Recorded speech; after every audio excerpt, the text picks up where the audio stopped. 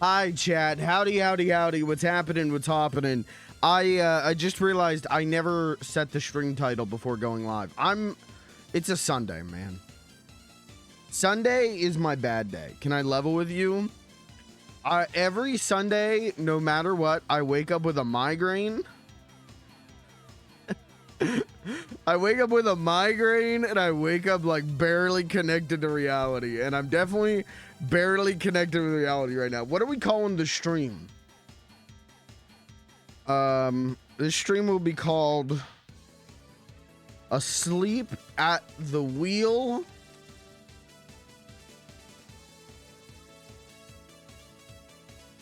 Cream the Rabbit will die in a 12-car pile up. R.I.P. Okay, good stream title. Hi, Chad. How are you? How's everyone doing? I almost clicked stop recording, just to show you what's cooking. We'll show you where I'm at. I've already had an energy drink today, maybe like 2 hours ago. And on top of that, I'm going to drink a cup of cold brew.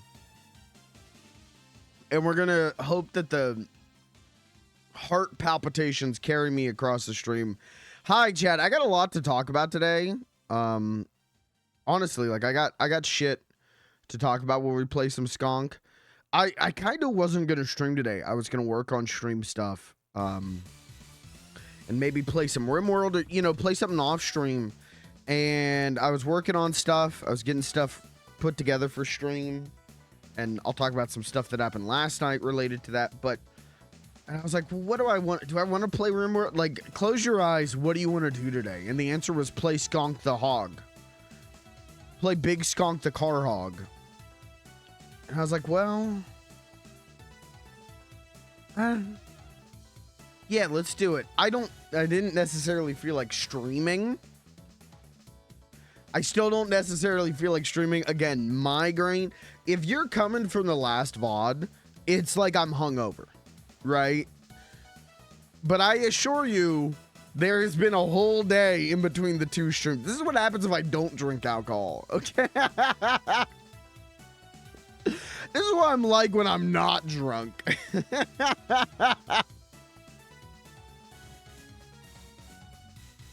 Bleep Blorp the Hog Dog. My favorite character. Check this out. I made this yesterday. I was cleaning yesterday, and I have all these clothespins on my desk.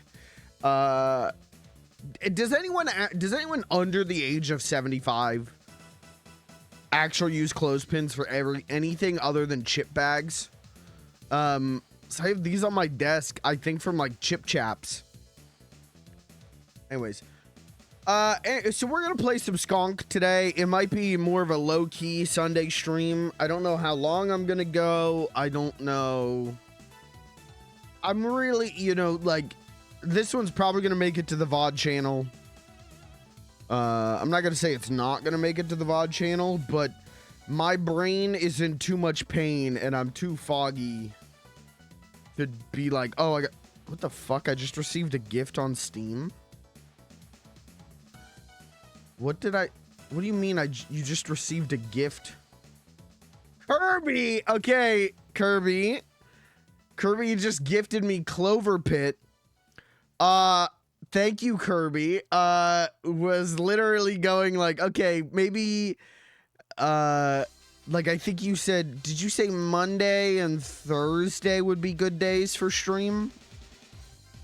For you, is that correct? Tomorrow we're going to do Metal Gear, which is also why I'm doing Sonic today.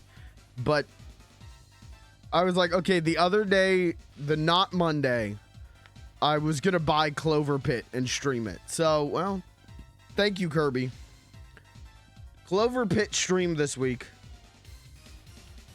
If you buy me games, I am likely to stream them. So if you're like, oh, I off tomorrow, open Thursday. Okay, yeah. Okay, then I was right. I did remember. So tomorrow we'll do Metal Gear. Thursday we'll do some Clover Pit. If you buy me a game on Steam, listen, if you're putting in a suggestion box, like play this, play this, play this, and I haven't done it. Buy it for me on Steam. I'm more likely to do. Now, there's still a chance I'm going to say like, oh, thank you for the gift, but I'm not streaming that. You know, if you buy me like a visual novel, I'm not streaming that. If you buy me, you know, Spooky Milk MILF on Steam, I'm not streaming that. But you definitely can fast track if you want me to play a specific game. Jack Flamekeeper, what's up? How's it going? Anyways, we're gonna hang out. We're gonna play some Skunk because I've been thinking about this game. Buy me Spooky Milk MILF. I'll stream it. Okay. Ask for game donations on your own stream, Kirby. Don't do that here. Don't do that here. You see how bad my hand's shaking? This is because I'm not drunk. Sorry. That's not a good bit. I'm just like this on Sundays. On Sundays, it doesn't matter. Very rarely on a Sunday will I not have a migraine. I don't know what it is. Sundays, I always wake up with migraines. So like Saturday is the day that I try and get like a lot done. Saturday is my be a normal human being day where I'm like laundry, groceries, you know, any other chores. I'll go out, you know, I'll hang out with people Saturday nights. Sundays is like, don't talk to me day. Sunday is like, I'm invisible on Discord. I'm not responding to anything. If you get a response from me on a Sunday, that means I like you. And if you're getting a live stream from me on a Sunday, that means I love you. It's God's day and he is pissed.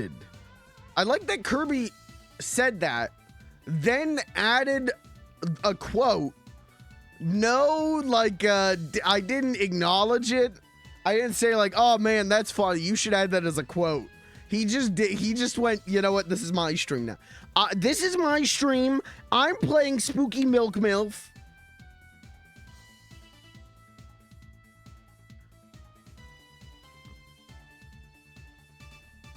Guys, welcome to the Kirby the Almighty stream. This is the pre-show for Kirby.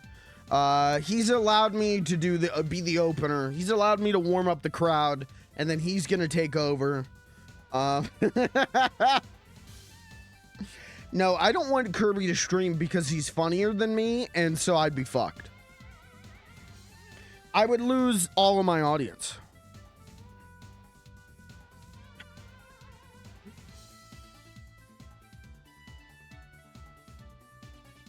What did I say last night? I was talking to Blue last night. Hold on. Can I read you a message? I'm gonna leak some DMs real quick.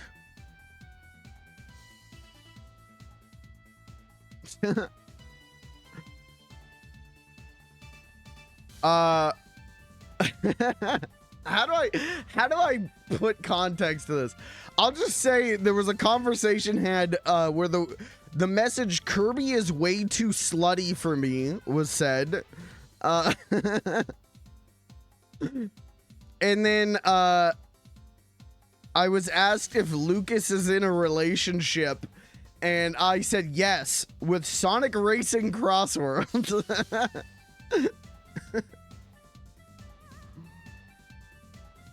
That's all for my DMs I'm leaking. At least that game wasn't on the Steam recommended. Spooky Milk MILF? What? So I keep saying this game because when I went to the Steam homepage, what is this game called? Did I just see McGruff? Am I hallucinating? I swear to God, I just saw McGruff on the Steam homepage. No, okay, wait, okay, overlooting. Hold on, let me show you this so you know that I'm not having an episode. I saw this dog. I saw the dog and I thought that was McGruff. Well, I was scrolling down. Anyways, if I keep scrolling down, Spooky Milk Life. is what I keep seeing every time I go to Steam. Every time I went to Steam, what was I buying? I don't even know what I was buying the other day, and this came up. And I was like, Spooky Milk Life. And then today I went to look for Clover Pit and saw Spooky Milk Life, and it's just like, it's just sat in my head. What do you mean Spooky Milk Life? Me at 3 a.m. when I go to get a cup of 2% from the fridge? Like, what do you mean Spooky Milk Life? Oh, the ghost is gonna get me in the dark?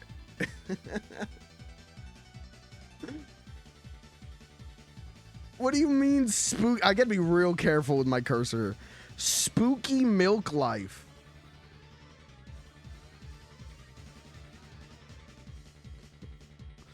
Who playing Spooky Milk Life? Hold on, I'm gonna see any of my friends bought this. Hold on.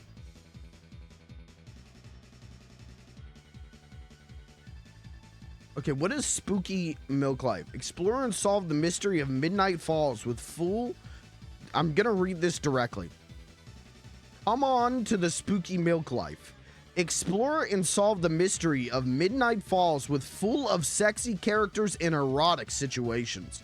Procedural dungeon and turn-based battle are waiting. Okay.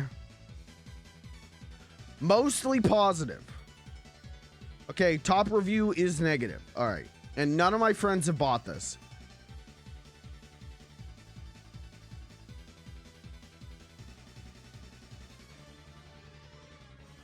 Okay, well, we're done with that.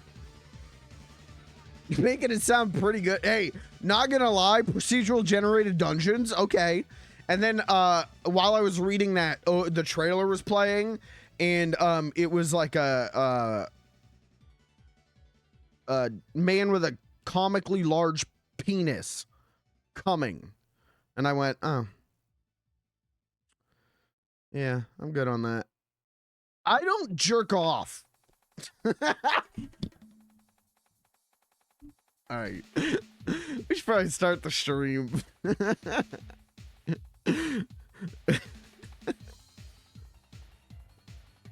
just you know, just letting you know.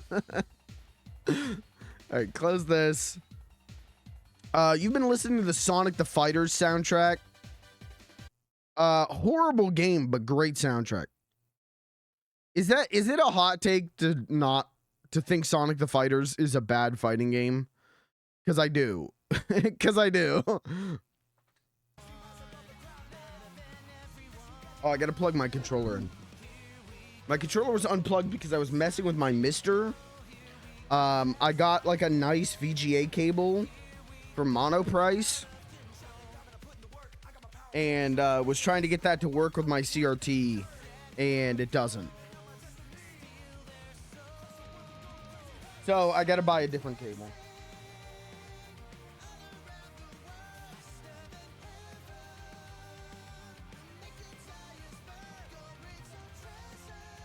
So I spent like, yesterday was a bad day for me because I spent like maybe 4 or 5 hours on that.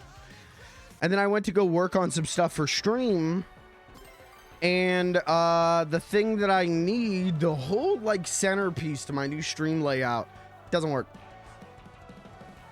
Couldn't figure out how to get it to work like I did months ago.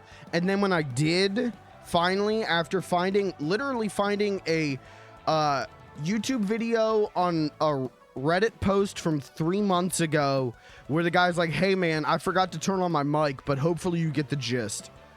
I figured out how to get it to work, except for it doesn't actually work because the filters I need for the effect, it's the sequence of events of the transition and the effects aren't correct. I can't, and there's no way to change that. So that's also part of the reason I'm like, fuck it, I'm playing Sonic Racing today. Like, I'm a little bit cooked. I'm a little bit like, man, I spent all day yesterday on 2 tremendous failures. So, did you get the Blue Star Extreme gear? I did. I did that. I got that before I even got the game. I guess you wouldn't even use that. I did use it at first. At first, when I got this game, when this came out for the pre-launch, you know, it came out like last Monday if you got the digital deluxe.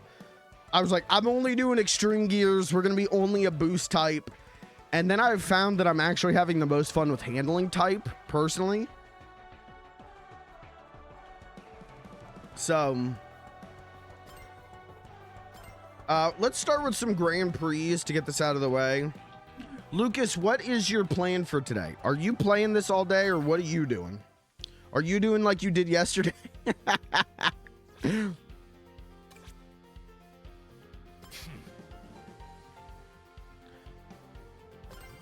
See, I love my moto machine. Not all day. Yeah, I'm playing. Okay. Let me do a Grand Prix or two, and then if you want to do some online, we can either grind Race Park or just play some online races. Let's do, I don't know, I'm just waking up. Let's stick with this level.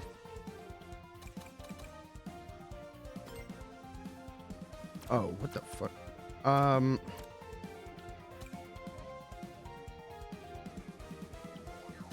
God, I was thinking about some kit today. What the hell was I thinking about? One of my first thoughts when I woke up was a kit.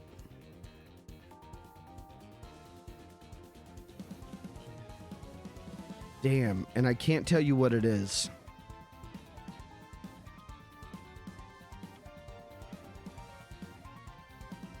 It had something to do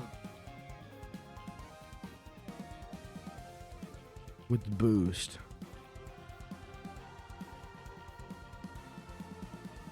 I don't remember what I was thinking. We've been having good success Michael with this. The greatest man Thank you. I've ever seen. Thank you. Michael is a great man. Thank you. And you are a nothing man. Michael has a perfect soul, and you have a soul of dirt. Thank you. We've been having decent success with this. I won't say I'm having like the most fun with this. But we've been doing pretty good with it. I miss bumper, no, not bumper guard. I miss collision boost.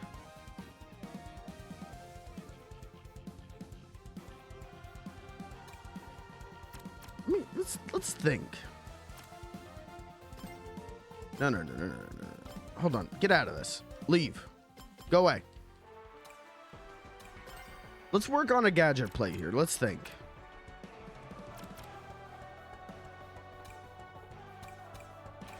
Air trick expert. Does this matter? I need the scientists in chat on this one. Air trick expert. Like, I can do way more air tricks. Does that really benefit me?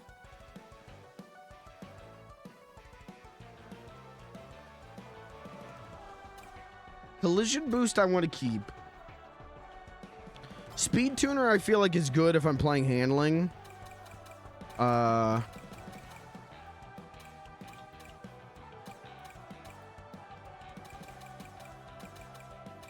What was I thinking?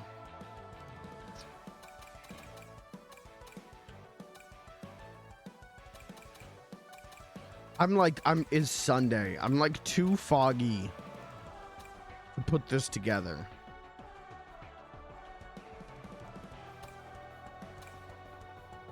Grants invincibility for duration at the start of the race. I don't need that. That's stupid. It's stupid. I know I do have a challenge I need to do for Giant Rocket Punch.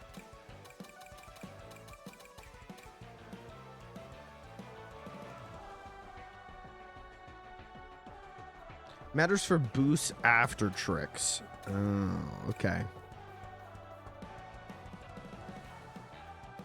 So the more tricks I do, is my boost stronger or longer after?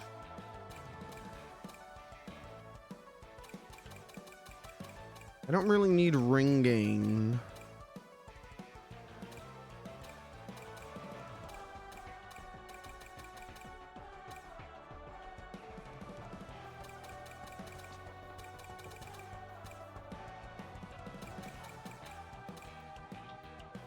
Well, first of all, I mean, shouldn't...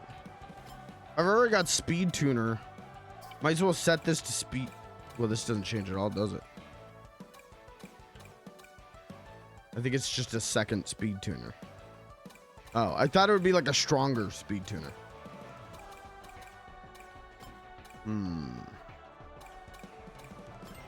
I feel like I could switch out Air Trick Expert for something. I know I want to keep collision boost, and bumper guard's just nice for me because I'm sloppy. But I could switch out Air Trick, I feel like, for something. I just don't know what.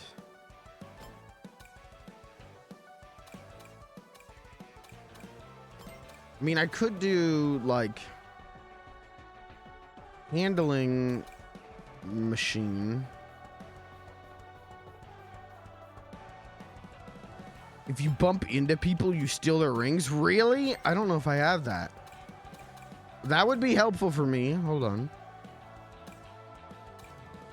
Steal rings when colliding with other machines.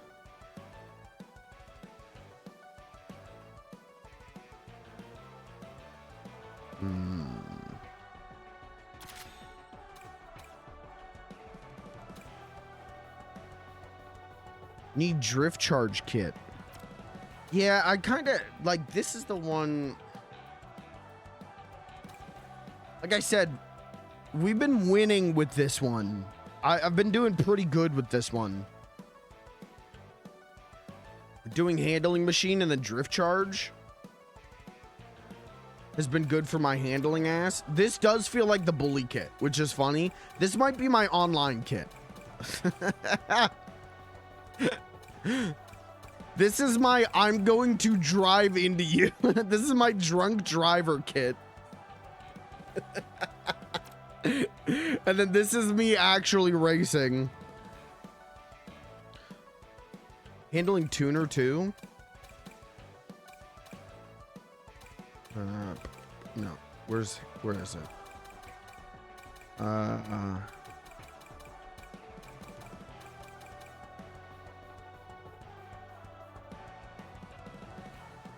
I put this one here, but I do lose the invincibility on charge 4.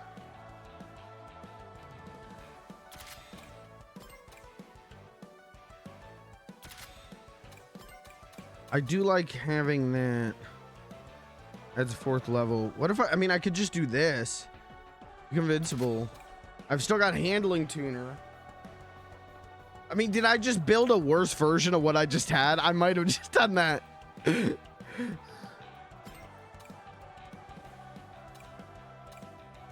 Oh, it does increase it. Okay.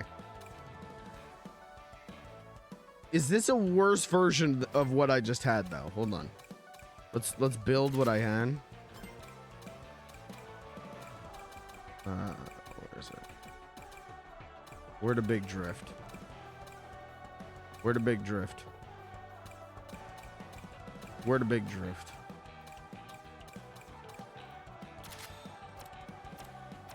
I mean, speed's better overall.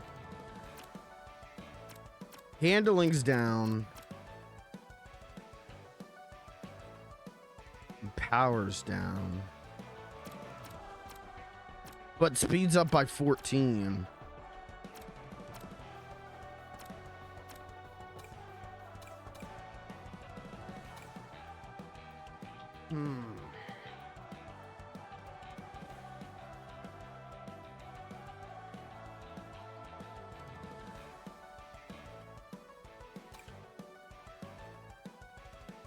Collision boost instead of a 4th charge.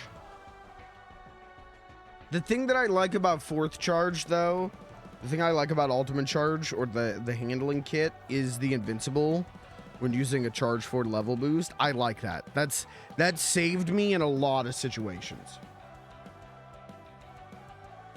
That's helped me a lot. But yeah, I do like that you can basically make the same build with slightly different stats depending on what you're looking for. But yeah, I kind of want to keep the invincible when level would. I like the invincible. That's helped me a lot.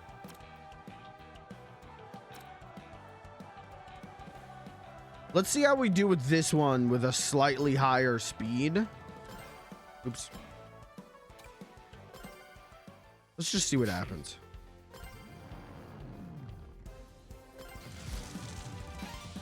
What? No, bring back. I want silver. Even though I wanted a lower level thing. Look, I want silver. Have I done silver yet? Oops. Okay. I have not done silver yet. Have I not? I haven't done Charmy either. Oh well. Okay, let's go for it. Let's see how this one does. Bully build we'll use online though, because that's funny.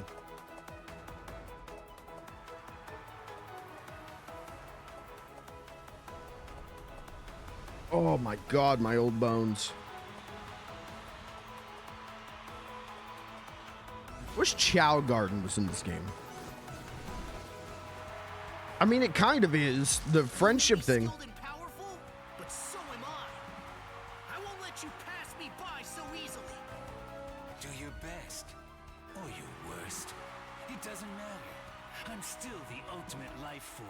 I want them to superior kiss. racer. Guys, who's your #1 Sonic ship? Go ahead.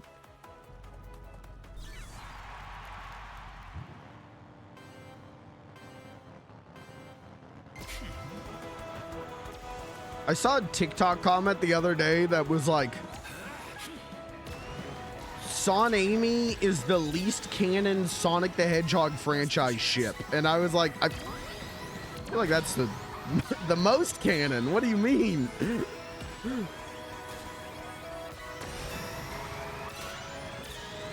Yeah, you see, listen, that level 4 invincibility, that thing saves my ass so much. That thing's so helpful for me.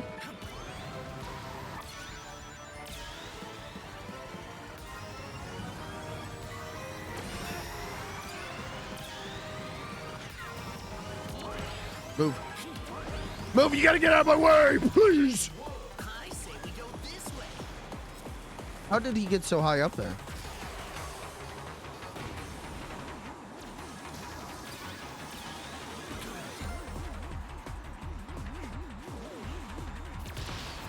Take that, Doctor.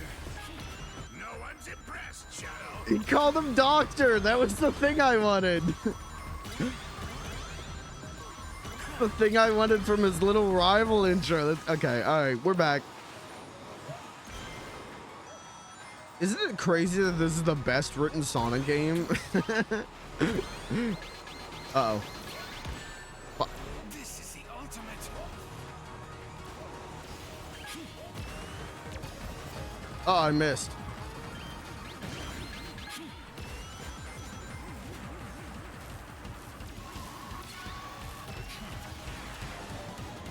And if I lose this, I'm just gonna say it is Sunday.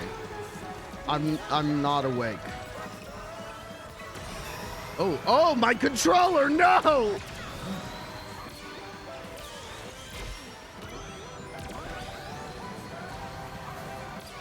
Hey, can someone King Boo Boom this guy?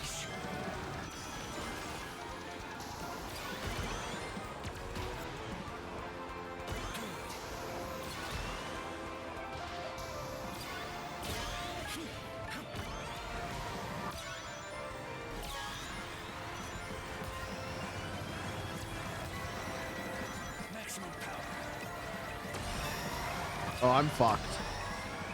Uh-oh. Damn! That's not good. Third's not good. Of course. We're fine. We're waking up. We're waking up and shaking up. It's fine. Gotta get that wake up in me. I'm not worried. I'm not scared. And I'm not crying. I'm sweating. Character that was invented to be in love with Sonic. Yeah, this ain't canon. I mean, I think a lot of people... There's definitely a time. I remember a time in the Sonic fan base when the Archie comic was running. Where it was like, Sonic and Sally is the ship. Amy is just a character from the video games. She's not even really canon. Which was always funny to me because it's like, what do you think the Sonic the Hedgehog franchise is? But yeah, I don't know. I think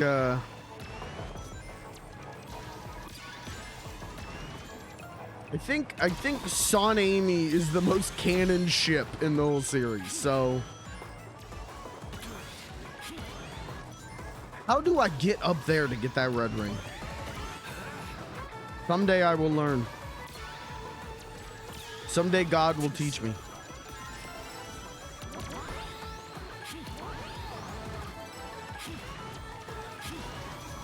Dodged.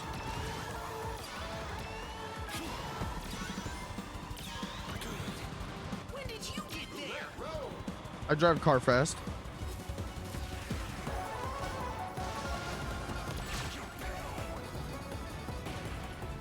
What is this franchise's obsession with Bingo Highway? Oh, come on.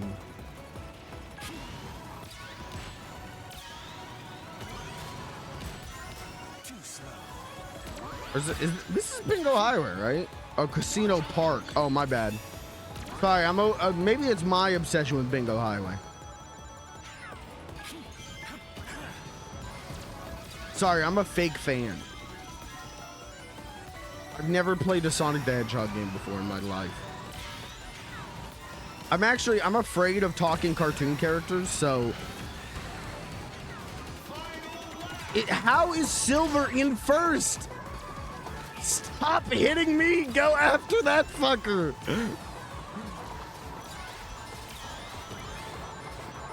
Leave me alone! Oh, I got the red ring.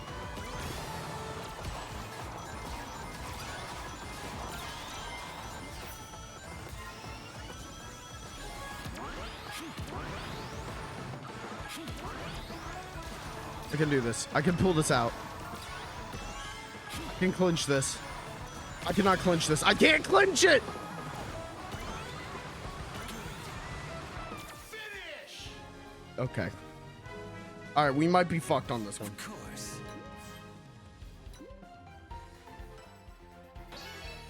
But I got that last red ring, so all's well that ends well. Okay, we have to make up an 8-point difference in 2 tracks. I don't think that's gonna happen.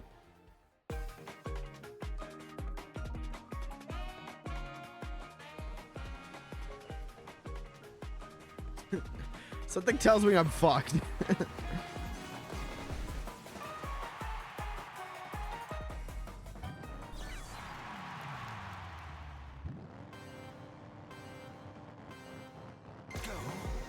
I don't think I've ever struggled with the AI in Mario Kart, which is actually kind of why I like the rival system. I like the rival thing for a lot of reasons, but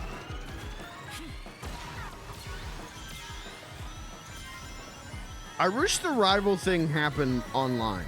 Too slow. Like, I wish online the game would like determine who's hit you with items the most, and it's like, that's your rival, go kill this guy. Get this guy moitered now.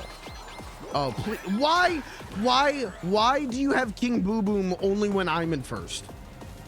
Why do you hate me? Now's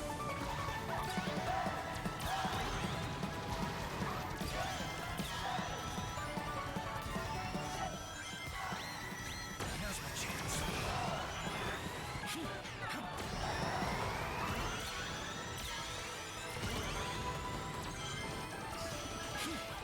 This track changes music, right? Am I nuts on that? Am I misremembering this? But like, first lap is Toot Toot Sonic Warrior, and then third lap is is supersonic racing, right? You bitch. Come here. Come here. When did you get there? I will take every opportunity to hit that man. I will take every opportunity to kill a man with my car. My name is Shadow the Hedgehog.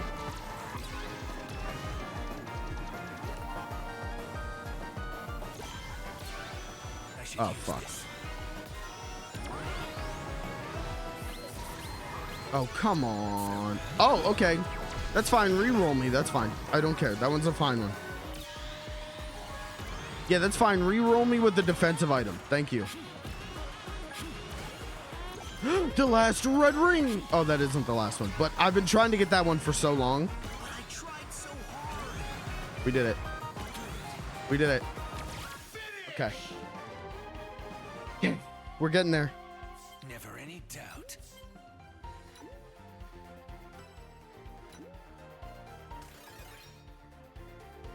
Okay, I have to get first in this next one. I have to get first. But then but if it's a tie, you still win, right? We've seen that. So I have to get first. If I want to clinch this, I have to get first.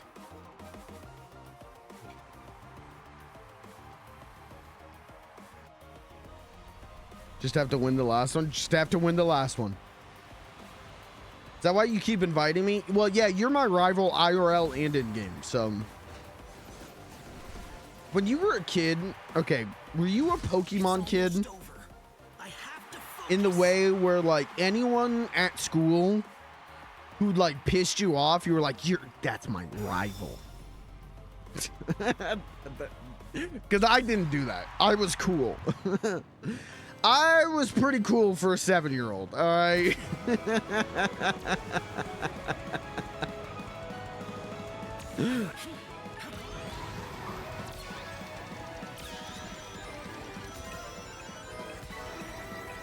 God damn it. I fucked that up. Snake it. Oh, good. We're in 12th.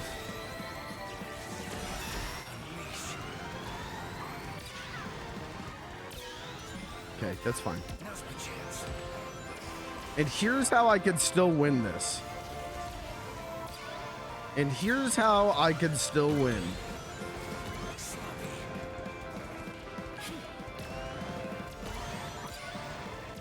Now's my chance.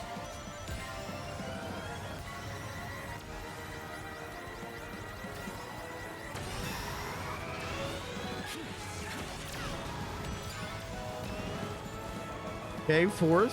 We can clear from a 4th. We can still do this. Oh, now we're in 5th. Never mind. We can't do this.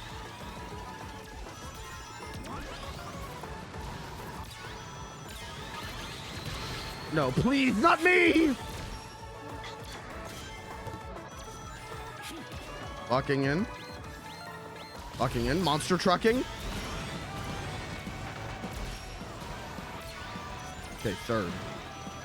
Here's how I could still win. God, he's not even that far ahead. Holy shit, we can still do this.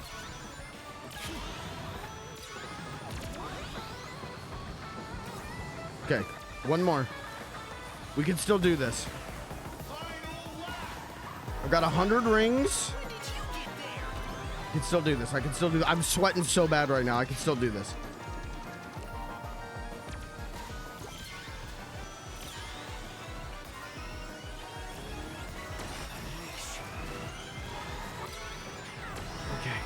Okay. Can still do this. Can still do this.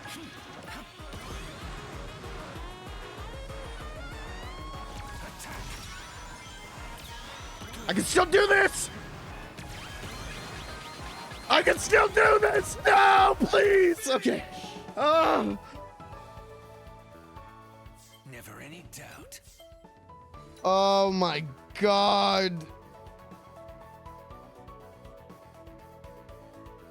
All right, we're all right.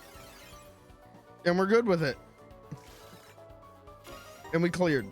And that's all that matters. Hi, Blue. I did my best. Setting up to do schoolwork. Pray for me. All right, I'll pray. Hold on. We're going to do a little prayer. Dear God, who art in heaven, hallowed be thy name. Please let my good friend, Caitlin, get all her schoolwork done and all the software work real good. And her computer doesn't explode. You think God will help me? You're right. What's like a Satan symbol? Hold on. Dear Satan, who art in hell, please help my good friend Caitlin do all her homework and get all her schoolwork done, and her computer doesn't explode, and her body doesn't hurt, and her brain feel real good, and she gets everything done way quicker than she expected, and she be so happy.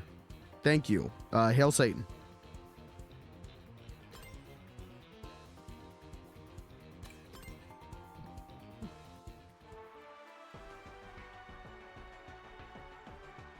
Butt and head bit ouch. Big ouch. Oh. I mean, bit would not surprise me either.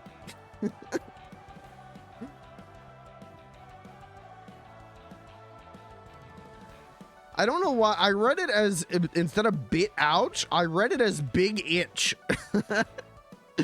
And I was like, I don't know if I need to know about that. Remember that little Nala plush that Anakin was obsessed with? Yes, Anakin's girlfriend. Did he shred it? Telling you about a butt itch? And that's what I was like, why are you telling that? He found her? She's, all right, I don't need to hear about that. Jesus.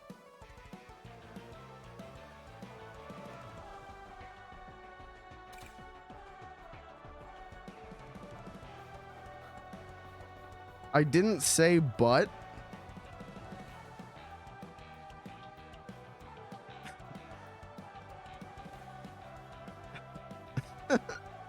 I think this is getting, I think the words are getting mixed.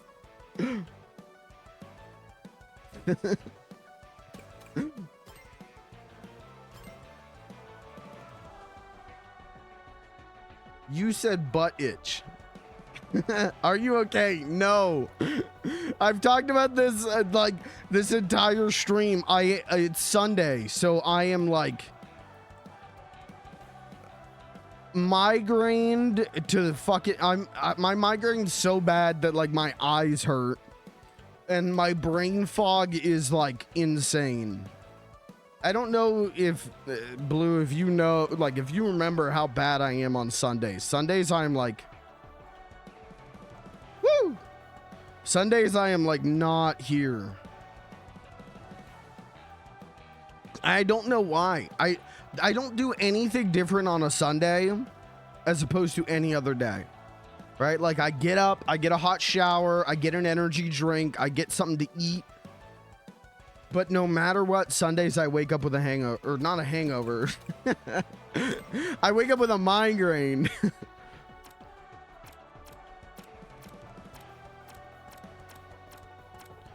Win in Grand Prix Supersonic Speed, we gotta unlock that. Win in all Grand Prix on Mirror Class, okay. Defeat all rivals. Isn't there one for defeating high level rival, or am I crazy?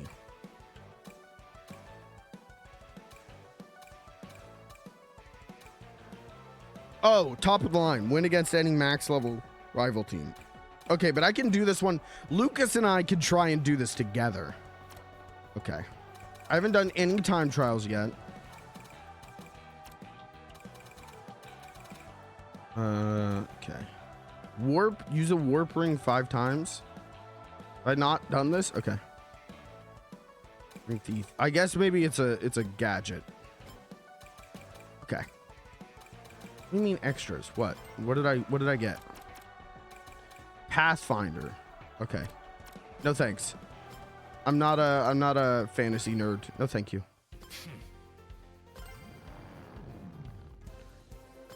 All right. Oh shit, we're big.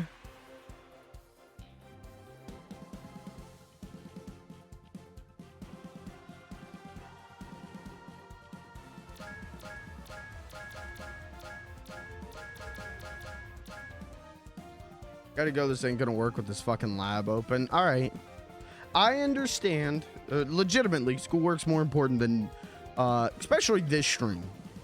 If this was Monday or Tuesday, I'd be like, stick around. The stream's gonna get great. This one we're just hanging out playing Sonic Racing. So go get your schoolwork done and then you can watch the stream. Stormer big, stormer big, stormer big.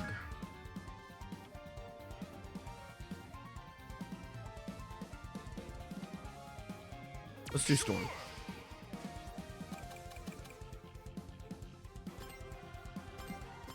This is a good kit. This is like the other kit. Right? Like very similar, but I vote big. Sorry. Sorry. Stream delay. Next time big comes up, I'll choose big just for you. All right, Sonic. I'm gonna beat you so bad you won't even know what happened. You've got the wrong hedgehog. If you've mistaken me for Sonic, you're in for a rude awakening. That rules. I actually thought that for a second. I was like, did I accidentally choose Sonic? How the hell did I manage that?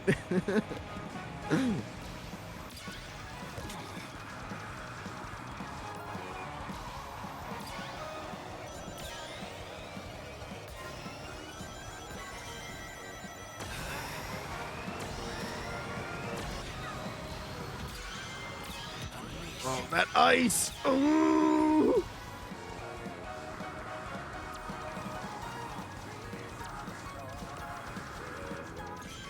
Oh, no. Oh, I'm right. Okay. All right, we're cooking. Hold on. Laser Wisp. I don't think we're going to do good on this track because I never do good on this track. But we can sure give it our best. I'm choosing this one. Come on. Come on.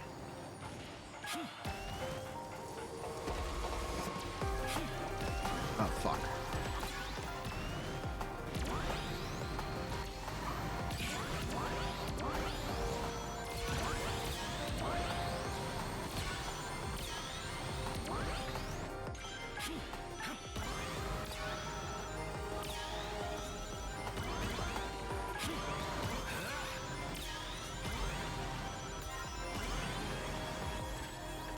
Maximum power.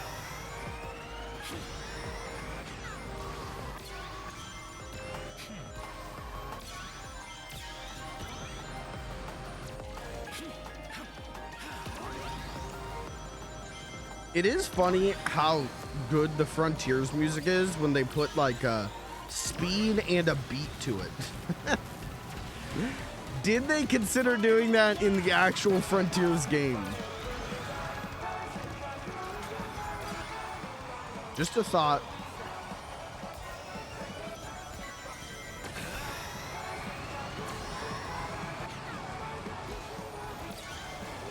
God damn, I can't stop slip sliding.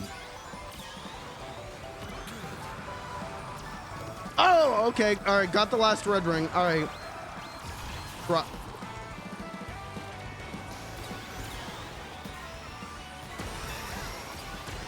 you come from? I can't see. Maximum power.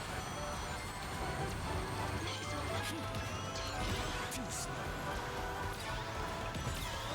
Get off of my ass, dude. I'm getting bullied so bad. All right, we'll take third because it's better than fourth, and he was at fourth, so Of course. that's better than I thought I was going to place on that one.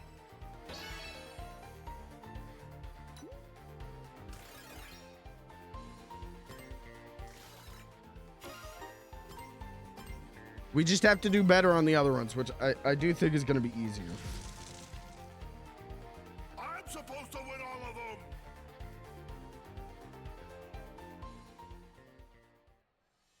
is it? It's 1? Oh, I need to check on my groceries.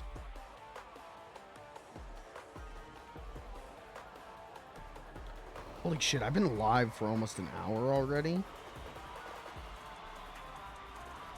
That's crazy to me.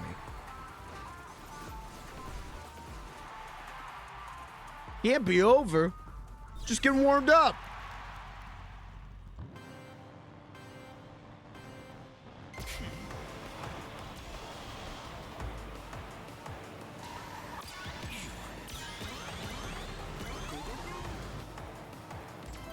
Now's my chance.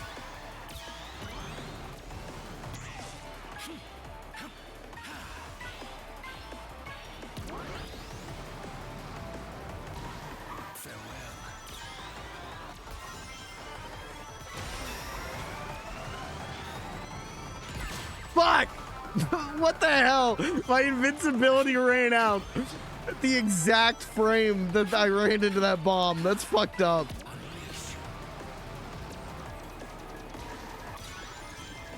That ain't right. Pathetic, Silver. You get your shadow.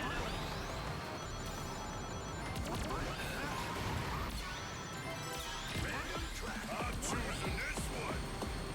Too slow.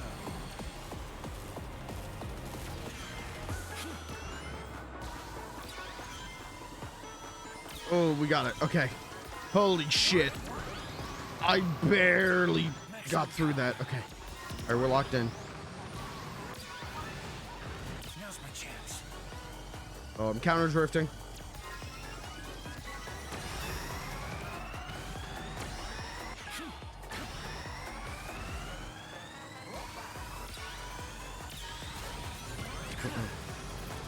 Come here. Come here.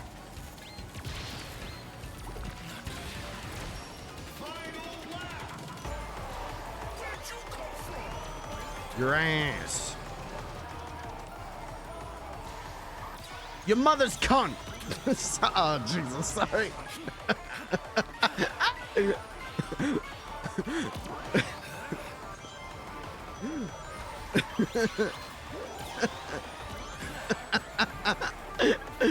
Sorry, I take Sonic Racing Crossworlds really seriously.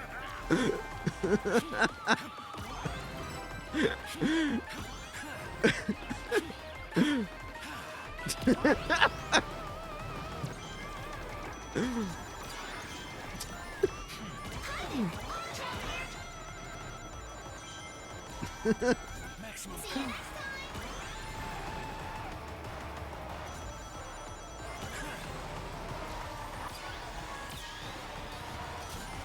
How am I in third? I just lost to him. Did I just lose to him? Did I just fucking lose? Oh my god. Sorry. Robbie, what's up? Sorry. Okay. What are we looking at point-wise? Still third. Oh, this is going to be a tight one. We did it. We've done it before. We can do it again. We can pull through, but...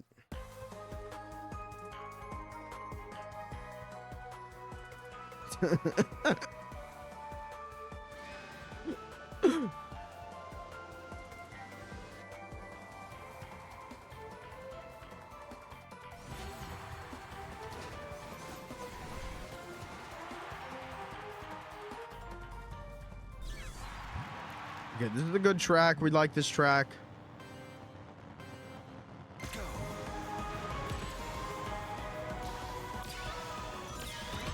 They didn't get an item. That's not a good start, but... Farewell.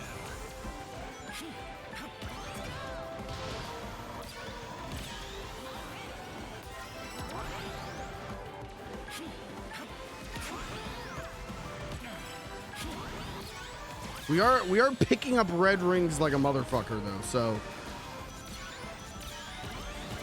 even if we do lose this Grand Prix, we've still made progress on something. God, I'm getting bullied. Is this the one with the water slide? No, I'm thinking of Water Town. Thinking of Hydro City. Can we get into the debate? Is it Hydro City or Hydrocity? Because I think it's Hydro City. I'm like 100% confident it's Hydro City.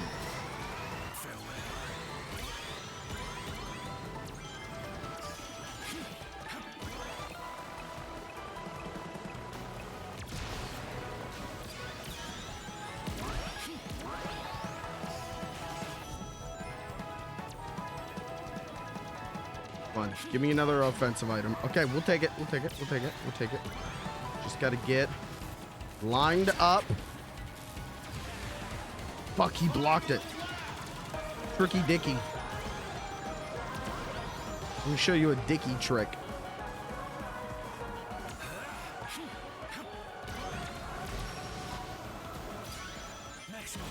Fuck!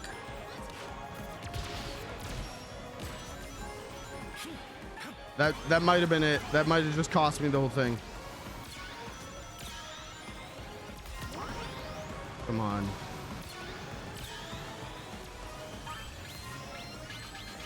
Mods, ban anyone in chat who's saying that I need to slow down on those turns. You're wrong. I just can't prove it yet. You're wrong. It's just all the evidence proves to you being right. Oh, we're fucked. Oh, it's over. I don't think I can get first. No, I don't think I can recover at all.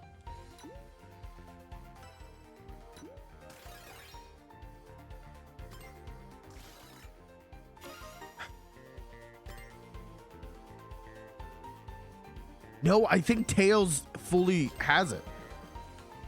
Like, I think even if I get an 18, I mean, that's 37. Tails and Storm have to take a major tumble.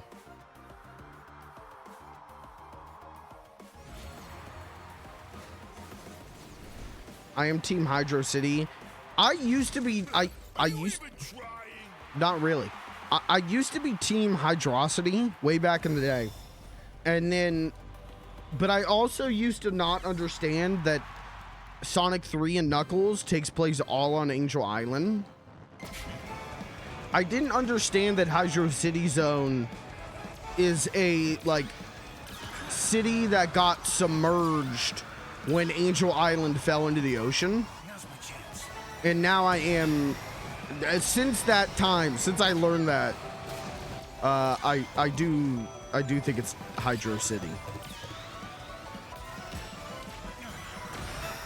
But it's one of those things, it's one of those Sonic zones where it's like,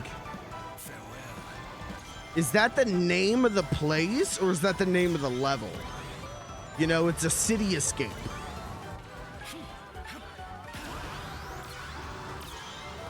Where it's like, is this place called City Escape? Or is the name of the level City Escape?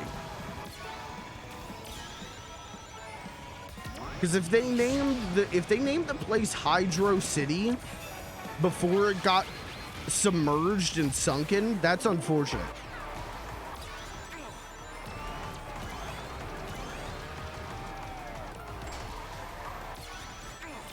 Right? Like, that's like naming New York City Tower Town.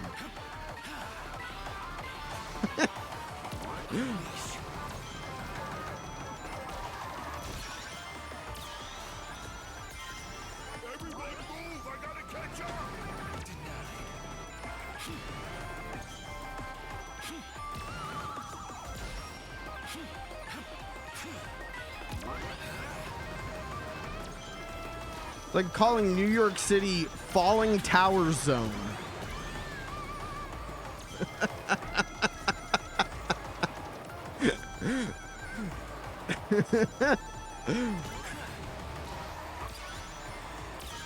Hijack plane zone. I should use this. Aerial accident zone. Fuck!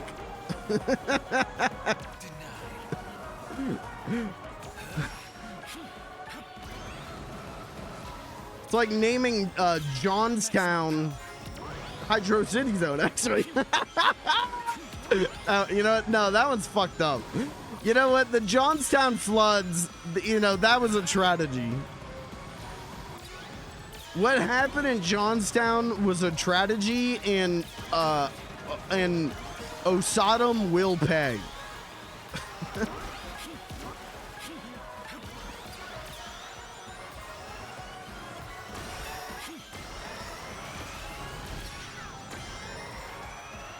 Did I just win? Oh, no, no, no. Okay. Ultimate victory. I lost by 1 point. I lost by 1 point. I lost by 1 point. I lost by 1 point. I told you! Do you believe me now?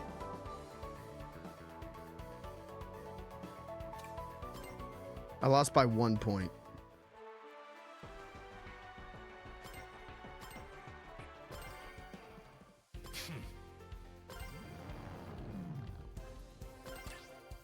No change. Let's move. Do I really want to do that again? I lost by 1 point. That's fucked up.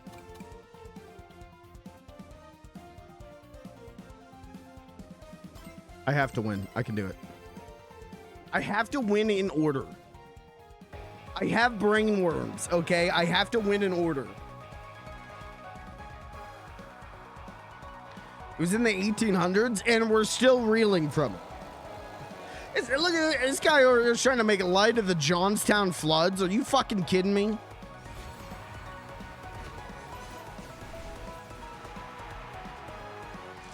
You're always focused on your personal mission. What convinced you to come all the way out here and compete? These new environments are perfect to hone my skills, and you're just one more obstacle.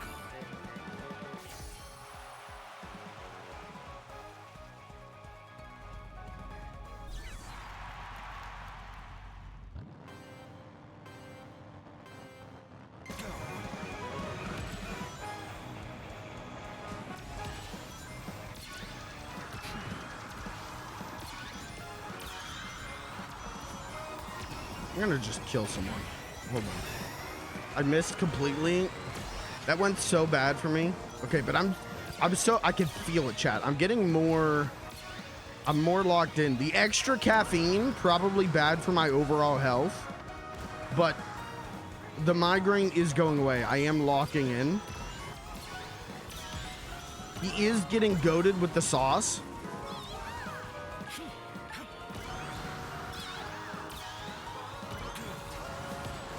This white boy is getting quirked up. This white boy is getting quirked up.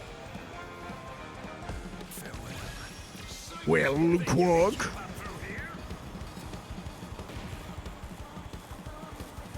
Well, Quark, trying to fly an airplane into the Twin Towers again, are you, Quark?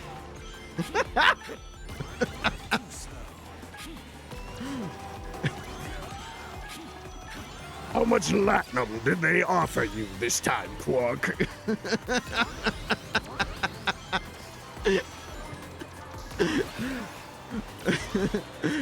They should let me write on Star Trek, man. I'll do a sequel to that episode where, is it Quark, Nog, and Rom go back to the 1950s? I'll do a sequel to that one. They go to New York City in September. Hey, since when?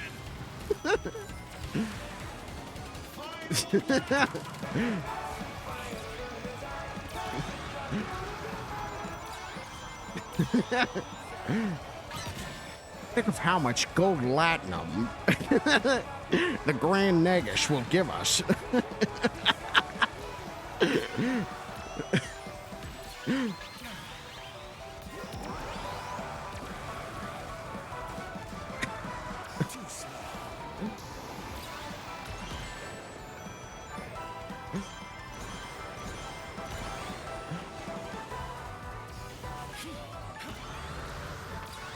we bring back some memorabilia from 9/11, the Grand Negus may promote us. Oh, yeah. Yeah, that's a good idea, Quark. Yeah.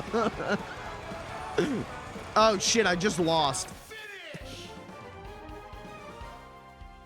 And here's the quick kicker. The President of the United States will be reading to a bunch of school kids. And fuck it, O'Brien's there. You know what? And O'Brien shows up. Quark, what are you doing? Just gotta keep the momentum. O'Brien and Odo go to stop them. Well, Quark, trying to commit a terror attack again, I see. Like, it's a fucked up bit. I don't know if this is a good bit or not.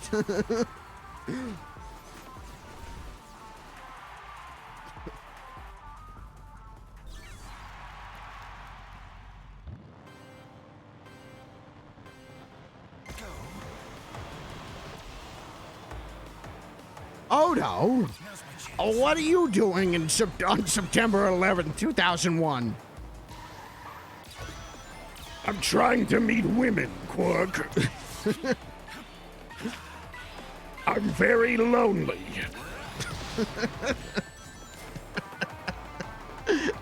That is Odo's whole fucking character arc, though, isn't it? I hate. Odo's my favorite character on DS9, and I get like his whole character arc as him being lonely and like finding his people and everything, but like, goddamn, they really were like. They really took a character whose whole thing was like being the only one of his kind and like I don't know, reckoning with like being a tool for fascism, and just made him be like, I want to have sex, Quark. I want some alien pussy, Quark. I want to meet a beautiful woman and romance her. I will transform into a giant penis and have sex with her, Quark. it's like, what the fuck are we doing, guys? This guy used to have a personality that wasn't, I'm in love with women.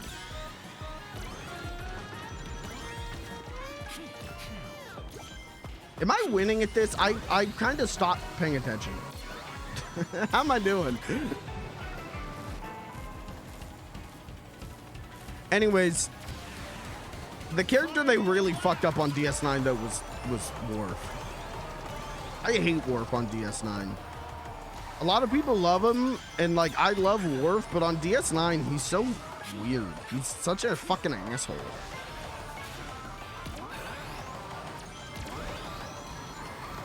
DS9 literally has an episode where Worf is like, women are stupid. I'm on vacation with my beautiful wife, and she is stupid because women are dumb. it's like, what the fuck? Oh. He just like doesn't do anything on DS9. I felt like Worf doesn't contribute to that show. He's kind of just there because the ratings weren't good. Don't lose, don't lose, don't lose. Never any doubt. I think women are stupid. They spend 44 minutes on that. Women are inferior and dumb. Why? When has Worf ever been like this?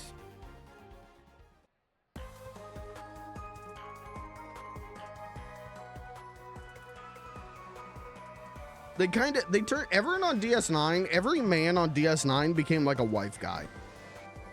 But all bad at their job. Well, except for O'Brien. O'Brien was okay as a wife guy, but he was mostly just like, I miss my wife. That's kind of all he does.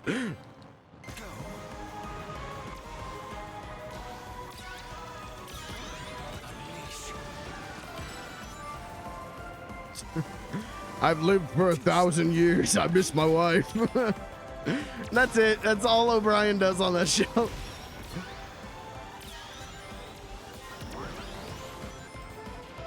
I think Quark's the only one who doesn't become a wharf guy. A wharf guy. Everyone becomes a wharf guy. Everyone on DS9 is asking, where's Worf? I want to kiss Worf. I find his Klingon charms very sexually appealing, Quark. All right, now we're writing the good slash fix. No more of this Kirk Spock shit. give me the Odo Worf slash fic.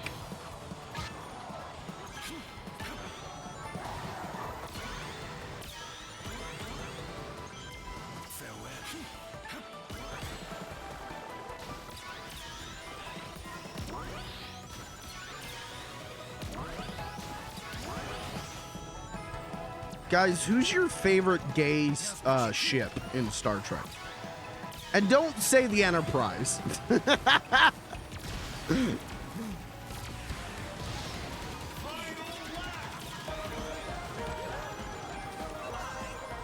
Stop, Sonic, please!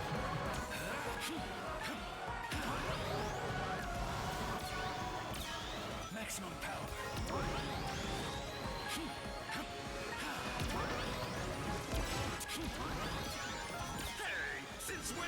Did Vector just kill himself?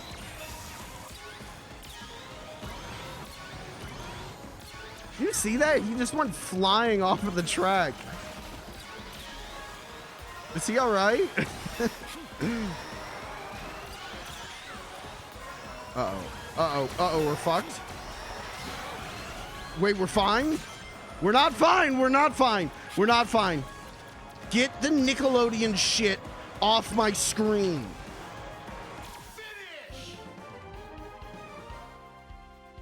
We'll take a 2. We'll take a 2 because Vector took a 4.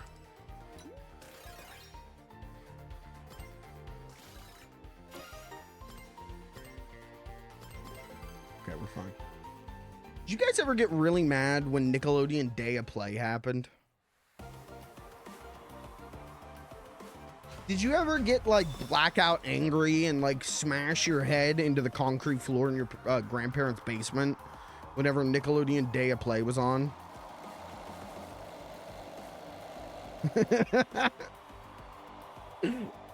I remember, okay, there was a distinct time. You have to understand, being a kid in the late 2000s sucked. I've talked about this before. I gotta fix this fast. All the new shows were bad. And then there was a certain point, you know, like 2007, 2008, where like Cartoon Network is just showing like Johnny Test or George of the Jungle or fucking Skunk Fu or some shit, or Chop Socky Chooks. Okay? And then Disney Channel was a worthless channel. Just always. Right, like Disney Channel showing like Wizards of Waverly Place or some shit. And then be like, please, Nickelodeon, like, please have like a good SpongeBob on, or like Fairly Odd Parents, or Danny Phantom, or Jimmy Neutron, or Drake and Josh. Dude, I'd even take an iCarly at this point, like, please. And then you'd flip it over and it'd be like, Nickelodeon is taking a break. It's Worldwide Day of Play. Go outside and play. And it'd be like, it's like 97 degrees outside. I have no neighbors. I have no one to play with. I live next to a highway. I can't go outside and play. I've got nothing to do. Nothing to watch. I can't go outside. My brother's on the PlayStation 2. I'm tired of trying to play Spectrobes on my DS. Fucking Spectrobes. I'm gonna do a Spectrobe stream. I'm gonna learn you about some Spectrobes. That time Disney tried to make a Pokemon.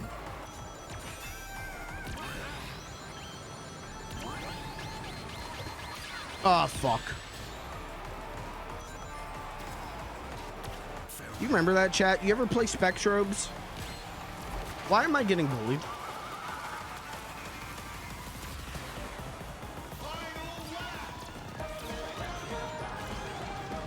There's like, what, like 3 or 4 Spectrobes games?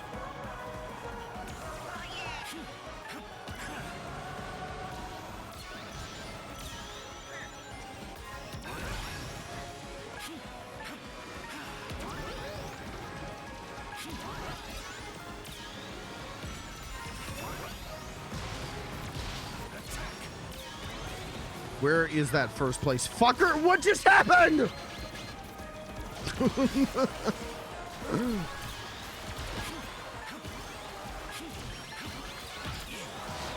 Whatever. As long as Vector doesn't get first, I don't give a shit. This is chaos. This is the pure catastrophe. We almost got it. We can do it. We can do it. We can do it. We can do it. And he's fucking clean with it. And he's fucking clean with it. Never any doubt.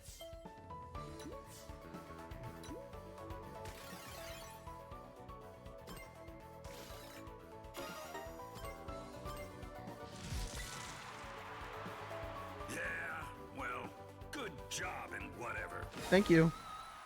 Yeah, Worldwide Day of Play. Worldwide Day of Play was that's my day of tragedy. Okay. 9/11 had nothing on the Nickelodeon Worldwide Day of Play. Peak perfection.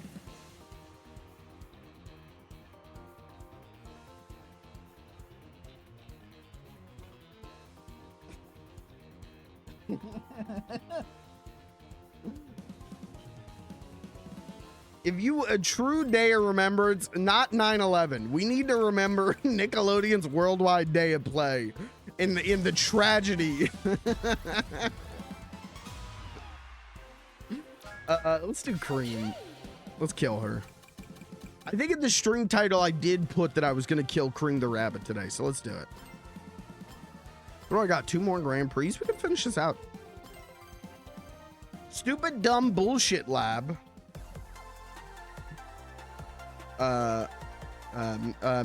Me when I mix bleach and what are you not supposed to mix bleach with? Ammonium. So it sounds like the lab's going really good. Please don't be mean to me out there, Mr. Shadow. I'm going to kill you. Are you here to compete or not? Do your best, nothing less.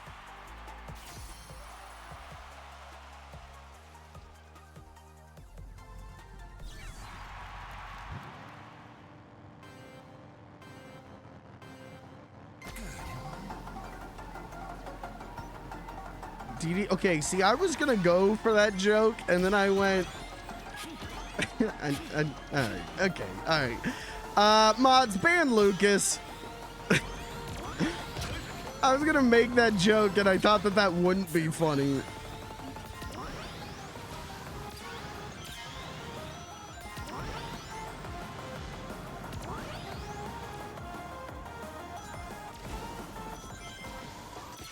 I was like, you know, you just talked about smashing your head into pavement because of the Nickelodeon Worldwide Day of Play and how it was worse than 9/11.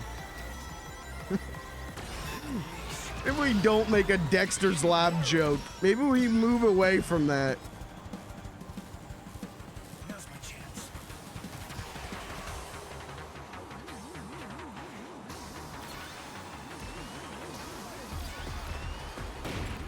Cartoon Network did the same thing. I mean, Cartoon Network might as well have done the same thing in that era. I don't know if you lived through the hell that I lived through, where, like, my brother would take the PlayStation 2 up to my parents' bedroom and play like Naruto Ultimate Ninja 3 all day. And I wasn't allowed on the family computer. So all I could do was watch TV. And I'm watching Cartoon Network, and it was all Johnny Test or George of the Jungle. That's it. And I wanted to die. I was like, this is the worst. There's nothing to watch.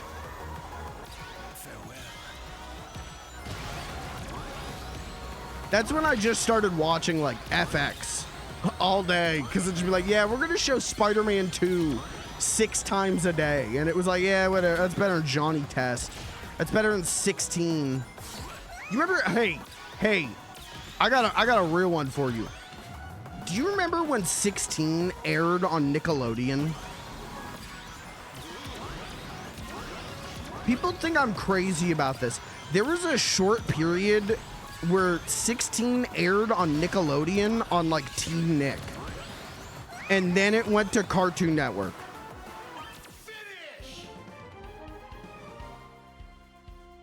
Embarrassing.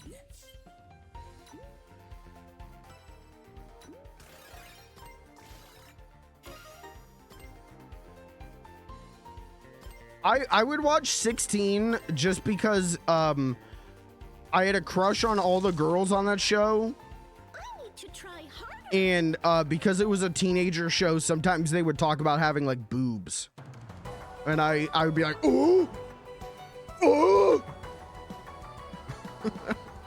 You know, I'm like 12 or 13 or whatever, and I'm like, what?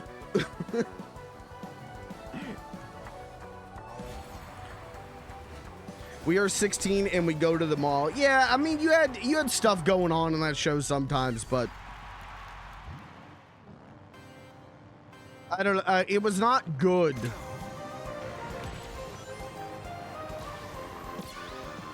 But they would occasionally talk about sex. And it was like, oh. What? I mean, I remember when like Total Drama Island hit. And like that show, like, talk about, I mean, there's a whole, like, one episode's whole climax is like the girl's, what was her name? Heather gets like her shirt ripped off, her top ripped off, and her boobs are out. And I remember it being like, what? I remember being like 12 and being like, huh? And then I remember going to school and everyone at school being like, yeah, dude, hey, in the original version of this episode, you get to see her boobs. Her boobs are out.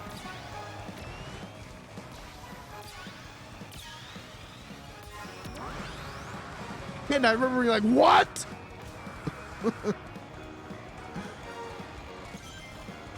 I gotta see that.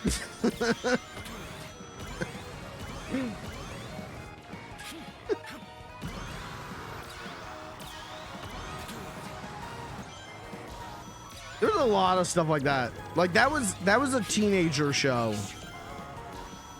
And they just aired it on Cartoon Network, you know. It wasn't, Canada had different shit than we did, right?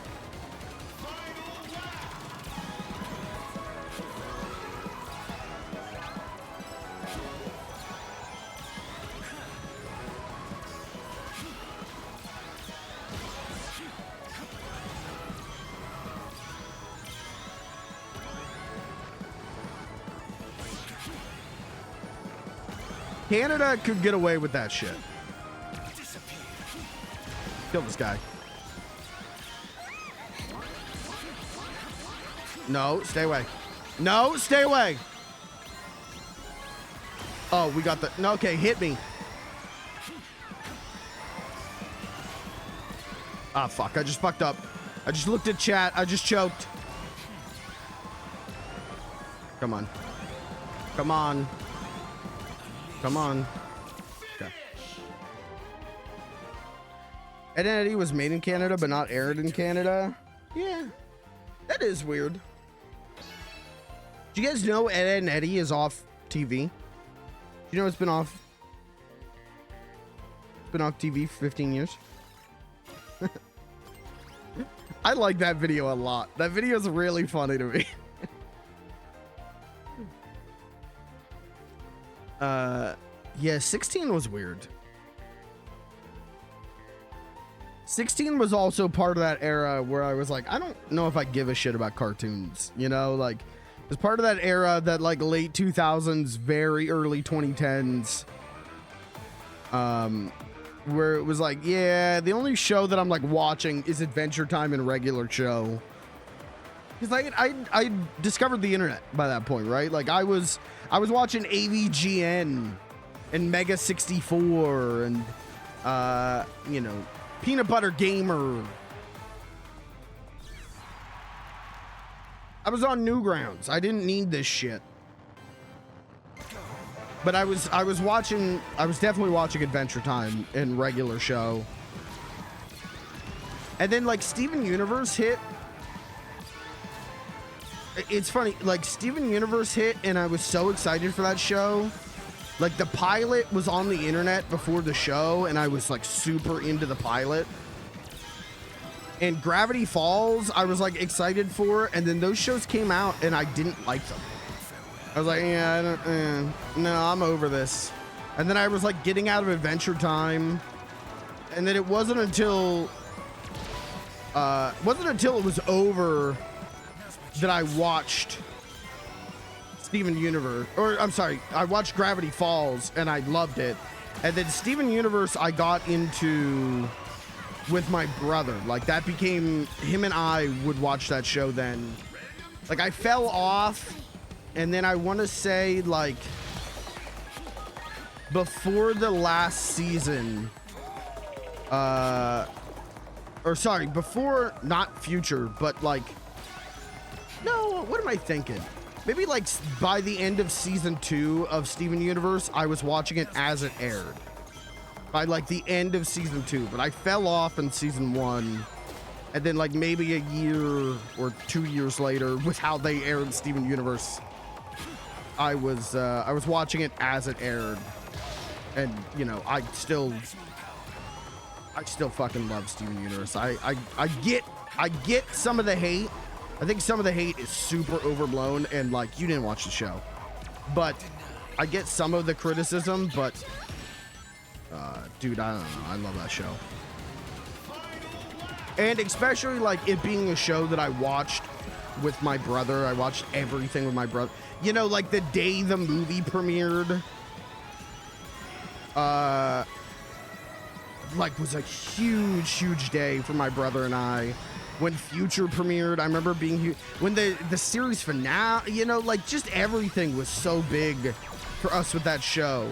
As bad as Cartoon Network was to it, and as bad as the frequency of airing episodes, like you would go like 9 months with nothing, and then they'd be like, okay, they would do what they would call the Steven bombs, where it was like, okay, and then like 1 episode a day for like 2 weeks, and then nothing for another 9 months.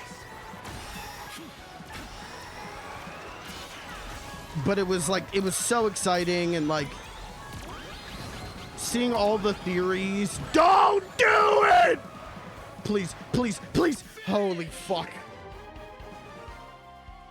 I don't know. I adore Steven Universe. That's a really important show to me. But I've never gone back to Adventure Time. And I keep talking about doing it because they're still making Adventure Time. And I've seen stuff that I'm like, that's interesting. Like that seems dope. And I just never do it.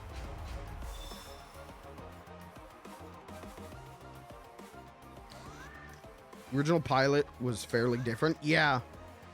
It was for Steven Universe. It was, but I loved it. I don't know. I like that pilot. I like that pilot's art style more than the show. I get that people think it's ugly, but I liked it.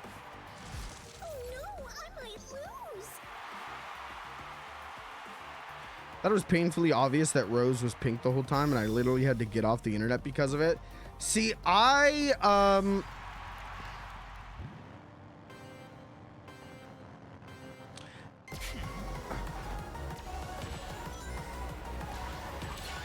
I don't know. I don't remember if I knew.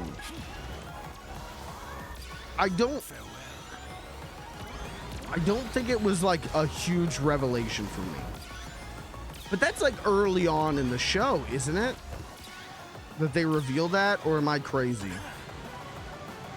Because maybe it was something I already knew, like whenever I came back to the show.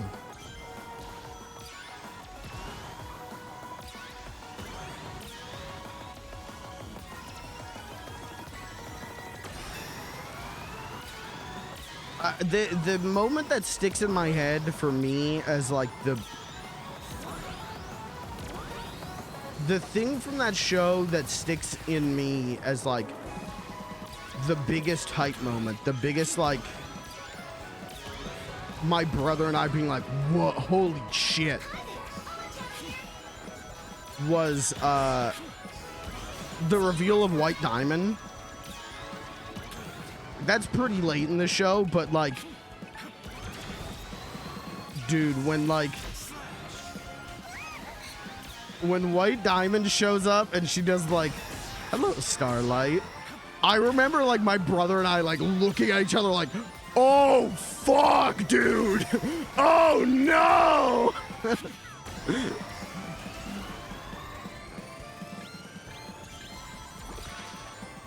Get the gack off me. Get off me! Uncle Grandpa episode, right? Your favorite one? Yeah, that was when Uncle Grandpa showed up. When Uncle Grandpa showed up and went, "Good morning," I was like, oh, let's go! I do think it's funny that that episode's canon is like debated. Like, that episode is not canon, except for Steven's never taught how to properly use his powers, except for by Uncle Grandpa. And he just spontaneously knows how to use his powers. So it's a debate. Yeah, they say in the episode it's not canon, but in canon, he never really learns how to do what he does in that episode. So it's a debate on like, is it actually canon?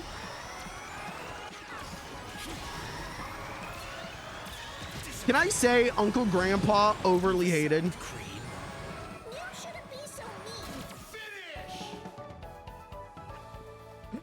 Like, at the time, I hated Uncle Grandpa, but I've seen a couple episodes of Uncle Grandpa since, and it's not the worst. It's not Annoying Orange. It's better than Annoying Orange. It's stupid as fuck in a way that I can appreciate at times. Oh, well, good job. I'm happy. What's he doing in the episode? I think I might be misremembering this, but I'm pretty sure in the episode, Uncle Grandpa teaches him how to have control over summoning his shield or his bubble power or something. I want to say maybe it's a shield because it's so early on. Yeah, because bubble, I don't know, but there's something where like Uncle Grandpa teaches him how to. Oh, okay, we got 200 CC. I think you might be wrong. No, I'm always right. Hold on, what happens? Hold on, we're gonna look up Uncle Grandpa's Steven Universe plot synopsis. Uncle Grandpa Steven Universe. Okay.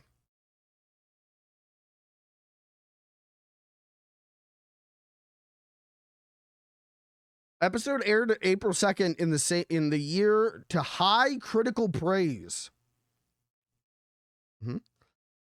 Yeah, Uncle Grandpa teaches Steven to master his shield ability.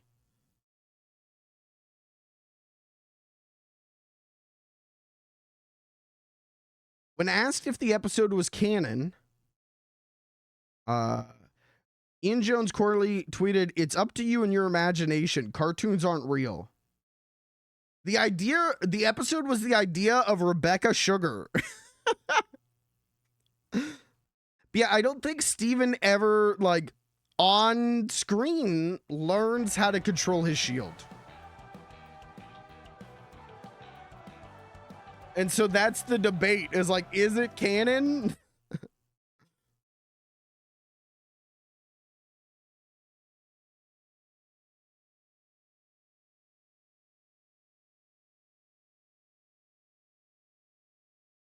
Roger Ebert, 5 stars. 2 thumbs up from Roger Ebert. Isn't he doing another episode? I don't think he ever on screen, other than that episode, like learns to get control of the shield. I think like obviously later on he has control of the shield.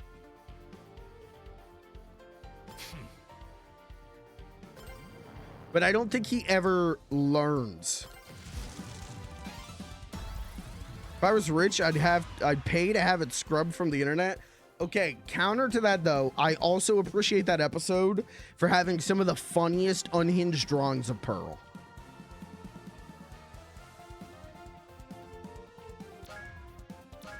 That episode also has some great pictures of Pearl. I'm always online. I'm always looking up Pearl pics. Pervert.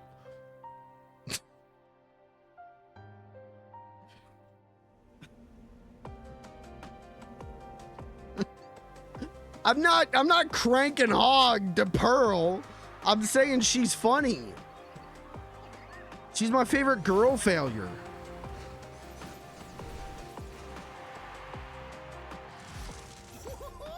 I like your style. You got an edge to you. Let's see how. I did not expect Zaz to have a southern accent. No interest in undisciplined buffoons. Let's make this quick. Of all the things, I did not expect Zaz to have a southern accent. That's okay. That's a character that Sonic Team made.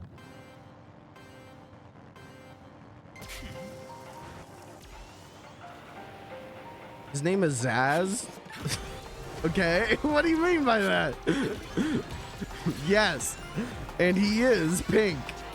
Yes. Is Zaz a reference to something? Is it a reference to the Zaza?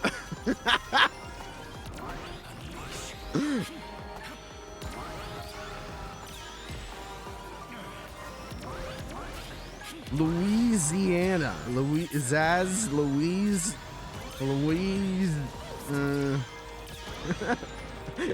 Does Louisiana exist in Sonic?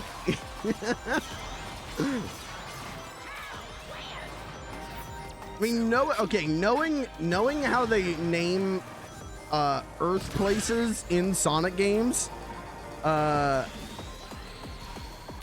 they would call it Louisiana would be called like South River. No, it's the Mississippi. Yeah, in Sonic World, it's probably the same.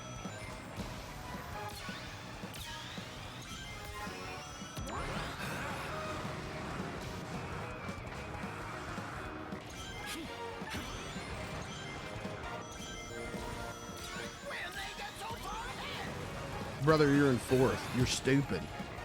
I mean, I'm in 5th, but you're in 4th. Sorry, what am I doing? This is a Crossworld. Okay, I was like, did I pick the same Grand Prix again? It's all starting to blur together. I've Crossworlded too hard. Bye-bye. Gator Bayou Zone? Okay. You know what? Okay, Louisiana would be called Gator Bayou Zone. That's actually true. The Mississippi would be called South River Zone. Wet River Zone. Murky River Zone.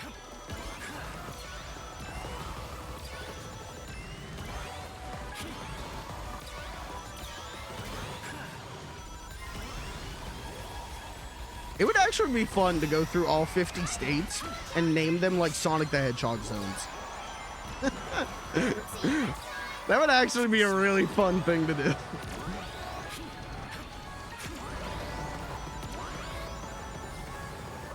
Washington, D.C. would be called Capitalopolis.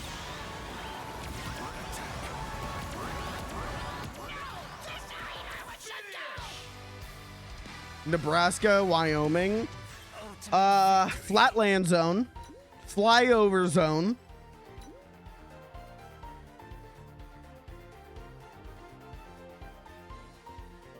New York would probably be named for NYC. Well, New York does exist, right? Isn't New York Empire? Isn't it like Empire City Zone? Or am I thinking of Steven Universe?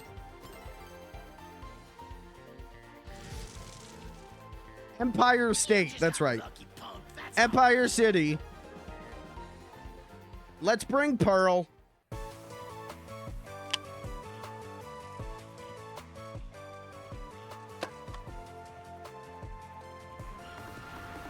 It is called Empire City. See, don't come into my chat and think I don't know Sonic the Hedgehog and Steven Universe. I was an autistic kid on Tumblr in 2013. Don't fucking don't act like I wasn't.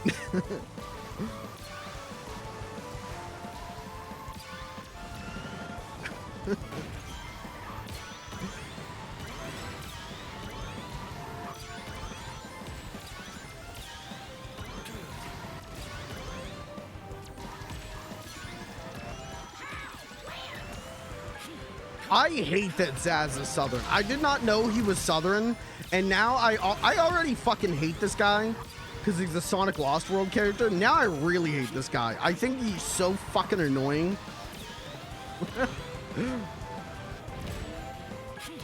Oh, I missed that red ring still, though. That's an L. That's pathetic.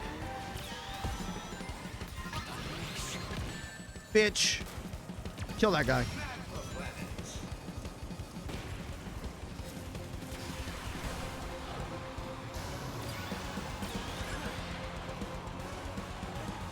Okay, if they were naming New York for not New York City, they should call it Water Winery Zone.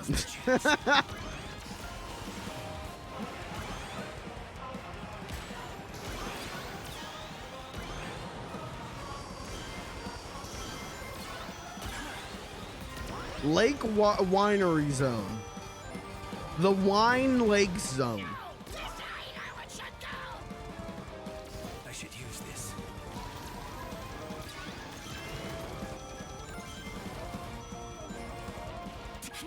Can I ask you a very specific question about your childhood?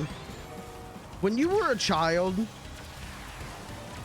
and you were on like road trips, did you imagine, oh fuck. Would you look out the window and imagine like someone running alongside the car? Specifically like on the like telephone poles?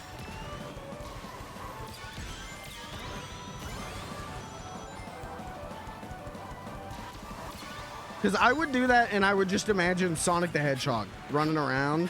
And I remember a time where I imagined Super Frickin' Mario doing it and jumping around on all the poles going crazy style, but I just got fucked. Oh, I'm not gonna get that red ring again. Oh, please! I got it! Okay, alright, but now we gotta get first place, genius.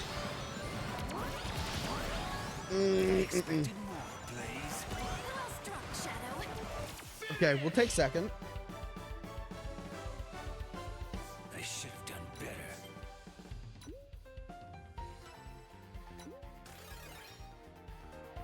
We're still winning. We're fine. We still got this.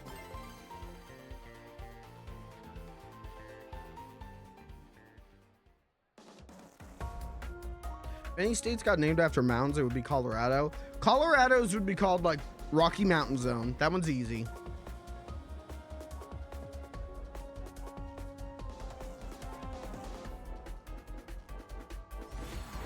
Red Rock Mountain Zone. Well, Red Rock. No, I'm thinking of Red Canyon. Thinking of Red Canyon in Mountain Hill Zone. Or is it? No, is it Hilltop Zone? Ah, fuck. New York City is the most famous city. Oh, here we go. Here we go. The mayor of New York City. Here he is. Rudy Giuliani is in the chat. The most famous city in the world, New York City. You can get all the cheese you want. The streets are lined with cheddar cheese, baby. Go to the subway, get on the subway, get a little pepper jack cheese.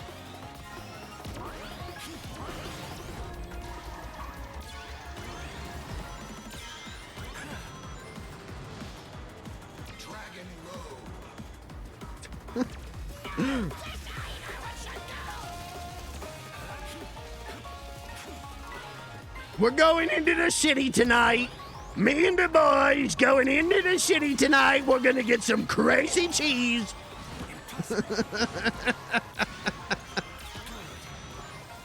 Fuck! I'm getting too distracted by this bit.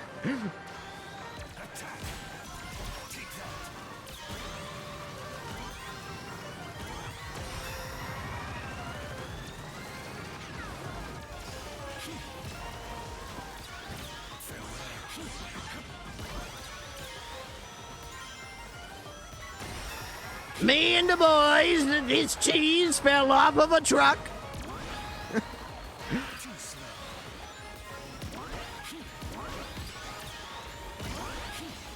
Oh, please, oh, please, oh, please.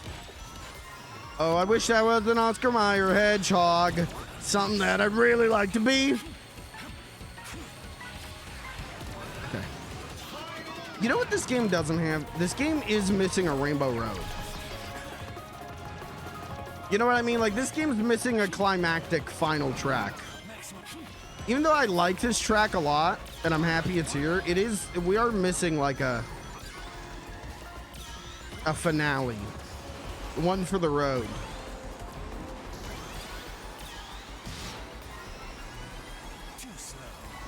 See ya. They should have just put Rainbow Road in here. Fuck you! Okay, third. Hold on. No. I'm not accepting third. I'm better than third. Oh, my penis!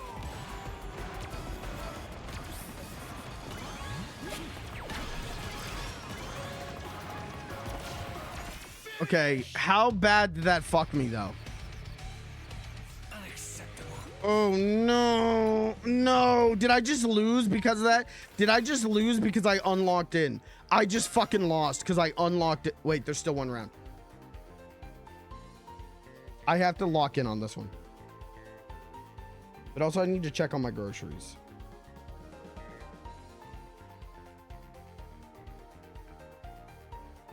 Oh, I think my groceries were delivered. Hold on, give me a minute.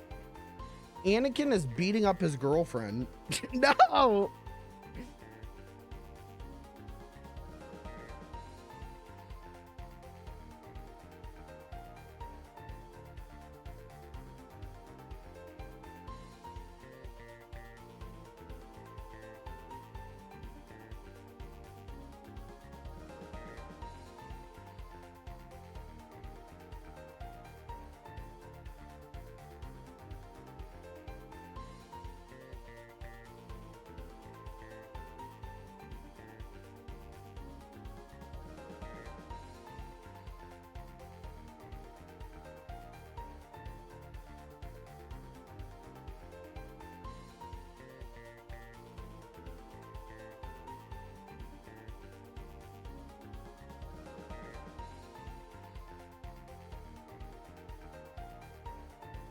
All right, you're gonna have to give me a minute. My groceries did get delivered. I gotta put them in the fridge. I don't want my hummus going bad. So give me 1 minute. While I'm gone, check this out. Take a little look-see at this, okay?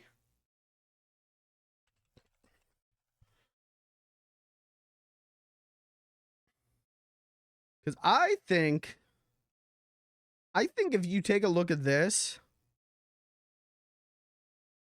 I think you're really going to like what you see here. I'm just saying.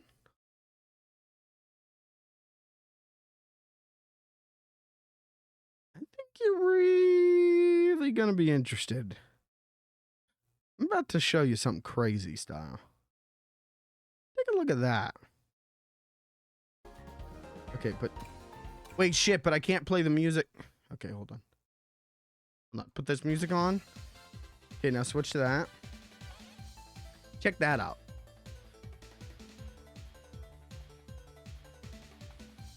Give me a minute. I'll be right back.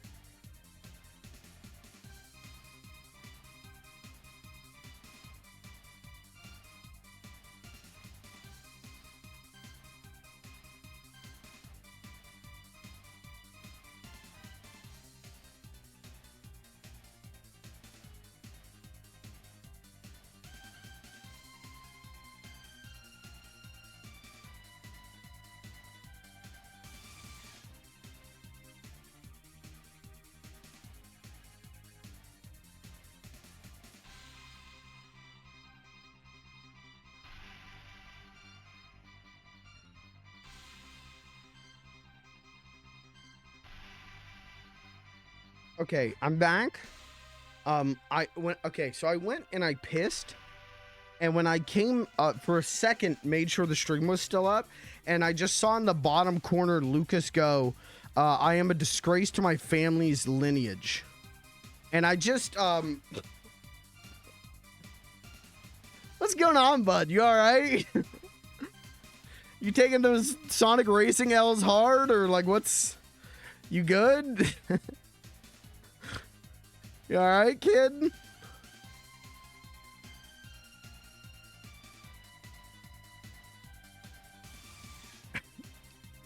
We all just doing Sad Sunday, or what's going on?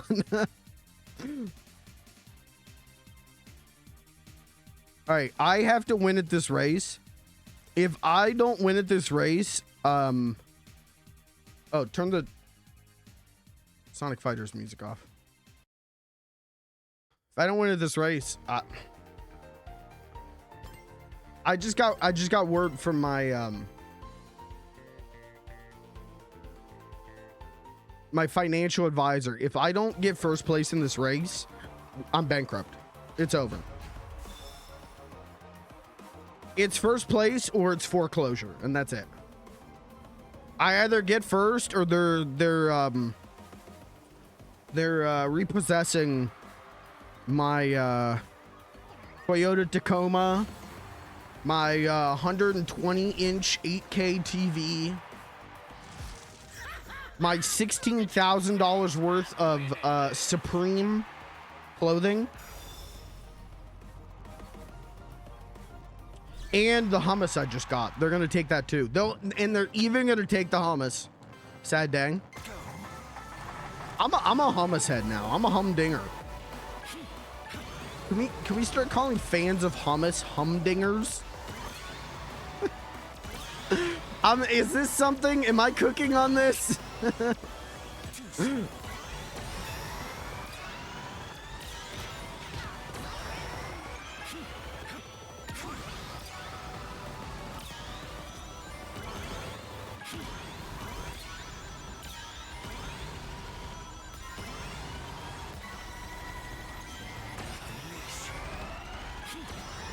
God, he's up there with a big ass bomb. Look at him. We're gonna get him. We're gonna get him. I'm not worried. He's not like an insane distance away. Oh, fuck. Don't hit me.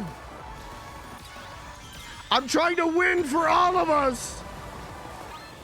No, man. Come on, man.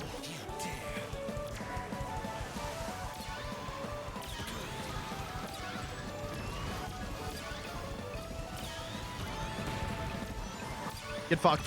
Oh my god, that panned out so well for me. You fucker, how'd he block that? Oh, now I'm mad. Oh, now I'm mad.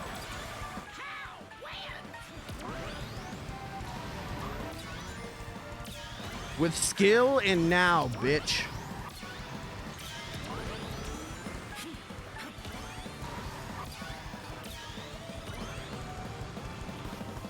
Why am I?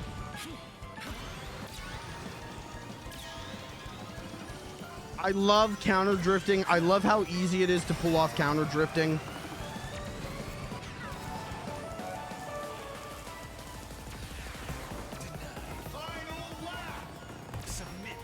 Oh!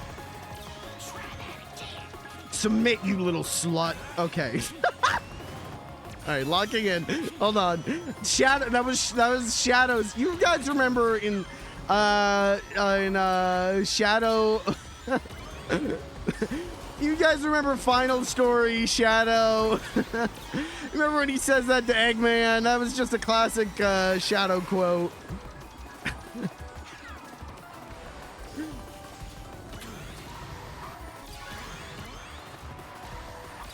Oh my god, I'm drifting so hard. Counter drift, counter drift, counter drift, counter drift.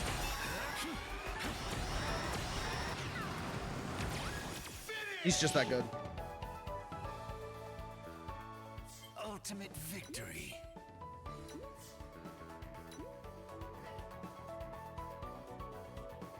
Clipping? Yeah, you would. If you had thirst viewers, we'd be seeing that clip in TikTok edits.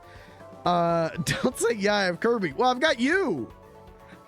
You're the one supposed to be doing the TikTok edits, dude. Make the thirst edit.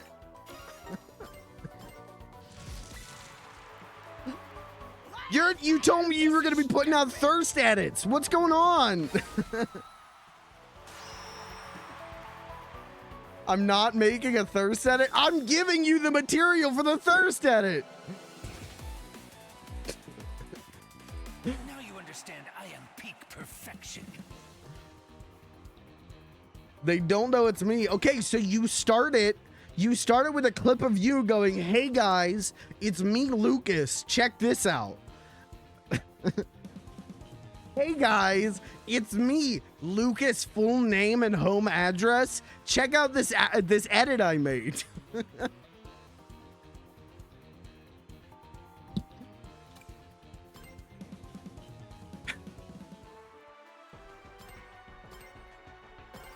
Is that all the Grand Prix? It is. Okay. All right, so now I can do 200cc and mirror mode.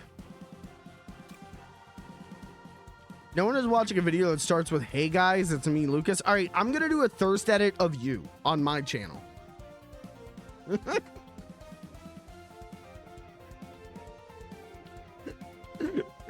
I'm just gonna I'm gonna do a video. Hey guys, it's me. Hey guys, it's me, Lucas. Boom, boom, boom.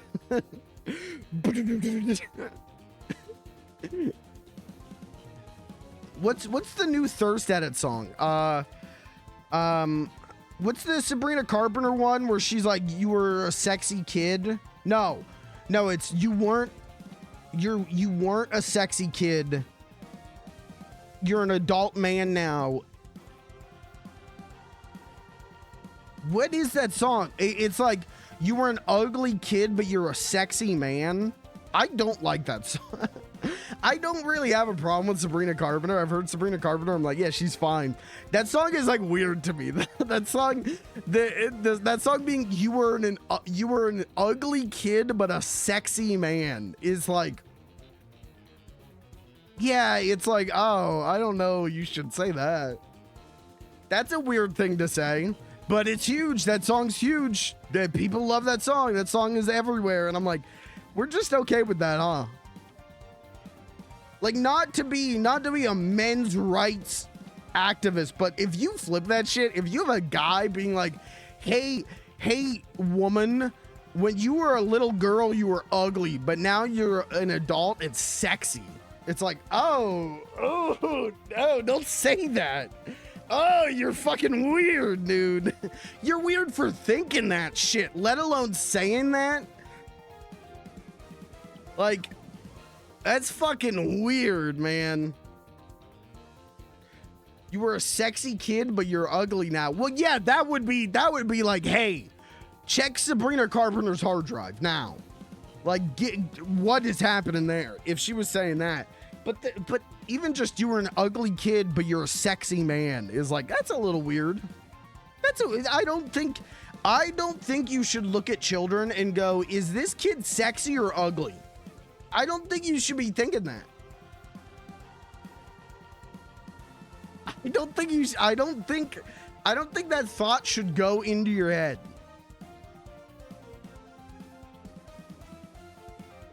When 50-year-old moms say about little boys, oh, he's gonna break hearts when he's older. Oh, yeah. Weird. I'm gonna go out on a limb here. I'm gonna be brave. I'm gonna say this and be brave right now. If you look at a child and at any point in your mind, you think about that child in the context of, are they going to be hot? Jail. Get help. Go to jail. I don't know.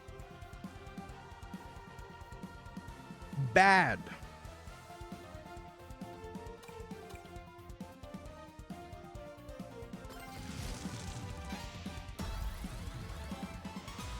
Okay, I want to do one Grand Prix on 200cc to see what it's like. Oh, I should have chose Knuckles. Oh, well. I guess we'll just do the first one. I guess we'll just cycle back around to the first one. Yeah, I don't know. I'm not a huge Sabrina Carpenter guy. I like Chapel Roan a fucking lot. I love her.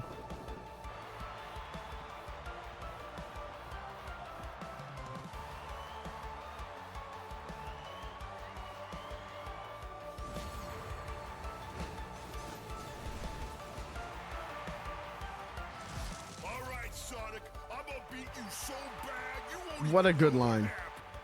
What a funny line.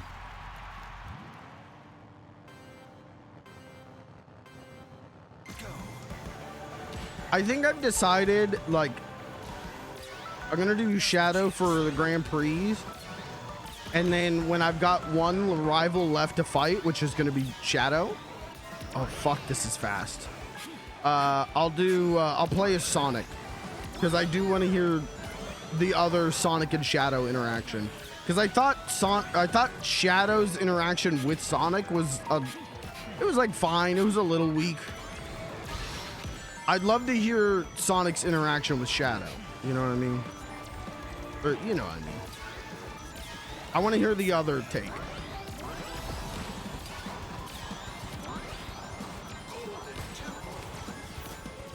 Jesus. This feels like 200cc, man. This feels good. This is the kind of shit I can get blackout drunk playing.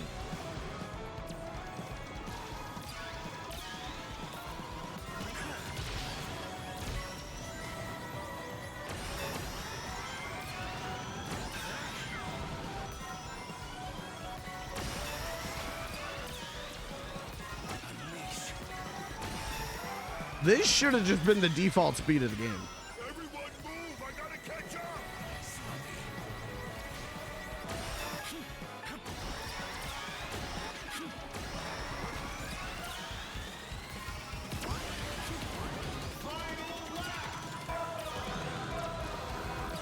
Oh my god, it do feel good. It feel good. Oh, hell yeah.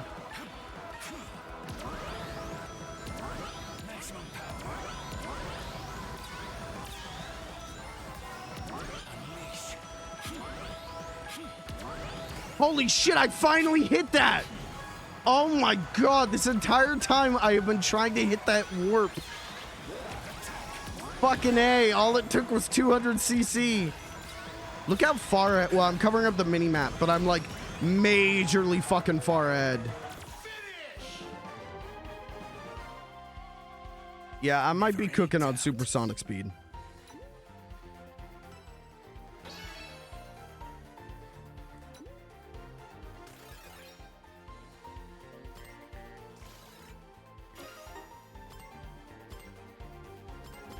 I like this game. You know what, Lucas? I'm with you.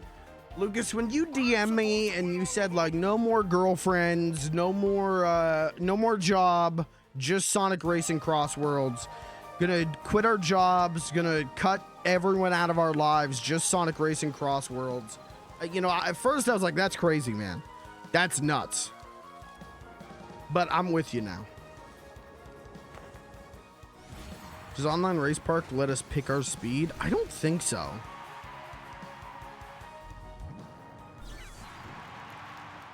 I'll see myself out. Well, you can stay. No, I'll let you. You're allowed to stay. Now's my chance.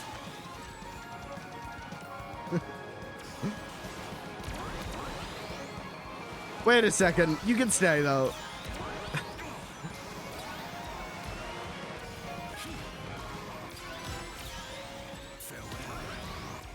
Sounds like Lucas doesn't want me here. Well, you know, Lucas doesn't get to make those decisions. I do.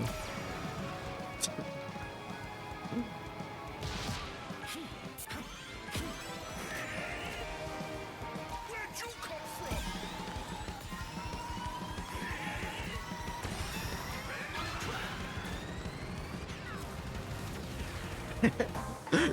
Shaking like a crack addict every time I didn't play this game. You played like all day yesterday, dude. Right? Like, I feel like every time I looked at Discord, you were on Sonic Racing Crossworlds. And I gotta be honest, I was envious of that, dude. That's part of the reason that today I was like, what do I want to do today? And I was like, you know, Lucas had so much fun with Sonic Racing Crossworlds yesterday. Like, maybe I do that.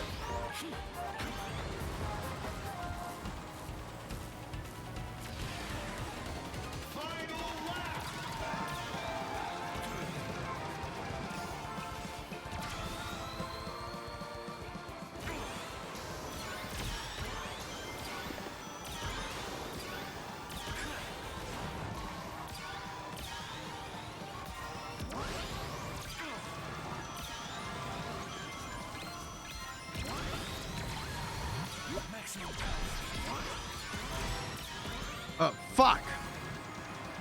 I can't catch his ass. Come here. Come here. Come here. Let me get your ass. Come here. Thank you.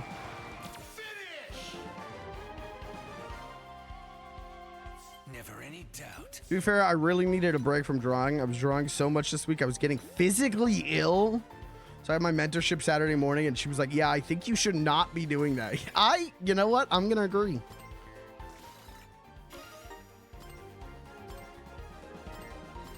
As your other mentor, as your life mentor, I agree.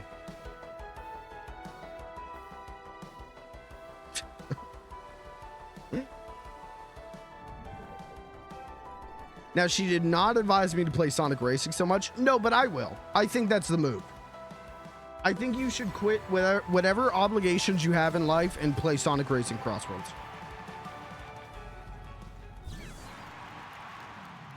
That goes for everyone. Anyone listening, play Sonic Racing Crossworlds. Drop out of your life and play Sonic Racing Crossworlds now. That's a direct order.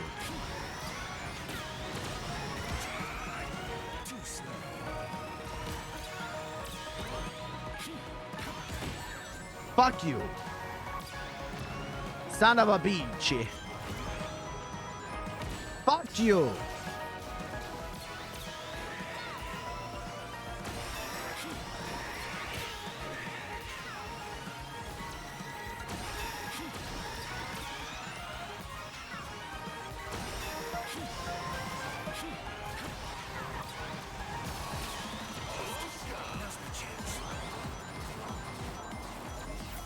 Seventh is really bad, but it's not over yet. I can do this.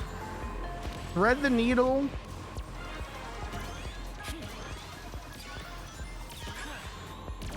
Like a laser guided missile.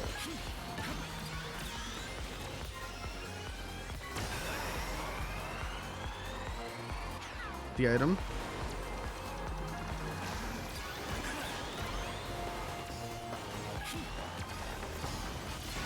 Fuck, I missed.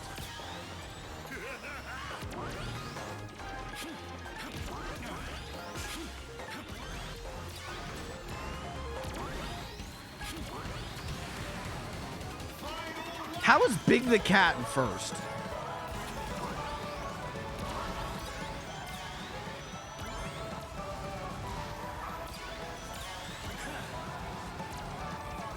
Come here.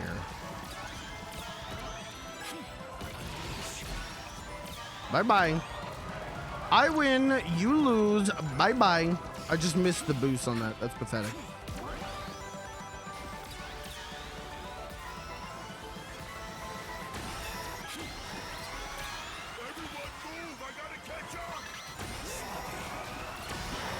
Dude, and that's why I love the fucking invincible thing, man. I just double fucking blasted through that. That's why I love the invincible on the fourth. Ultimate victory.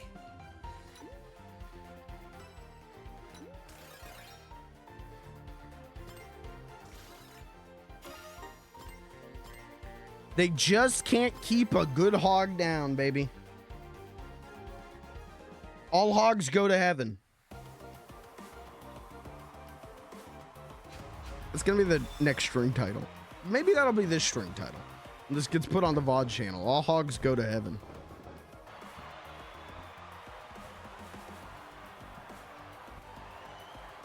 Chad, who wants to come over to my apartment and watch All Dogs Go to Heaven? Build a pillow fort. I gotta take him out now.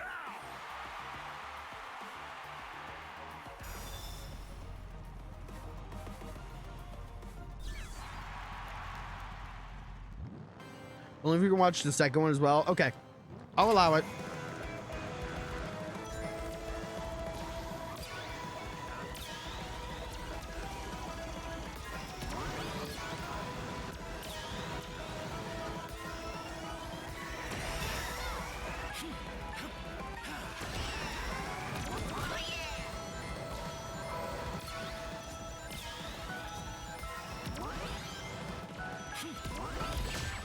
Fuck.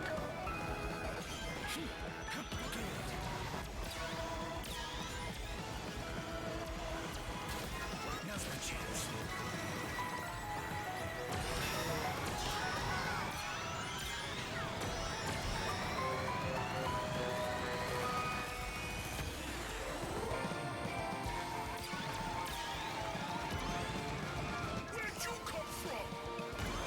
I'm not saying it again. Every time he says that, I want to say I want to say something fucking horrific.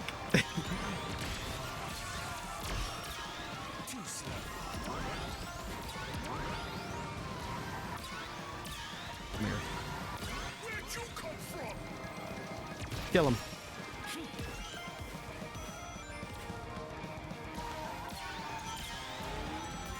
Unleash. This is the ultimate. Oh, welcome back. Like it. Crossworlds are just gonna be the last race you played. Fuck it. Do it again, buddy boy.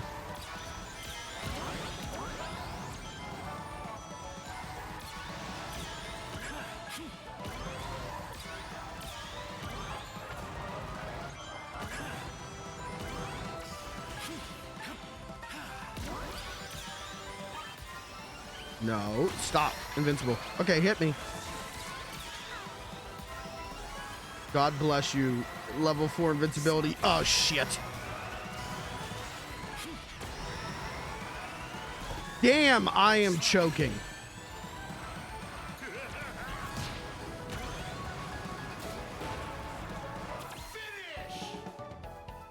That's fine. I still won. Of course. Chat, I'm realizing that that was the track, and I thought I went through a cross world to get to this one, but it was actually just the same race as before. Everything is such a blur to me.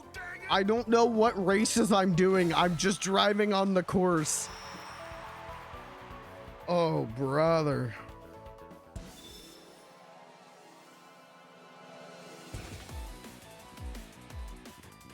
A foregone conclusion.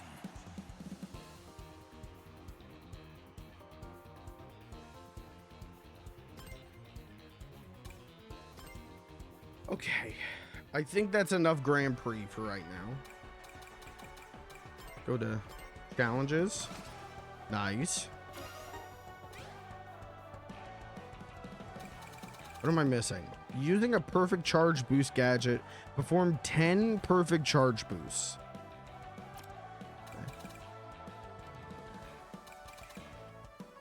Mirror class Grand Prix and defeat all rivals. Okay, I'll do perfect charge boost. I'll look into that. And then, you know, we got the time trials to do. I still haven't even touched that.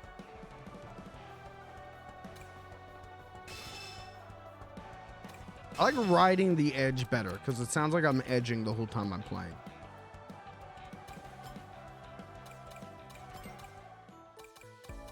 Okay, let's get fin-domed by Shadow the Hedgehog.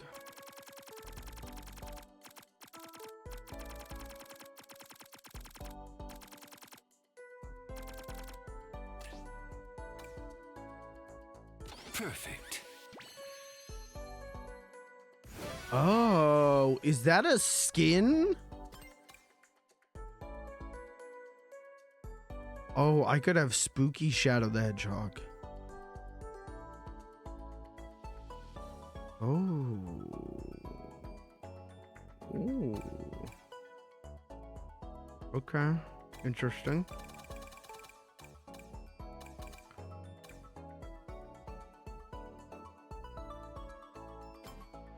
Interesting.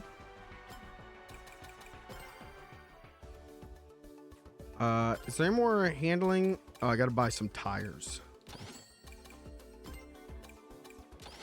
So, yeah, it's just tires I need to buy.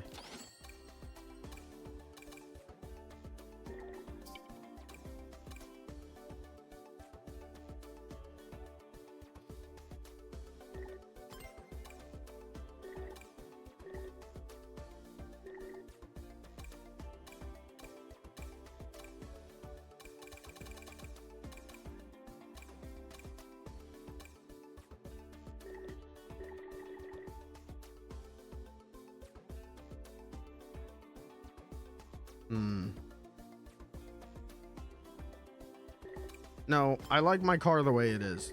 Different tires are fine, but I like my car the way it is. Okay, let's buy boost parts though. Oh wait, I could buy oh no, I can't buy horns. I still don't have money for horns. Okay.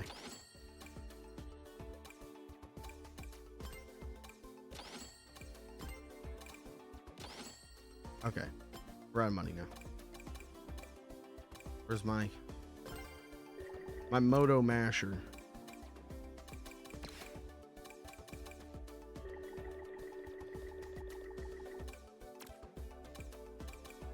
Okay.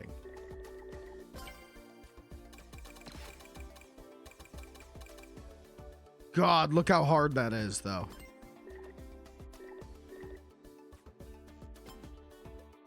Oh, why did that not? Excuse me.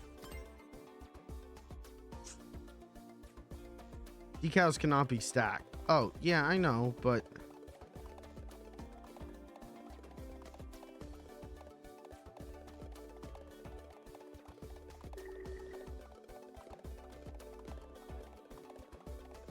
I wish you could put stuff on the doors. It bugs me that you can't.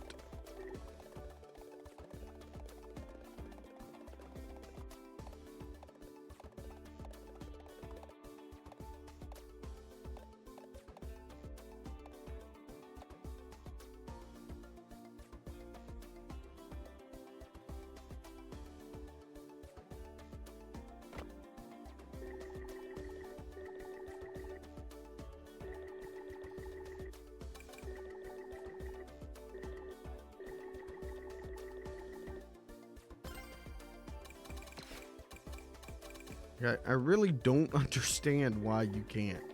I think that's stupid.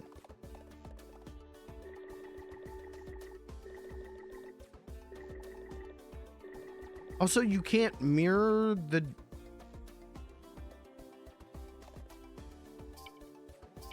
I just realized you can't mirror the decal? Why? What?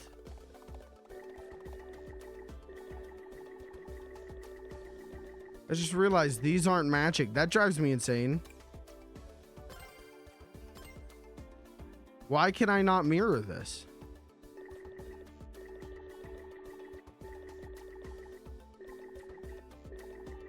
Why can I not mirror it? That drives me fucking ludicrous.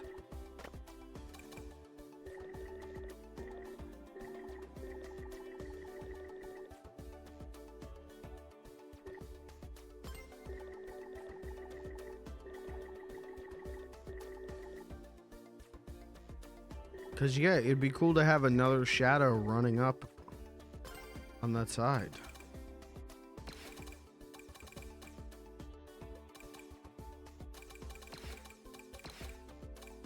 Now it just looks stupid.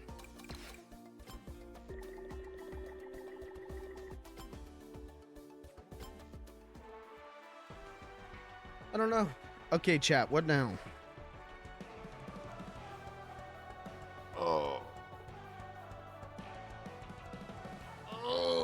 God, big stretch. Race park? Yeah, let's do some race park. You wanna do some race park?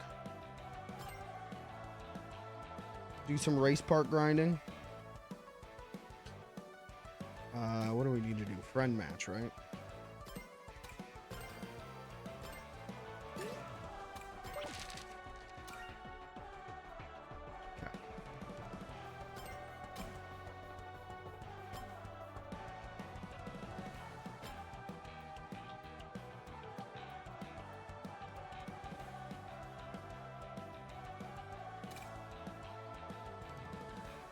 I'm gonna tab out of the game for a second. So if you don't, you're not gonna hear any music.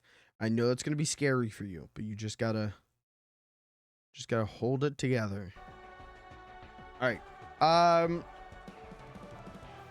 You want to call? You want to do a call?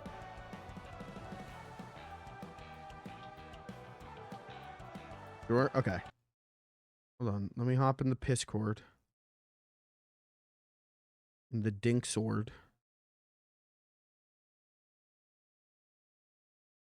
Sorry, Discord's making me confirm that I am human. I am. Thanks for asking. I am.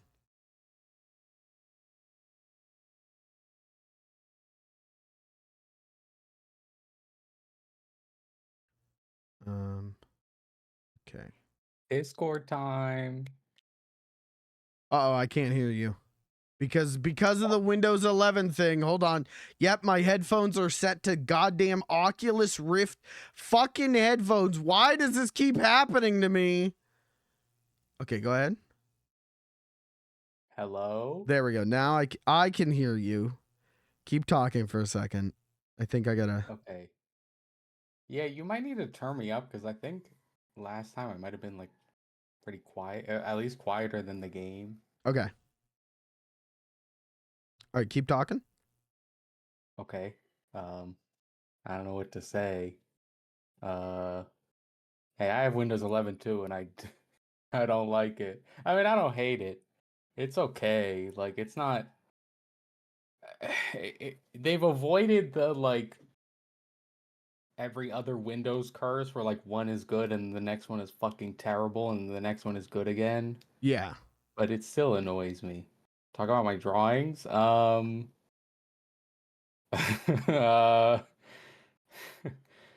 don't know. I've been making a lot, and All right, I think you're good. I think the volume's set.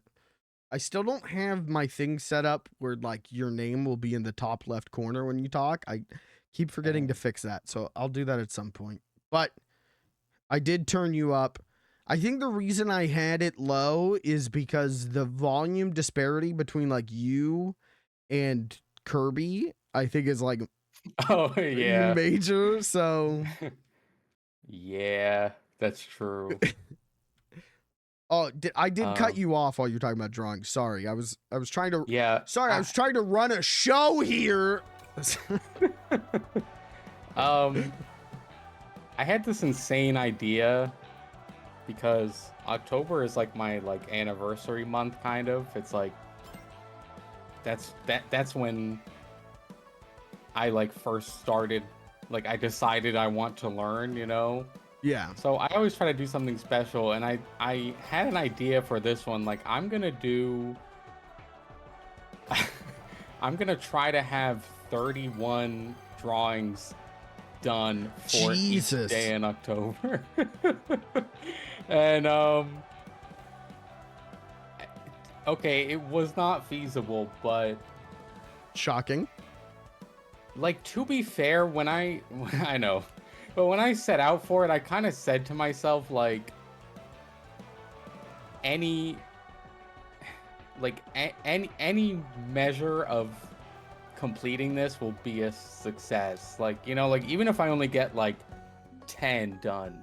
Right. That's still a lot, and I'm still, like, you know. So, that's how I was like, I'm going to think of it this way, so that if I don't actually hit 31, which I didn't, then I won't be like too upset about it, you know. But everyone on my like Instagram and on my TikTok are really mad at me because I keep teasing the things that I've made, but I'm not posting them until next month. Yeah, it's me. I'm the one who's angry about it. So, oopsie. Oopsie. Even my sister is. She's like, "Why can't you show me? Like I'm your blood." And I was like, "No, you gotta wait like everybody else. No exceptions." No, you're just a fan. Yeah, that's 31 drawings. So yeah, I was like, I need crazy to just play. If I had had the idea in like June, I could have done it easily, you know. But I had this idea like end of August, and I was like, man, I'm not gonna be able to do this. Yeah, no, that's crazy. I'm gonna try. But it was kind of like a, you know, shoot for the, what is it? Shoot for the moon. You're on up among the stars. And it was kind of like, even if I don't hit it, I'll still make some cool stuff. I'll still learn a lot, you know, so whatever. Whatever. I just made myself physically ill. Whatever. Yeah, it wasn't that bad, but it was like I was having like on Friday especially. I had slept well, everything, but I got like halfway through the day and I felt like I was gonna like pass out, like at my desk, you know, like I'm at work and you just ever get that kind of tired where you're like, man, if I just shut my eyes for like 5 seconds right now, it's over. Like, brother, why do you think I drink an energy drink and a cup of cold brew every day? Like, if I stop moving and doing things for 1 second, I start going like, man, my eyelids are real heavy. Yeah. So I was like, oh, something's wrong. Like, I don't normally get like that. Oh, I have the laser thing and I'm in third. Wait. I have to keep my heartbeat dangerously elevated or I'll go to sleep. Yeah. That normally doesn't happen to me.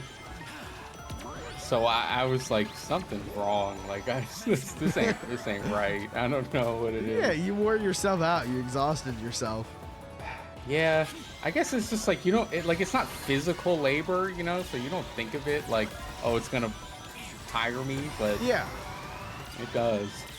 Everything's tiring. Everything, if you do anything too much, it'll put you to sleep. Except Sonic Racing. No, I don't know about that. Maybe for you. Man, yeah, I was just like, yeah. Yesterday was like maybe the worst, like least productive day I've had in a long time. Like I said, every time I looked at Discord, you were playing this game, and I was like, oh, maybe Lucas is one of those people, because I have friends who like will just leave a game up and leave like their computer on, you know, like they don't care about their playtime on Steam or whatever. They don't pay attention to that kind of thing. I do care about that. Yeah, I'm like, same here. I want to know exactly how long I've spent. Same. But I thought like maybe that's what you're like. And then when you were like, I've been playing it all day, I was like, oh no. No, he just likes this game. Yeah. If you had like ultimate victory. If you had watched all day, like actually watched my activity all day, you would have seen that I would play for like 3 hours and then turn it off and then not play anything else for maybe like 30 minutes and then just go back on. Like, man, I got nothing else to do. We just lost by 1 point. What the fuck? Are you fucking kidding me? This keeps happening to us now with these AI rivals. Christ. And they're only... How are we going to do the challenge when we got to beat them on the highest level? I don't know, but I need that one too. And yeah. I want to get it. What's fucked is that, like, for this one, they're only they're technically their rival team is only 2 people. Yeah. But they automatically get paired with just 2 others that are probably carrying them. Yeah, and also we're paired with 2 others who are bringing us down. Yeah. We gotta get friends, man. We gotta get 2 more people to play this game with us. Oh man. Yeah, I mean that's the sad part is that I know no one else that is gonna drop $70 on this. No. I know people who would drop 30 or 40. Yes. You know, like, but maybe Kirby would. Yeah. Next time he gets paid, but like I've talked to my friends, like I talked to Pelly, and Pelly's like, yeah, like it looks cool, like I want to get it. I'm not spending $70 on it, and I'm like, that's fair. Like I do personally think this is a premium $70 experience. Yeah. Like I personally have had enough fun with it to justify that, but I can understand. I'm also big into Sonic the Hedgehog and huge into kart racers. Yeah. Like that covers at least like $20 for me off the bat. Like, yeah. You know, like Yeah, like that's a good 20 of the value for me right there. They could release a really shitty Sonic game, as they've been known to do, and if it's $20, I'll pick that up. Like it's Sonic. I'll check it out. Yeah. You know what? I don't think they really, because this even surprised me. I feel like they didn't advertise enough how much shit is in this game. No. Like, because, I mean, I'm like, you know, I like Sonic, I like kart racers, okay. If it was just like, okay, you finished Grand Prix, now just like play online forever, you know, it's like, all right. But I'm like, man, there's so many more like vehicle parts to unlock. Yeah. And decals and the AI, like the road race park skins. And then when I saw the time trial, not only has like S ranks to get, which is like, okay, well, I gotta get all those. Like, I can't not get all those. Right. But then you also unlock more music for the jukebox.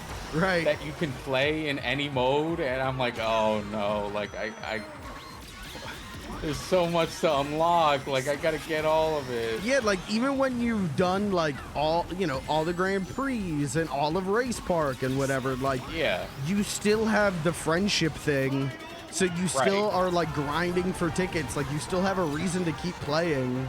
Yeah, and you gotta beat all the rivals, and there's a lot. Like I don't think they should have emphasized more how much single player stuff is in this, because I mean that's a big criticism with Mario Kart World, is just like, yeah, there's nothing to do. Yeah, and I mean the stuff there is to do, like the P-switches, it like doesn't really get you anything that is cool, you know? Yeah, like you get a decal, but unlike decals in this game, it's a tiny little dinky thing you can barely see. Like, you can't move it or put more than one, or like. Yeah. I'm just gonna tell you up front, I fucked us. Wait. Oh no. I didn't realize how many people were up there. Yeah, I DNF'd. I'm just letting you know, I am the weak link in our team. Okay. It's not the AI, it's me. Oh shit. What the fuck? Okay, well, to be fair, the fucking orange team that's not even our rival killed everybody. Yeah. Does this still count as a win against the no, well, if we had highest tap, we might actually still beat the rival. Yeah, but we never do. Fuck. We'll just keep on the grind. We'll get it. Keep grinding. It's gonna take us 6 months to beat the highest level team. Excuse me, but I mean, we only gotta do it once. Yeah, that's true. We only have to be good at this game once. And really, I mean, we just have to get lucky once. We don't have to be good, you know. We just gotta get lucky. Yeah. There's challenges for like doing quick race, I think, as well. Yeah, I didn't realize there's so many, which I kind of appreciate. There's so many challenges about like using different gadgets. Yeah. And I'm at first I was annoyed, but then I'm kind of glad there is, because I discovered some like really fun gadgets that I probably would have never used. Okay, hold on. Caitlin has an important question. Scenario. Okay. Breaking news. Okay. Scenario. We're RPing. Go ahead.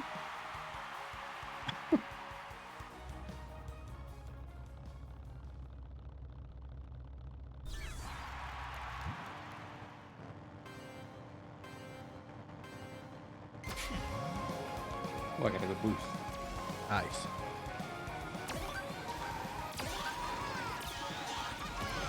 I wish it doesn't make sense, but I wish the steamroller car was not a power car, because I want that. I think it'd be funny, but yeah, there's a lot of good power ones that I'm like, I'm never gonna use this thing. Yeah, but they look so cool.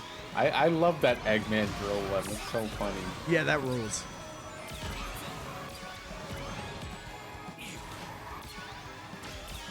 Okay, I see her question in the chat out of the corner of my eye, but I don't.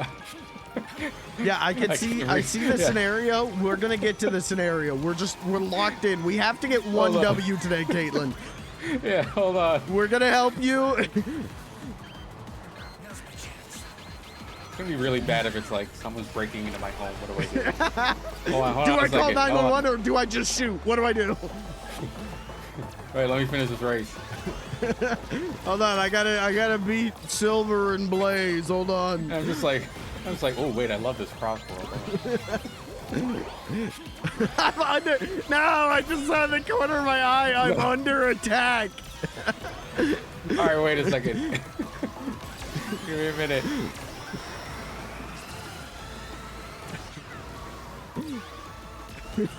I'm under attack too. All right, come here, Lucas. I'm gonna tap you. Come here. Oh, fuck. Oh, okay. All right. Well, that worked. Oh, shit. Why is the orange team like better than? I don't know. They're even beating the rivals. Okay, but I'm not in 12th this time. I'm in 9th. But well, now it's 10th. All right, now it's 11th. Why were they invincible? I don't know. Hell? They came out of the Crossworld and they were invincible for like 10 seconds. I don't know. What the fuck? Wait. I just watched, I don't know whose Oma Chow that was, but Oma Chow just showed up on my screen and just like, was like directly in the camera and just vibrated as hard as possible. Like, it looked like someone was shaking Oma Chow in my face. That was definitely mine because I just had Oma Chow. No! Oh my. Fuck. Okay, alright.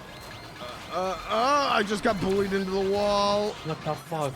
Why are they invincible? Dude, I don't know. I think we just got smoked again. Yeah, oh yeah, Jet's not happy. Oh my god. Why is the fucking orange team like I don't know. Like they're not even the people we have to beat. I mean, we did a little bit better that time. They're gonna get highest tap. Maybe they don't, and we still. No. But we did win against the rivals. That's what matters. Yeah, it counts. Okay. As long as that counts, whatever. Orange team can do whatever the fuck they want. They are a non-entity to me. Okay, I gotta read the scenario. You have a really chill geology teacher, and for an assignment, you're required to write a report 1 page max. Do you think that means it has to be a page long, or it's like half a page that would be good enough? If it were me, I would do 1 whole page. Yeah, I would too. Just to be safe. Or at least more than half of, I do like 3/4 to a full page. Yeah, I'd at least like make it look like I tried to fill up that whole page.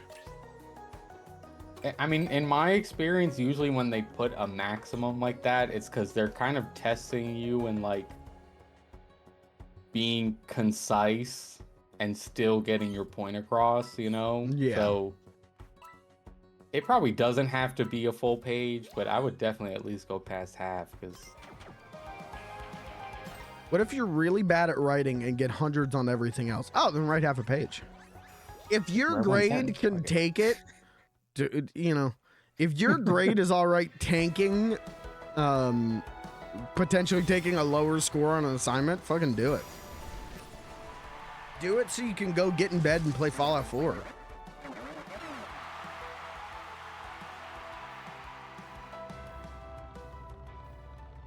I don't know why this is reminding me that in college I had like a side hustle where people would pay me to write papers for them. Dude.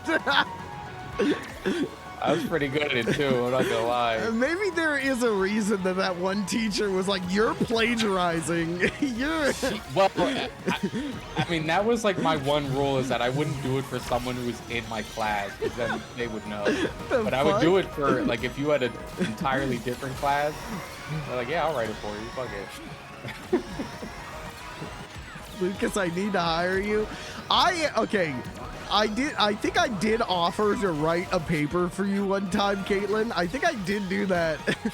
But I think maybe the smartest idea was to not accept that because I don't know what the fuck I'm talking about, but I can sure write. Yeah, I can. Hey, you need me to hit a word count. I'm here. Yeah, I can. I literally was like, okay, here's what I do to hit a word count on assignments. And it's like, you restate the hypothesis, like you do this, you do that. It's just I don't know anything about the subject, but I can take a thing and expand that word count real good. For me, it was usually like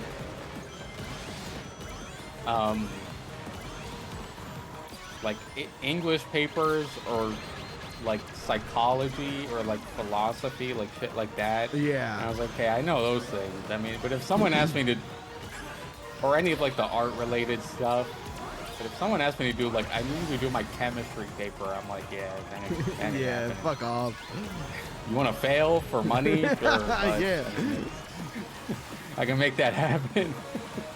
So, okay, so how much, this is interesting right now. How much would you charge? Was it like, would you charge based on like, okay, what letter do you want? What grade do you want? Man, no, I was not like, I'm not God, okay? I can't. I don't. I'll say this: it depended on the length, but I know for sure that I was definitely undercharging for what I was doing. I should have been charging more, but I was like, I don't know, 19, 20. Like I didn't. How did you not get in trouble, man? How did you not get caught?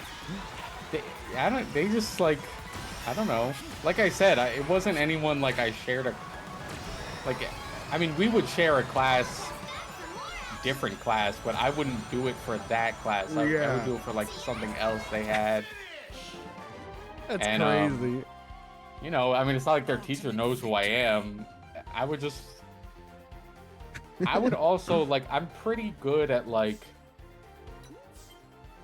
mirroring someone else's like written voice, you know? So same. I would try to just make it sound like them and not like me.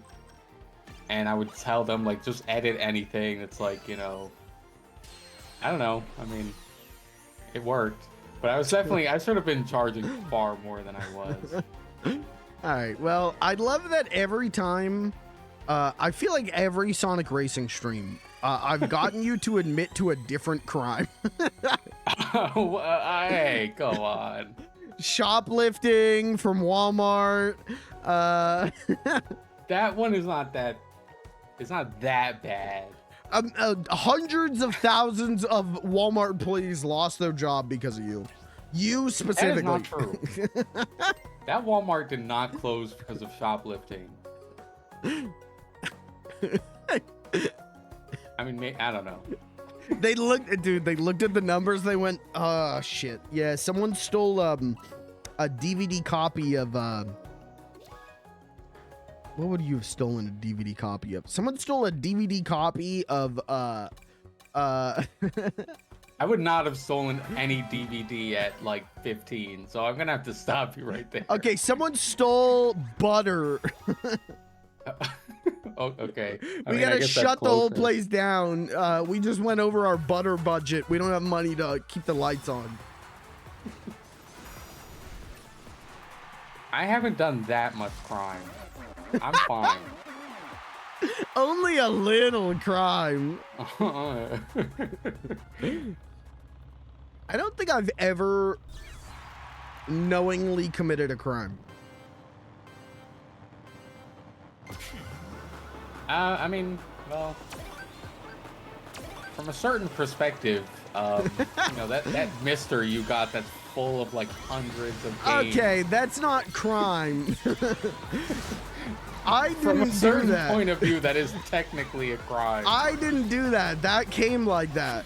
That just showed up at my house like that. Oh, okay. Also, corporate crime is different. Oh, okay. Oh yeah, then I've barely done anything. Piracy. Okay, piracy is different than stealing tubs of butter at Walmart. All right. I mean, I'll give you that. But I never got caught either. I'm stealing from corporations. You're technically stealing from cows, and that's fucked up. I was stealing from Walmart International. Are they international? I don't even know. I don't know. They better be, because if I gotta go to Europe, there better be a Walmart nearby. And it wasn't butter. I never stole butter. I would never get it home in time.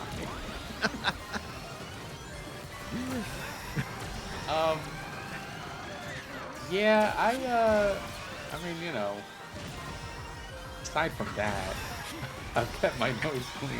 Yeah, see, I dated a girl who, I've told this story before on stream, but I dated a girl who, like, we would get out of high school. This is like junior year of high school. We'd get out of high school, and then we would walk to the YMCA and, like, go swimming.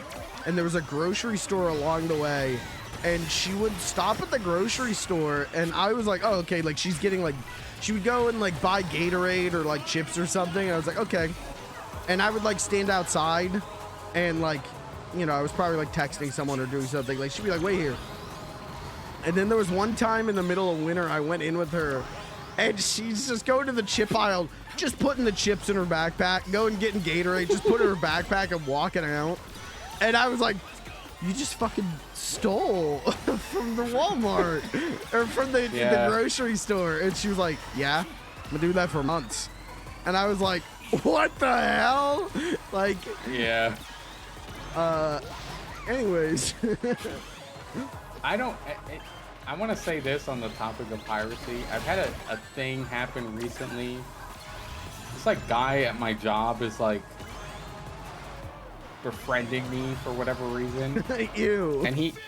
And I know, the horror. But I mean, like, he's cool, you know, and it's like we have like a lot of common interests. Right. But then, so he added me on Steam, and then the other day he's messaging me and he's like, oh, sorry, I'm replying slowly, but I'm also playing this pirated copy of Hades 2 right now. And I was like, oh, like, why we?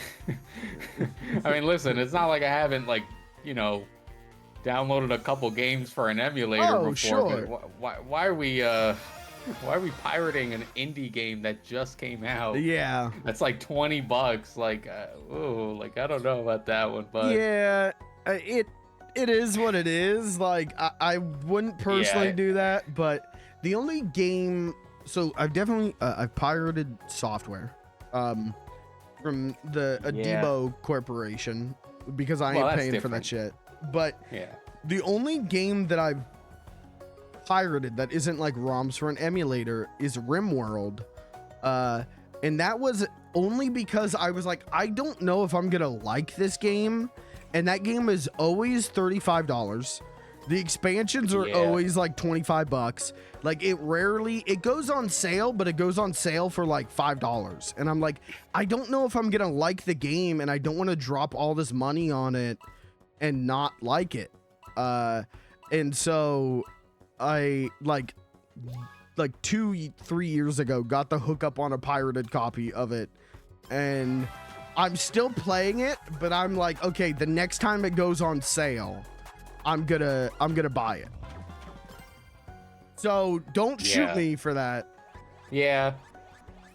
I honestly think I don't think I've ever pirated something I could just buy. The only, like, not emulator stuff that I have is anything that's like just delisted and you can't get it anywhere, you know? I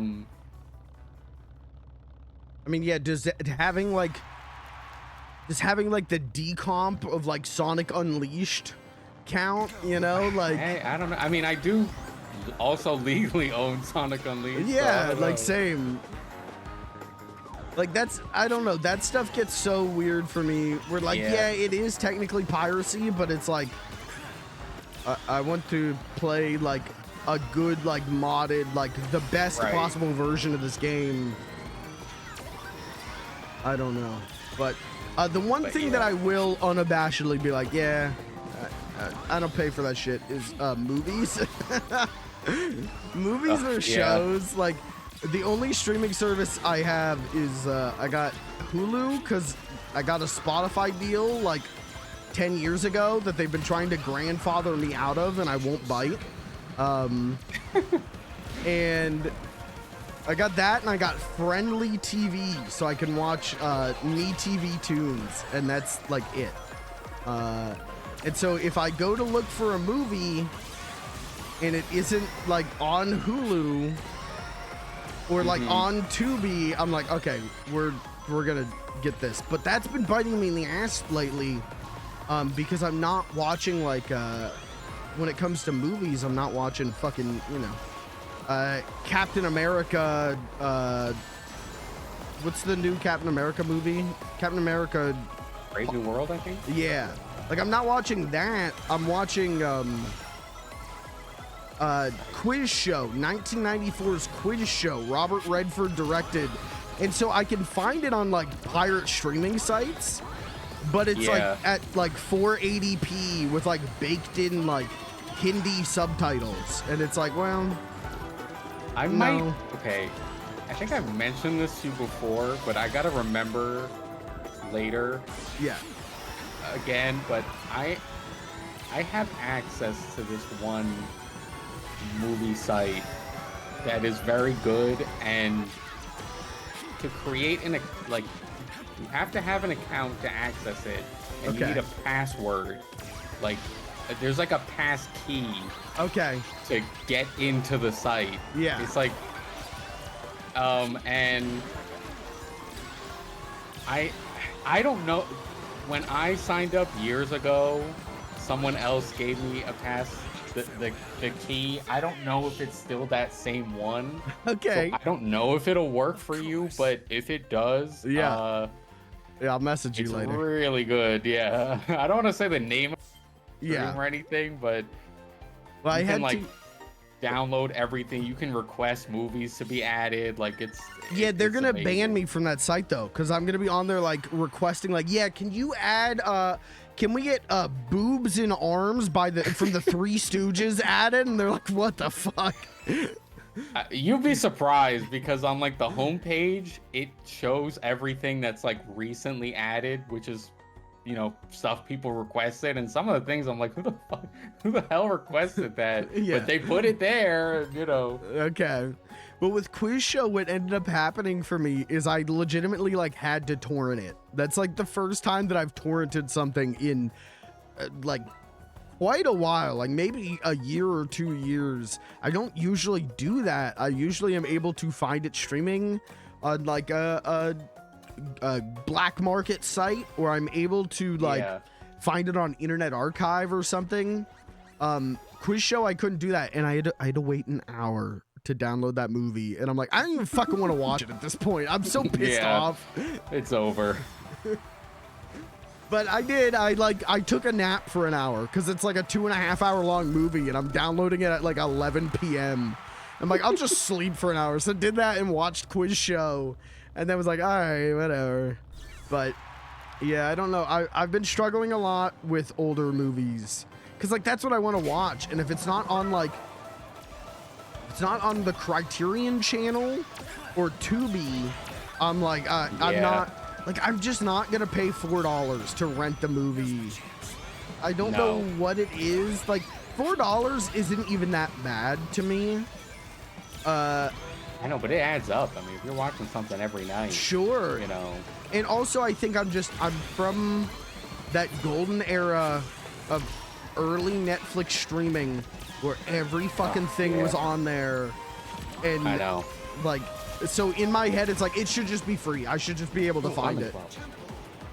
Yeah, that golden era before all the, basically all the distributors realized, wait, we can just make our own thing. Yeah, and then they all flopped, and now they're all like, now it's like, what do you mean? What do you mean, like, Star Trek 2 isn't on Paramount Plus? Like, what are you talking about? Yeah, you know? Man, I don't. Yeah, it's so weird. Like, but that's what Tubi's been. They're realizing that they can make more money licensing their stuff again. Yes. Like, you know what I mean? Like the internet cost of having their own streaming service is way more than just licensing it to another one for how many millions? Like, right. But it's also like, then their streaming service isn't like buying anything to stream. Yeah. So it's like, yeah, where do I watch, where am I gonna watch The Wizard of Oz? Like famous MGM and like Warner, like that's a Warner property. Like surely I can watch this on HBO Wicked Max. 1 and 2 are like yeah. And it's one like of the biggest movies in the yeah, world it's $4 digital rent on Amazon. That's it. It's like what? Yeah. What the fuck are you talking? I'm not doing that. I've been paying way closer attention to like Blu-rays recently, where I'm like, okay, if a Blu-ray goes on sale for a movie that I'm like, yeah, maybe I'll watch that. I've been like buying, which is that sucks. I hate that. That's so miserable because then I'm just surrounded by Blu-rays for movies I don't really care that much about. I tanked us again, by the way. I got really lucky at the end. I almost got like 9. I don't know what happened, but everyone just slowed down and let me go to first. Hey, we still won. All thanks to my 1 point. Yeah, actually, yes, that is why. Oh, there's the tractor. Okay, I want that excavator. I just want to see what if I can get that excavator to be fun for me to play. I'm doing Shadow the Hedgehog in the excavator. Yeah, I said in chat earlier, I would love to find out that we have the meta like entirely backwards. Yeah, it's power. And everyone in a month is gonna be like, yeah, power is number 1. Like, I don't if you're not picking so. power, you're losing. All the meta discussion that I've seen for this game has been like, yo, get away from power characters. Yeah. Well, not even the characters, but like get away from power vehicles. They're not worth it. It would be more worth it if it was like, you know, if it was like Mario Kart World where there's like twice the amount of players and you're always at risk of getting pelted with shit. Then it's like, okay. It would be worth it if you're if you can bounce those fuckers off of you. Yeah. But it doesn't power doesn't control your like weight like it does in Mario Kart. It doesn't make you doesn't make it easier to bully someone as opposed to real life. So that pisses me off. Yeah, what the hell?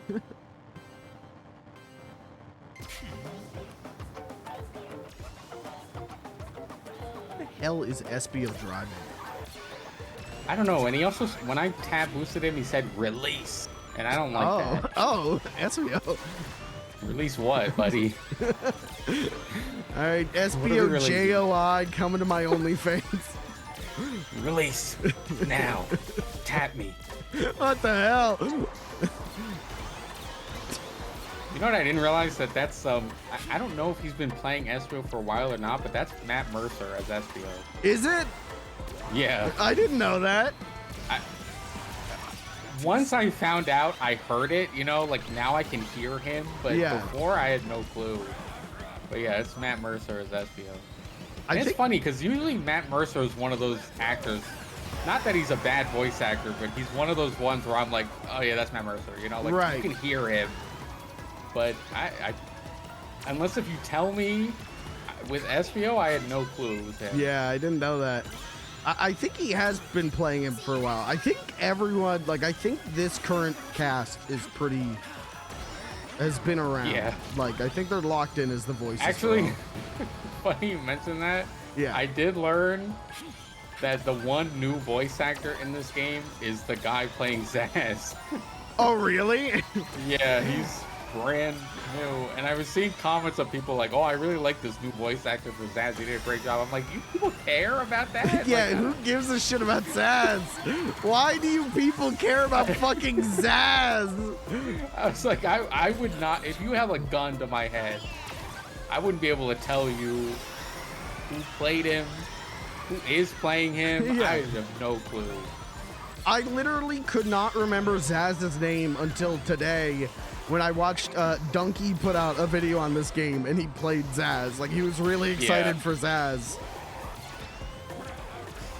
Like, who gives it? Who are you people? Who gives a shit about Sonic Lost World? I mean, people were really discussing this shit. I don't know. I mean, but there's probably some other character that I could say that, you know, someone else could say the same thing about. But who? That I really like them. Who? Everyone else is great. It's like Charmy, I guess, but even then, it's like, yeah, I care more about Charmy than the fucking Deadly Six. Yeah. Oh, that's true. I kind of forgot that with our era, they didn't introduce anyone. They just kind of hit that era where they were just like, okay, yeah, every game is you only play as Sonic. Yeah. You know, like after basically after 06, it was like, okay, now every game is just gonna be Sonic. I mean, yeah, maybe you'll see Tails. After Silver and Blaze, it was like there are no more Sonic characters. Goodbye. We have no new ideas. I would love for them to fix Silver and Blaze's lore. I would love for them to get that shit straight, because it is so with both of them, there's two different origins for those characters that are like, well, Silver, it's like, okay, 06 is the canon one, but like you have Sonic Rivals where he's got a different thing, and then Blaze's lore is so fucked where it's like, is she from the future? Is she from a different dimension? She started in Rush, right? Yeah. That was before 06. Yeah, she's in Rush. And then they just decided in 06, like, okay, Silver needs a friend, and yeah, it'll be Blaze. And it's like, oh, okay. But then, like, yeah, I would love for them to figure out the Blaze stuff and, I don't know, also be like, hey guys, remember Marnie? Or is it yeah, it's Marnie. Like, with Marnie, I always think about her and I go, wait, is it Marnie or Styx? Because Styx is the character who is like, from Boom, right? Yeah, and she's also like a little raccoon. Yeah. Yeah. 06 is, to me, one of the funnier. Well, maybe not funnier. There's a lot of funny things about 06, but yeah, something I like is that, like, okay, each main character has like their buddies, you know. Yeah. So like Sonic has Tails and Knuckles, obviously. And Shadow has Rouge and someone else. Who the fuck else does Shadow have? Omega. That's the game that Heroes introduced Omega, but yeah, it's Omega. Oh God, I don't even remember that. But I mean, I believe you, but I don't remember Omega being in that game. Yeah, Omega is like the Knuckles in that. Right, and then like, okay, that makes sense. And then for Silver, it was like, I think it's Blaze and Amy. Yeah. It's just like, Blaze is like, okay, I mean, she hadn't been in much since, like, before that, so they can kind of give her, like, a new thing. But Amy was, like, so random. Like, why is Amy in Silver's campaign? Like, I don't... Okay, you know, I guess. I forgot about that. I forgot about, like, the shit you have to do as Silver... Of like, you've got the numbered balls, and then at one point they're like, and now Amy does it. Bye-bye. It's so bad. I don't know if you've ever thought this before, but Sonic 06 is kind of a mess. Yeah, it's so weird, because like I said, like when I got... I asked for an Xbox 360 for Christmas. It was probably like 2008. Right. But I didn't know any games really, you know. Like whenever I would go to like my cousin's house, like they would have like an Xbox 360 and a PS3, and I didn't know what any of the games were, but I was just like, wow, they look like insane, I want one, you know. Right. But it's so weird. I was somehow smart enough as a kid to know that the PS3 was like insanely expensive. So I didn't ask my parents for that because like I felt bad that it was so expensive. So I was like smart enough to make that determination. But I was also dumb enough to not know any games for the Xbox that I would get. You know, so yeah. My parents just like picked, you know, stuff they thought I'd like, and one of them was Sonic 06 because I like Sonic. And okay, so know, you liked Sonic before 06? Yeah. Like I on GameCube and everything. Like they knew I was a huge fan. So I assume when they went to GameStop to get me an Xbox 360, they were like, let's pick out a few games. Oh, here's Sonic. It's literally called, like, whatever they went for with the reboot worked on them, because you see a game that literally just says Sonic the Hedgehog and nothing else. And they were like, okay, let's get that, you know, like, So I have like I mean, the game is horrible, but I have like a weird fondness for it just because it's like nostalgic, you know, like. I mean, I'm that way. Sonic Heroes is the way worse game, but like I have a lot of fondness for it, even though I think it's like, not good. And Shadow the Hedgehog, I have a lot of fondness for it, and that game is arguably as bad or worse than Sonic 06 as a video game. So yeah, man, people wouldn't want to hear that, but no, but I don't know, man. You ever? I mean, I would definitely agree. I'm not saying I disagree, but I would 100% agree if Sonic 06 didn't have the like amount of like game breaking glitches and like performance issues that it had, then I would say like, I think Shadow the Hedgehog is worse, you know. But I would rather knowing some of those like knowing that you have to 100% that game to get the real ending, and some of those later objectives are like the worst shit anyone has ever put in a video game. They are like horribly like you got to find all of these, like you have to kill all of the gun soldiers. Okay, yeah, the last gun soldier, there's one gun soldier that's like hidden in a room that you have to do like A, B, and C to unlock the room, and the game doesn't tell you any of this. Like, I would rather play Sonic 06, honestly. Yeah, at least it's like brain dead. I mean, you know what to do. At least Sonic 06 is like funny. Shadow is not. Shadow has really funny moments at times, like when your objective is assassinate the president. Like, that rules. But holy shit, like trying to 100% that game is an endurance trial. Ooh, laser.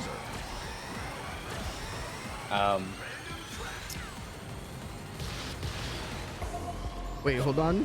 Just to impress you guys, I kept writing and am one line short of a full page smile. Look at you! Oh, look at you go!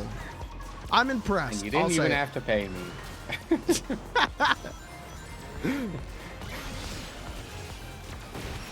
I'm impressed and proud. Way to go. Yeah,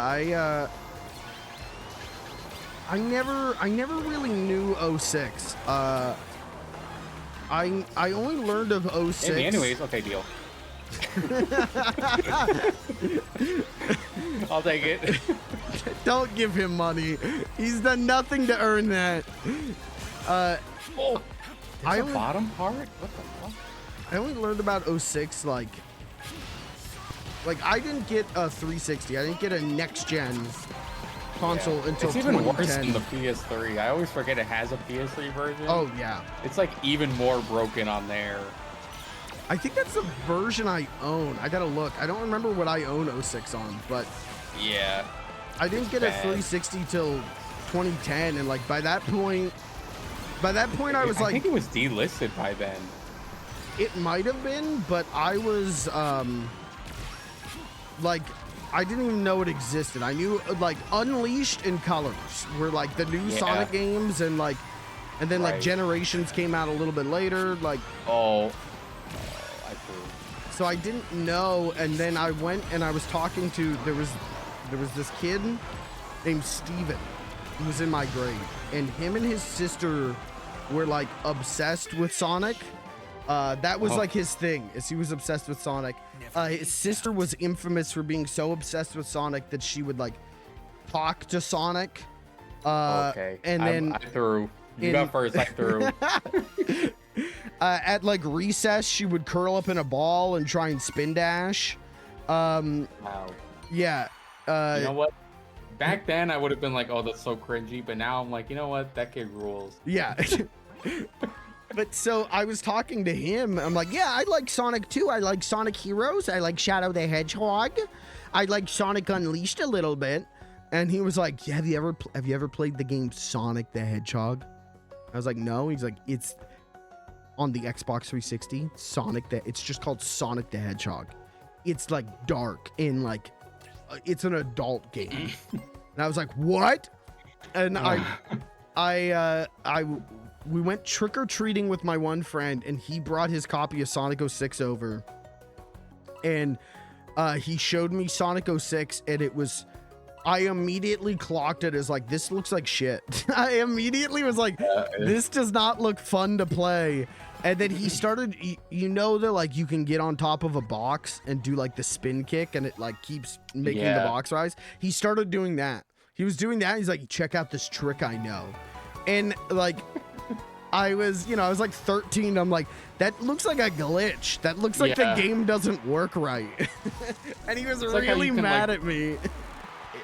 It's like how if you're going like around a loop in that game, you could just stop in the middle, like on the top, and you won't fall down. Yeah. It's like, hey, check out this trick. It's like, I don't think that's a trick. A glitch. Like, I think, not even a glitch. They program.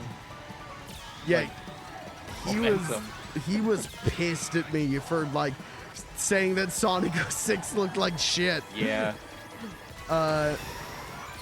So yeah, I've never played 06. I want to say that's maybe a sub goal on the channel. I don't really remember. It was at one point, but I'd do it. I would probably have a fun time, but yeah. Well, you say that now. I mean, I think I don't know could if I can recommend it. Like, I'm not saying I would have a fun time as like it would be a good game and I would have fun with the game. I mean, no, more. I know what you meant. Okay. I'm sticking to what I said. Okay. Even just trying to like laugh at it, it can get pretty infuriating. Yeah. Like, there's some parts, such as the stupid fucking like 8-ball part with Silver, that it's like it's like I just want to get past this part to see the next funny cutscene, and I fucking can't because this shit is impossible. There's also there's a mission that is like very Superman 64 in my head. Maybe this isn't real, but like where you have to like defeat some robots and protect like an NPC, and if you don't like swoop in like 3 seconds, they get shot. Like which also a level where you're like rolling around on a ball. Yeah. That one fucking sucked. I think the last time I tried, I don't know why, I tried to like play it again to completion, and I got to that level, and I was like, I'm quitting this. I'm not playing this. I was like, what am I doing? Like, I don't need to prove anything. Yeah. It's been interesting watching the Sonic fan brain rot with 06, because I think calling 06 a bad game at this point is like actually a hot take because of stuff like Project 06. Like, Sonic fans just look at like, hey, we fixed the game. We tried to make the game better, and have gone like, that's the video game. That is Sonic 06. And also have gone like, I grew up with that Sonic game, therefore it's a good video game. Which, if you grew up with a Sonic game, I understand liking it, but you have to accept the majority of Sonic games. We're kind of coming out of this, but majority of Sonic games not great. Yeah, I mean, even without Project 06, there's also like, even playing it on an emulator is better than it was because you're missing a lot of the insane load times and insane performance issues. Like, I have played it on the original hardware. It was not good. It took forever to load. It ran like shit. Like, those two things alone bring it down a lot. Yeah, I think the load times would be the thing that would, like, when I stream it, it's going to be the thing that pisses me off the most. Yeah, if you play it even just the original version on an emulator, it's like, okay, you're still getting stable frame rate and it's loading like instantaneously. But God, but you know, little 10-year-old me, I was playing that shit every day. Oh yeah, I mean, again, me with Shadow the Hedgehog, like Sonic 06 is fine, or not 06. Sorry, Sonic Heroes is like fine. Heroes, yeah. Like yeah. It's got big problems, but there's enough good stuff in there where it's like, yeah, like I understand as a babir thinking like this is the greatest game of all time because overall it's like a fine game. But like Shadow the Hedgehog, I was playing every fucking day. And yeah, I also was. I feel like I'm neglecting to mention I was a huge Shadow the Hedgehog 2005 fan as well. Yeah, absolutely, like I was. And I know for a fact I never understood how that game worked. I never understood. Yeah. I didn't even know. I thought you got one ending in that game and then had to make a new save file. Like, I thought that up until like maybe like 5 or so years ago when I learned like, oh no, there's a real ending to that game. That game has an actual fucking ending. Right. All I knew was I'm Shadow running around with a gun and I get to shoot things. Yeah. All I knew, like, it's just like Sonic Adventure 2, but I also get to shoot things. Like that in my baby brain, that's what I thought. Yeah, I mean, this is as good as SA2. Yeah, and I have a gun. As a kid, I was just like, Shadow the Hedgehog is the coolest fucker to ever exist. Yeah, and I get this is still true. Yeah, and I get to run around and jump. Like for me, I didn't care about like shooting or driving a car or anything. I was just like, yo, I get to be Shadow the Hedgehog, and I get to run around and jump a lot, and that's cool. Yeah. Like, it was the same reason that I would boot up Sonic Heroes, and I would start a new save and do Team Shadow, which is the hard mode of that game, and I'd be like, this game's too hard, but at least I get to be Shadow. And never, like, understood, like, yeah, that's the hard mode of the game, you dumbass. Yeah. And then I also remember like messing around in like the multiplayer by myself just because I thought it was cool to play as like the robot Shadow and shit. I was like, oh, this is awesome. Yeah, I used to play I mean, I'd play with my brother and like just be like, whoa, like look at this like robot Shadow with like black and pink. Yeah. Whoa. I know I would play SA2 battle mode with my sister, but I don't think we ever played Shadow the Hedgehog. Okay. See, I had a PlayStation 2, so I never got to play Sonic Adventure 1 or 2. I didn't know until later about like the Sonic Mega Collection and stuff. And at that point, I already had a 360 and I had like the digital Eclipse versions of those games. Right. Which that's when I went from like, oh, I like Sonic, I like Shadow the Hedgehog. Sonic the Hedgehog is a funny franchise. To like, I'm going to paint myself blue and I will become Sonic the Hedgehog. Like, yeah. That's when I started going to like TalesChannel.com. Like I started reading the Archie comics and like downloading the soundtracks to my Zune. Yeah.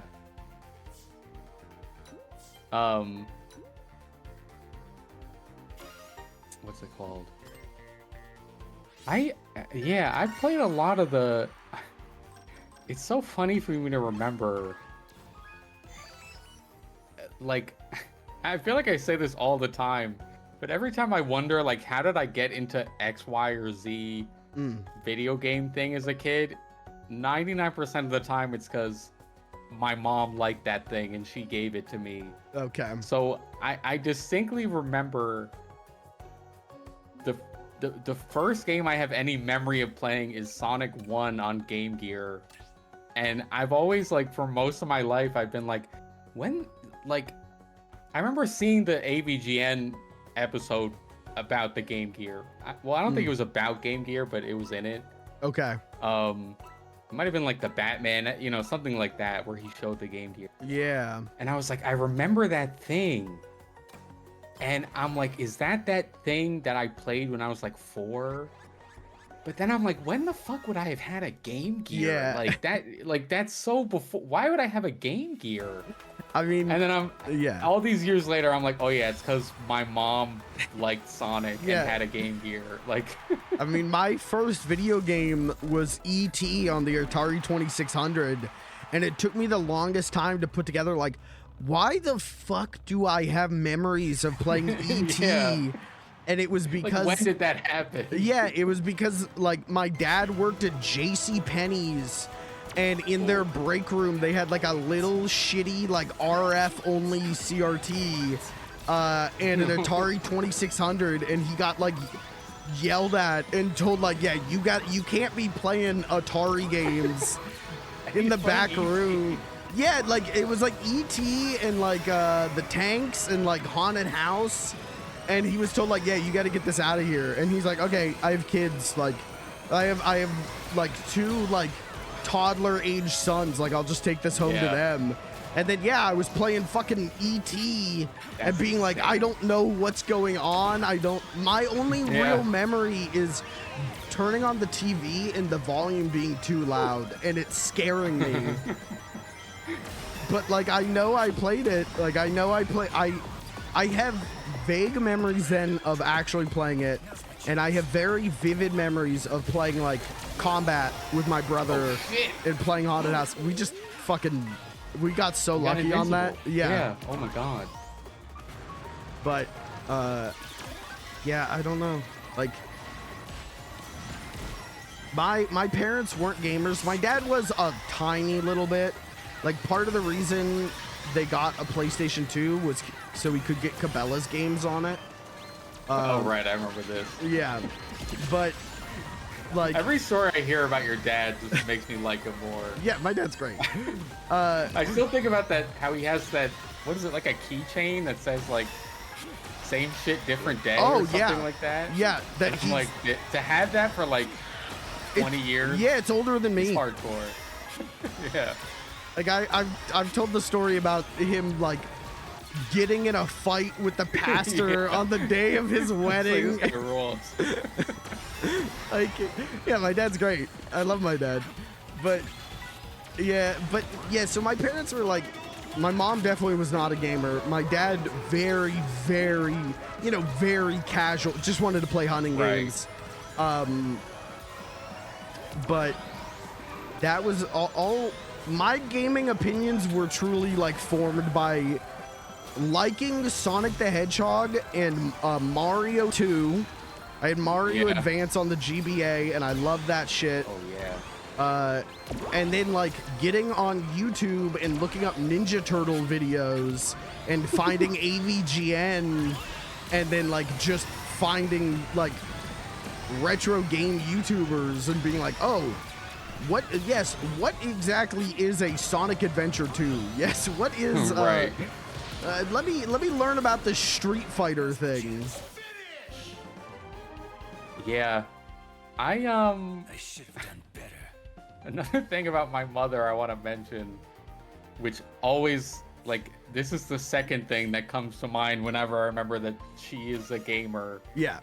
Is that she was born in 1960, so I always, when I imagine her playing Super Nintendo and Sega Genesis and shit, I'm like, oh, she's like a kid.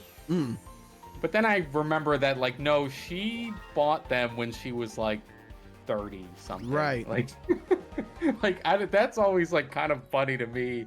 I'm not hating on it, but it's just like, in my mind, I'm imagining, like, little 10-year-old mom sitting on the floor playing Mario. Yeah. But I know in reality she was like 35 and she thought that it looked really cool and she bought it for herself. Right.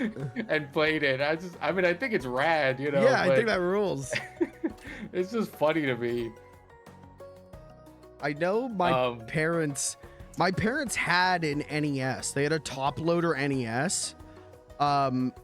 They were given it as a wedding gift when they got married, and it like never used. Like sat in that's like really funny to me. Sat in the basement, and then I remember being Jesus, I don't know, like 10 or something, and then bringing it out for a yard sale and being like, yeah, we're getting rid of this. And my brother and I being like, whoa, video game. And they're like, yeah, we don't know how to hook this up, so we're selling it. And, I'm like 10, like I don't have a concept of anything. Damn. And I'm like, okay. And then like years later, I think about that. I'm like, they had a fucking top loader NES. Yeah, I was gonna say the top loader is wild. If it was an original, I'd be like, okay, but the top loader is wild. Yeah, they had a top loader NES that they never I think all they had was like Mario Duck Hunt for it. Oh god. And then that thing was like region free, right? Like that's the Oh yeah. And it also like doesn't have hardware failure. No, it doesn't break your cartridges. Or I'm sorry, the cartridges don't break the 72-pin connector. The pins, yeah. But also, it is like expensive. Like in second hand now, like the top loader is like crazy pricey. And my parents are like, yeah, I think we sold that for $10 at a yard sale. And I'm like, man, the retro game market was so different. I know. And also, like, if I was just a little bit older, like literally like a year older is when I started watching like AVGN and shit. Yeah. Like, you would have been like, wait. Yeah, I'd be like, wait, we have an NES? Wait, I can play Ninja Turtles? Yeah. The idea of giving an NES, a top loader NES as a wedding gift. That's like if I gave someone like a PS5 Pro right now as a wedding gift. Yeah. Like, it's just so funny to me. Like, I want to know, and it's one of those things where like, my parents don't remember this. Like, I have talked to them before about like, hey, you remember how you had a top loader NES? And they're like, no. And I'm like, yeah, you told me that you got it as a wedding gift. And they're like, I don't remember that. Because they don't know what it's called. You gotta just say, hey, remember that little like grape? No, that you hook up to the TV? I have tried. I was like, hey, here's pictures of it. I'm like, you guys remember like you got this as a wedding gift and it had like Mario and Duck Hunt? Nope. Like they have no memory of this. And I'm like, all right, I guess to them it has no more significance than like a I don't know, like a old VCR that you sold at a yard sale. It's like, they got it as a wedding gift. It wasn't in a box, so they must have shredded the box. Like they must have tore that apart. They played Duck Hunt once, and then it went in the basement. And then 10 years later, or like 15 years later, they sold it for $10 at a yard sale, and that was that. Like, but in my head, that is like, in my head, that's like, what the fuck do you mean? Like there was a top loader. You got a top loader NES and you sold it for $10. What do you mean? Yeah, seriously. Like. Oh, I got so lucky at the end. Honestly, I still. Not to cut you off, but like related to that, somewhere I don't know what happened to this. Like last year or 2 years ago, my dad was riffraffing. He was just like going through trash and stuff on bulk waste pickup, and someone was throwing out like DS with Pokemon White 2 in it or something. And so he brought that home and he's like, hey, I got the Pokemon. And I'm like, Dad, you don't understand. Like, you have a copy of Pokemon. Like, that's like money. Like $150. And I kept being like, do you want me to? I will sell this for you and give you the money. And he's like, no, I've been taking it to work. I've been playing Pokemon. And he did that for like like a month, and then I don't know where that thing is. I have no idea what happened. Knowing him, he like gave it to a coworker, and it's like, yeah, Dad, you don't understand. Like that was having a Pokemon game. That was money right there. No, I was gonna say something similar. Like you can still rarely, but still sometimes find something like that, like for cheap, because someone doesn't know what it is. And I know this because my brother-in-law works for the city, and sometimes he has to work at like he has to go do something at like the city dump. Okay. And I want to say, I don't think it was last year, I think it was the year before. There was like a 2-month span where he found 2 working GameCubes. Crazy. That someone like just left at like the take it or leave it thing. Yeah. And then like a month after that, he found 2 PS3s. And Crazy. both of them work. And I was like, what? And I think it was like at first he found 1, and I was like, oh man, that's fucking awesome. And I was like a little jealous because I wanted a PS3. Right. And then he was like, hey, I found another one like the next day. I was like, what the fuck? Yeah. So he gave me one. See that? And then we both have a GameCube. Like, I was like, what the fuck? And they work. Like, we tested them. I'm like, damn. That does not happen for me anymore. Like that. There was a time where like I was going to yard sales and I was getting like shit where it's, I think about now and I go like, I wouldn't even see that anymore, let alone like get it at the price I was getting it. But now it's like there's just nothing. Like video games, secondhand video games near me are all like Xbox One games, and people want like because they want $45, and it's like no. My rule of thumb for especially for gaming, but really for anything, is like 10 years old is when you'll be able to like find it for cheap and like people are just getting rid of it. 20 years old is when it's really expensive. Yes. And because now the people who grew up with it are in their mid-20s and have money. Yeah. So they're gonna charge them for that thing. Well, that's, you know, like nostalgia is always like 20 years behind. That's the thing that happened during COVID. Like on top of the like scalping thing was also just like, people are like locked inside and they're like, I want to relive my childhood. I would like to go to the time where there wasn't a deadly virus. And so like all of this retro game stuff got so expensive. But I don't even see like retro games out on the street anymore. Like I'll go to flea markets and there's no games anymore. Like it is just the people who used to be big resellers and would have these huge booths of like tons of like games, and it was like mostly shovelware, but like they would at least still have like NES and SNES and stuff. Like they just have DVDs now. That's it. Like there's no video games. There was a flea market that is closed now, but we used to go to it when I was a kid, and there was one, like the only little shop I ever wanted to see was this one that was just selling a ton of retro games, and I didn't know what any of them were, but I was like, ooh, video games, like I want to look at the video games.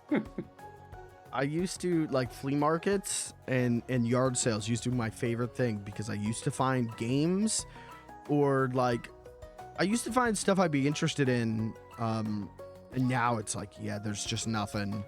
I think a lot about like when I was a kid, how like original Ninja Turtle figures were everywhere. I no matter where I went, they were there and they were so cheap. Like I've told this story before, but like going to a flea market and someone had a tote that was all of the Universal Monster Ninja Turtle figures, and then had there was the Killer Bee, Mutanimal or whatever, Mutant I don't remember what they call them, but it was like a big rideable bee for your figures. And it was like, yeah, this whole tote's like $20. And I was like, do I want to spend, like, all I had was $20 from my grandma. And I'm like, do I want to spend $20 on this? Yeah. Or maybe I could go find a PlayStation game. And so I didn't buy that. And I think I went and got like Dragon Ball Z Budokai when I didn't know shit about Dragon Ball and I fucking hated the game.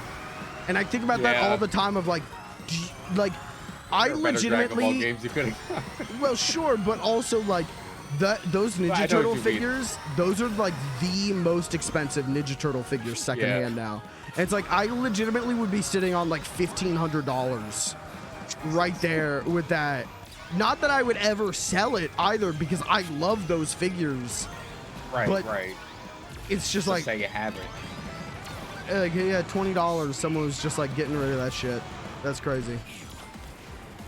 I know. If I had a time machine, I would go. If I had a time machine, okay. If I had a time machine, I'd go back to like 1998 and buy every single copy of Earthbound that every Funko Land had. Like I would.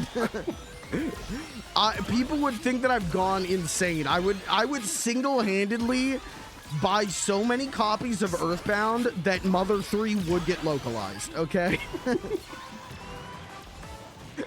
People be like, why are you buying that piece of shit? Why don't you buy Zelda? Or...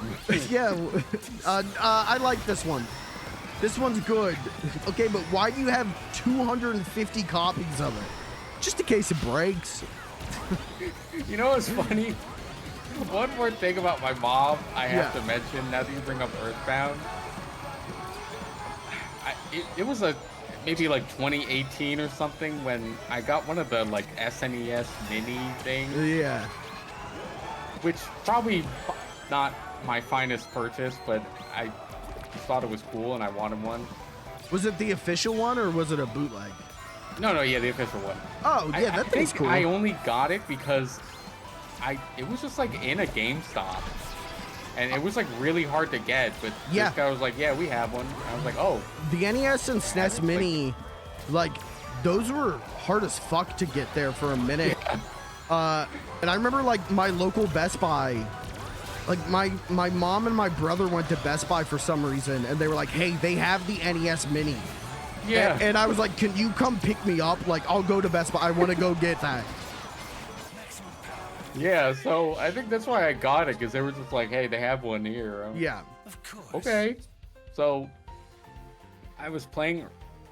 I never knew that Earthbound was considered to have like bad graphics for SNES standards. Mm-hmm. Like, I guess I if I had thought about it, I could have put it together, but I just never thought about it in that way. And then I found this out because I was like, my mom wanted to see the thing, the SNES Mini, and she sees me playing Earthbound and she was like, oh, this game looks terrible. Yeah. And I'm like, well, what do I know? This game's like 30 years old. Well, 30 years old, but you know, in my however old I was, 20-year-old brain, I'm like, well, what? They're all old. Who gives a shit? You know? See, like, that game, like, I think the graphics are good, but it's going for like that specific like kind of childish art style. And like that's part of that reason that game bombed, is like people would look at that and go like, what the fuck are these graphics? I mean, like, the art style is good.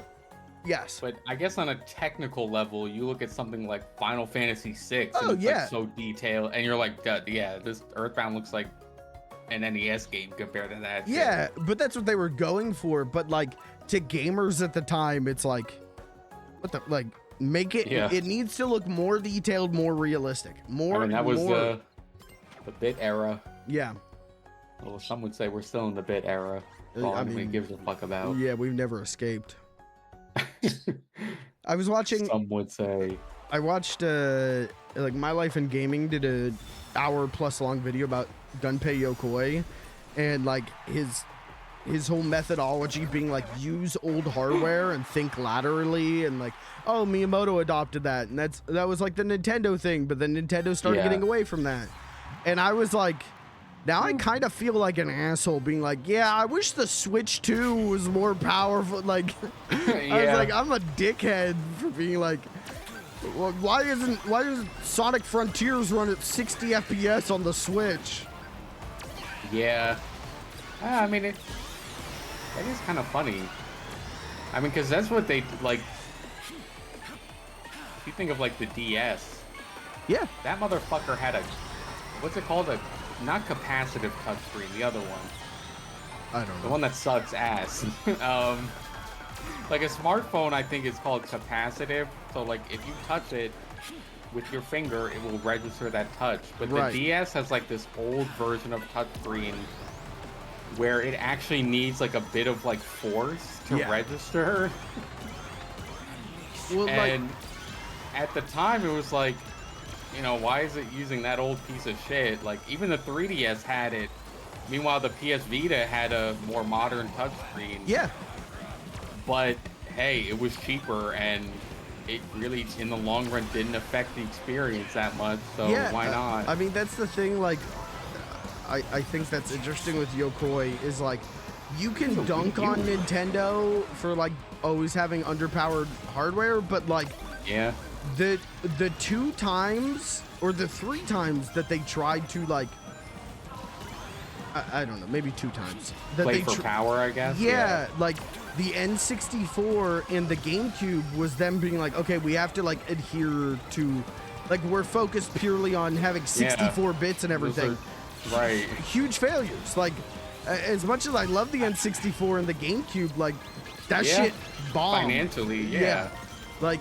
And then it was the Wii being underpowered, but lateral thinking a new creative way, and the DS that like, oh, they're financially sound again. And then what happened with the Wii U, we're still trying to figure that out. I mean, technically the Wii U was the same situation because at the time, and I remember this very vividly, they were not only making a big deal about it being HD, but they were also making a big deal about it being more powerful than the 360 and PS3. Okay.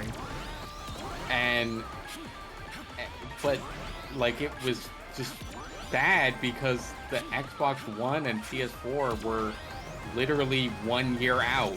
Right. And immediately it was irrelevant again. But like they were making a big deal about like how powerful it is and like, oh yeah, it's like 50% more powerful than a 360. Yeah. And everyone was like, okay, that's gonna matter for a couple months, you know, like. Yeah. So like, I would even count the Wii U as like, that's another like, they're trying to push, like they're trying to make a big deal about the hardware when they shouldn't. Because it's a losing battle.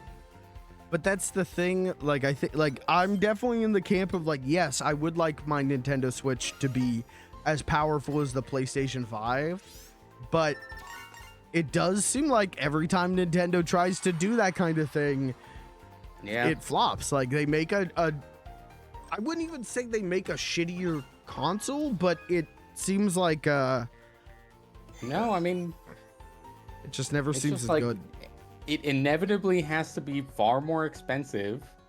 Yeah. And then it's like, well, I could still get a better experience on something else, you know, like if the Switch 2 was as powerful as a PS5 or a PS5 Pro or something, that shit would be like $1,000 gajillion. Oh yeah.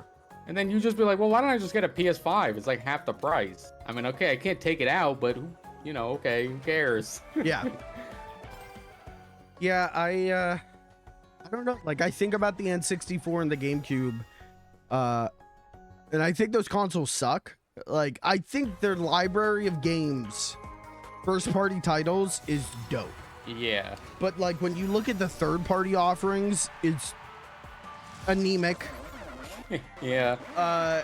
And then there's always something with them where it's like, I mean, the GameCube less so, but the N64, like, it's like, why was their offering so anemic? And there's a lot of like business reasons, but a lot of it just comes down to the hardware.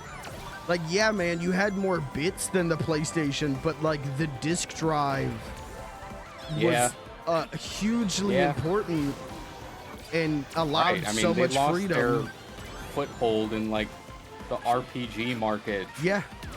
In one generation, they immediately lost it all because the PS1 and 2 had full-size discs that could hold a much bigger game. Yeah. Like, the N64 was mildly successful in America.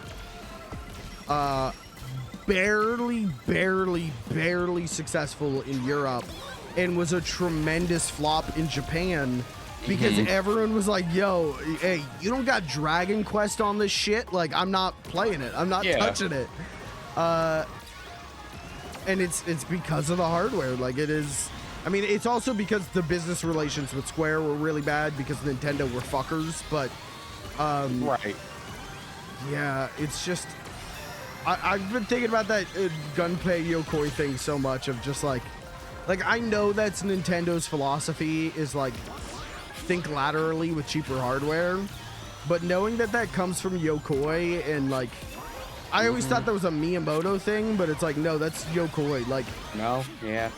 Like so much of like, oh, that's what I like about Nintendo is like, yeah, that was Gunpei Yokoi, and then you just hear about like, yeah, by like 1992, he was like, Nintendo has lost their way. Like, I got to get the fuck out of this company.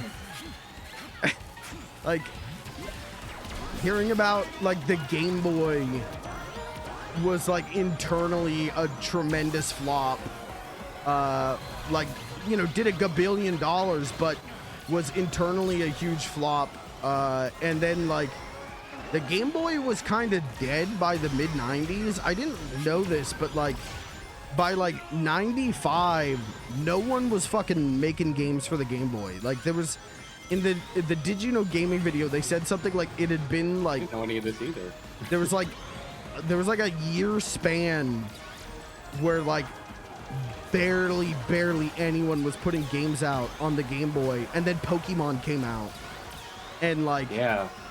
Wow, so Pokemon pretty much saved the system. Yeah, like it did. The Game Boy did really well initially, and then died. And then Pokemon made people be like, "Oh, we should make games for the Game Boy again." And like the Virtual Boy flopped, and Gunpei Yokoi was like, "I gotta get the fuck out of this company." And then was like, "I have to do." The Virtual Boy was going to be like his last gift to Nintendo.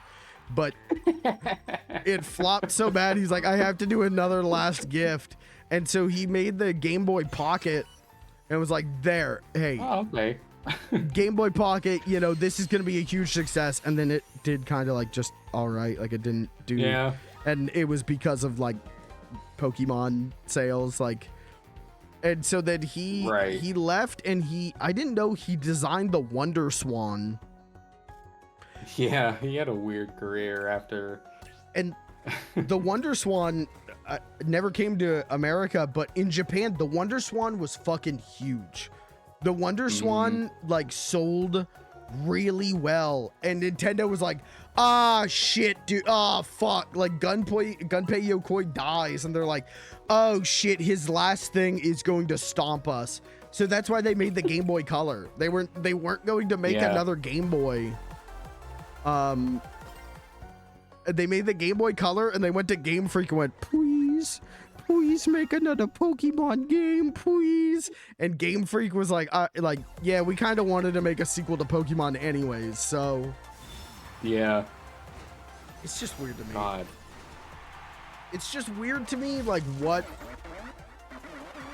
the way that history presents itself, what is actually like successes and what is actually bombs. Like what I think of as huge, tremendous successes is like, yeah, it was like mildly successful. I mean, there is also a difference in just like what a business considers successful and what we like ourselves, you know. So that's also part of it. But yeah, I mean, You could argue the Switch, at least the original, was like kind of in that philosophy. Oh yeah. I don't know if I would necessarily say it was older hardware, because I do think in that like time span when it came out was also when like a mobile system having that kind of like graphics and performance just became possible, you know? Yeah. Like that was the first time we started seeing it on like phones and everything. I think that the design philosophy behind the Switch though is different. Like is a thinking laterally. Like they're not just going like, okay, what's the premium power? It is like both from a like player standpoint of like, what does a player want?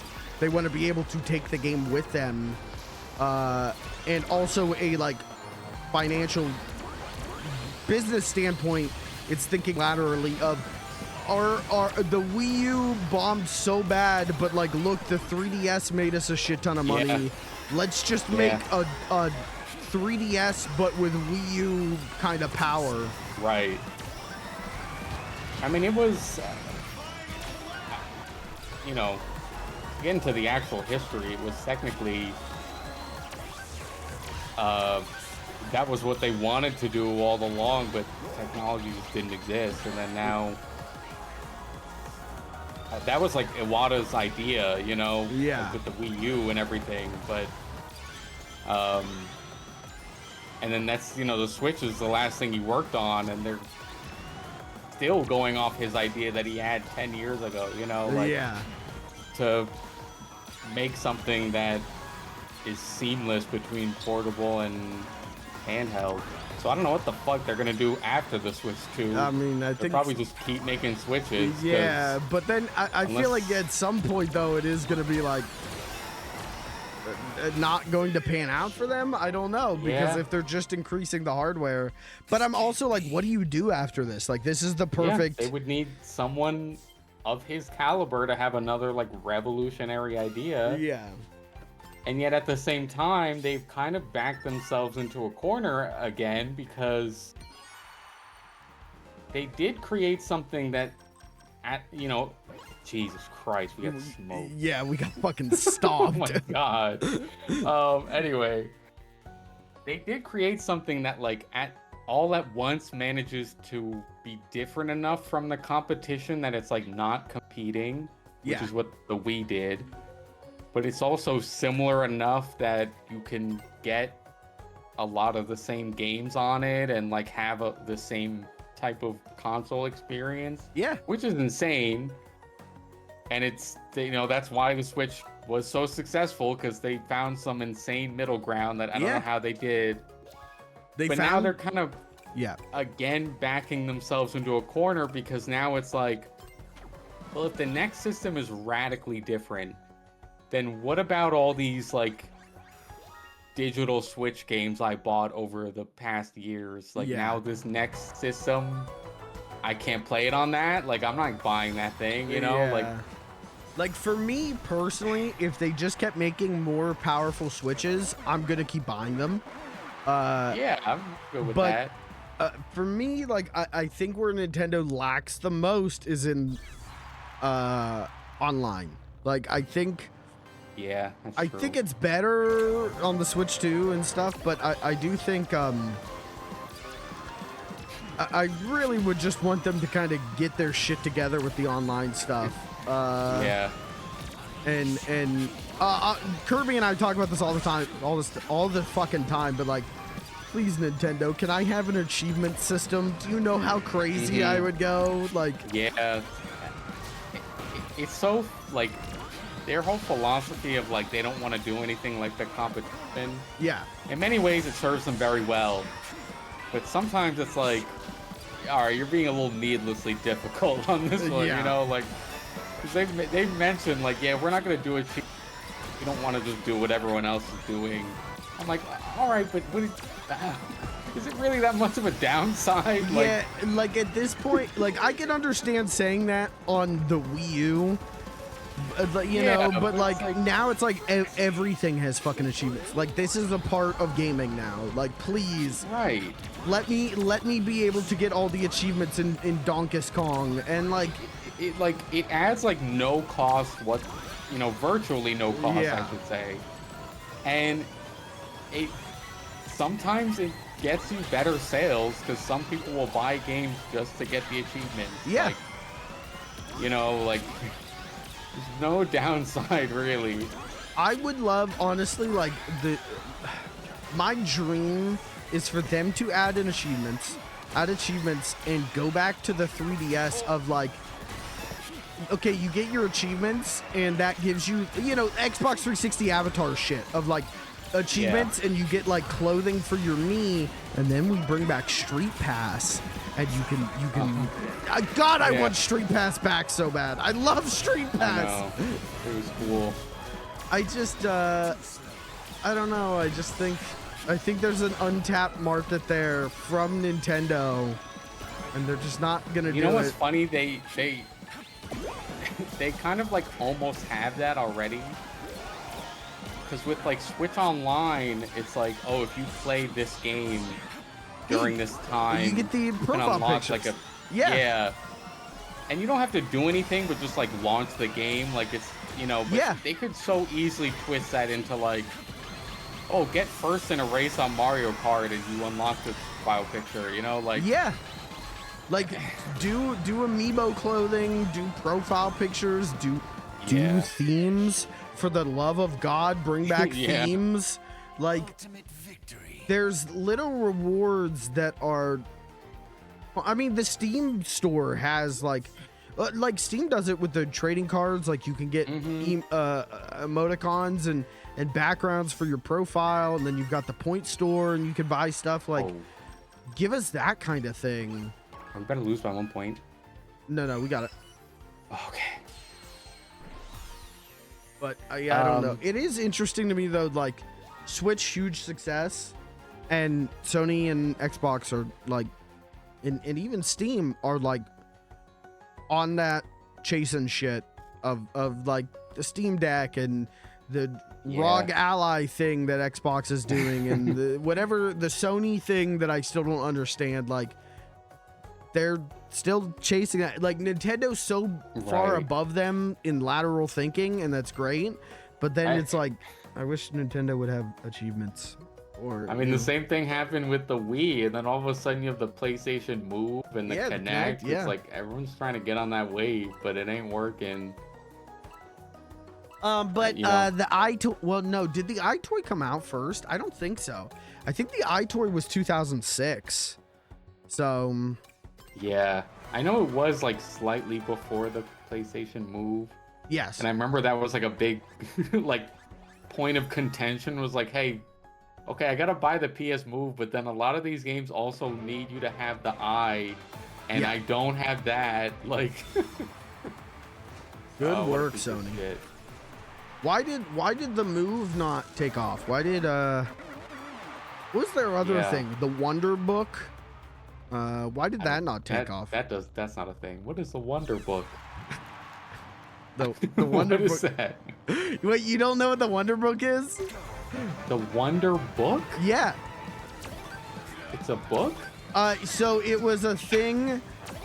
You would use like the PlayStation iCam for the PS3, and it would like whatever game you would choose, then it would like scan the pages of like this fake book and be like, whoa, like Harry Potter goblinos are coming out of your book. Game Informer did a video for it where like Dan Reichert is like wearing like the wizard hat and glasses. I don't think I saw that. Yeah, that's from back in the day. I don't know if that was Sony though. That might have been a U-Draw tablet situation. Yeah. It sounds like it. Where someone else, some third party if it was a like, Sony thing, we would have seen that bitch in Astrospot. I'm telling you right now. Yeah, that's fair. I'll look it up after this, but yeah, that might have been a third party going like, yeah, let's also get on. You know what's big right now? Peripherals. Oh, yeah. We just got bankrupted. Oopsie. Can I mention something that if you had seen it firsthand, it would piss you off. But okay, yeah, I have to say it because this is reminding me of it. Yeah. I posted in a unnamed Facebook group the other day about how I about this game actually. Okay. Gonna actually speak about the game we're playing for a second. What I a posted concept. about this game. Yeah.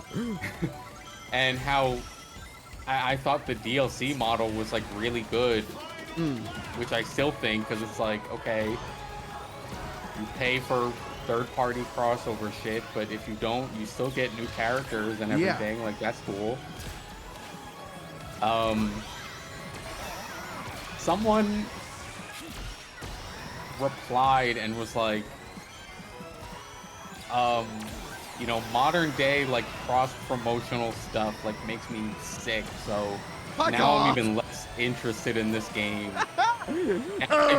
Free characters makes me fucking puke.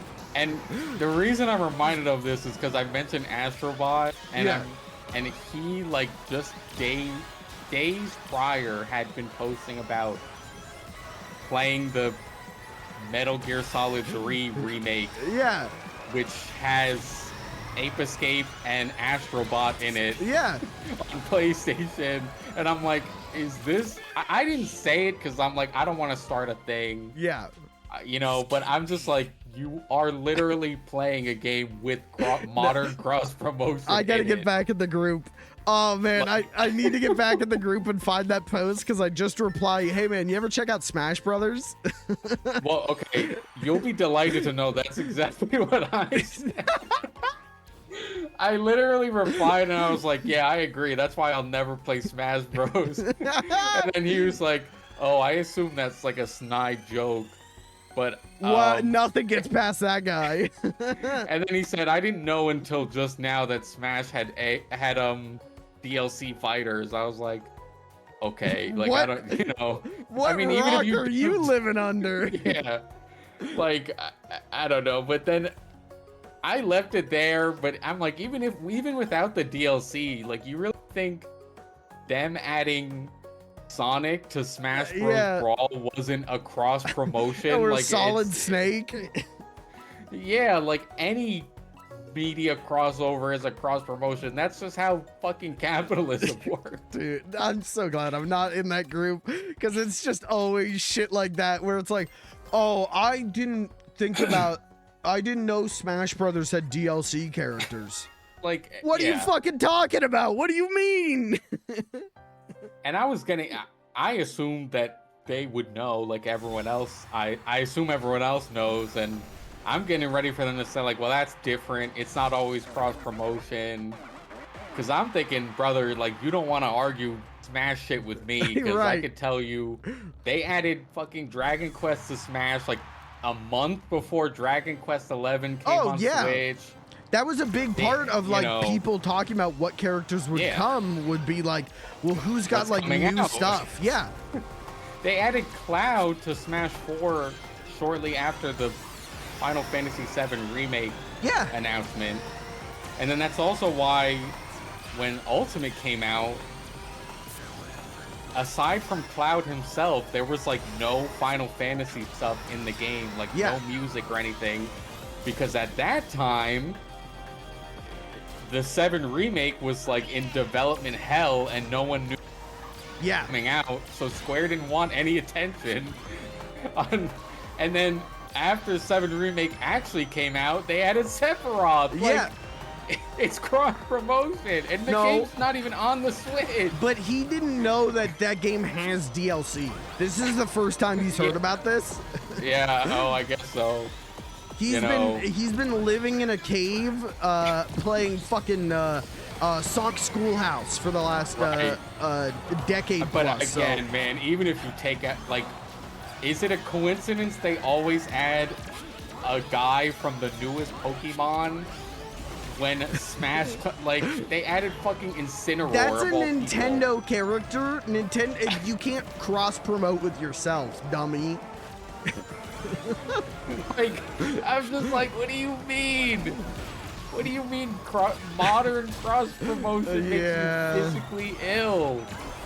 Physically, I'm gonna fucking puke. SpongeBob's in the game. I'm gonna puke. I'm just like, and I think I just replied by saying like, you know, it's everywhere throughout all gaming history. It really doesn't faze me. And also, I don't care if it's cross promotion. There is nothing on this planet that will get me to see the new SpongeBob movie. Alright, well, I don't. He doesn't mean that. If Viacom executives are watching, I will take the sponsorship. Thank you. But if you think I'm not gonna race as Shadow the Hedgehog in Bikini Bottom driving a hamper, yeah, you got another thing coming, pal. $7 for that? I'll pay that. I'll do that. So, like, my thing with the DLC is I do think like the price is a little much. I think $7 for like. I don't know. One track and everything. One track, but it's also like usually 2 characters and like a car and a track. Like, right. I don't think it's the most egregious thing, but I get it because the game's already $70. Like, I get it. Yeah. That's where I draw the line. Personally, I'd like more video game and Sega characters, but sure. But to get then they must be free. It's like, you know. Sure. But to get physically ill, oh fuck, it's Mega Man. Yeah. Oh fuck, I'm gonna puke. Oh shit. Yeah. Like, touch some fuck. I mean, that's my problem with gamers, but especially Facebook groups of gamers is get some real fucking problems. Yeah, just in general, not anyone in particular. Go outside, touch some fucking grass, and have some real issues in your life. Instead of, fuck, Pac-Man's in the Sonic game. Oh, fuck, Yeah. I'm gonna puke. Oh. Horrible. I hate gamers. I hate the gamers. Speaking of the DLC price, I'm gonna tell you a secret that's gonna ruin everything. Oh, shit. Here's how to get it for free. Go ahead. No. They do that because they want you to just buy the deluxe. Oh yeah, instead. they want you to get the season. That's how it's always for every game. I think has been like that. I mean, it's not even just games. It's like whenever I say this about like, man, I'm just digging up Facebook group shit. But there was another one earlier where someone was like, you know, I mean, they were kind of genuinely asking like, why does everyone get upset about PS Plus raising its price and no one gets upset about Game Pass when it hasn't raised its price and it's still more expensive than PS Plus? Because it hasn't raised its price and it offers more. What do you... Well, I mean, there's that, but I also was like, well, you know, that's just how they're yes, it is more expensive. Right. Still, even before and after Sony raised their price. Sure. That's just how their pricing model works, where,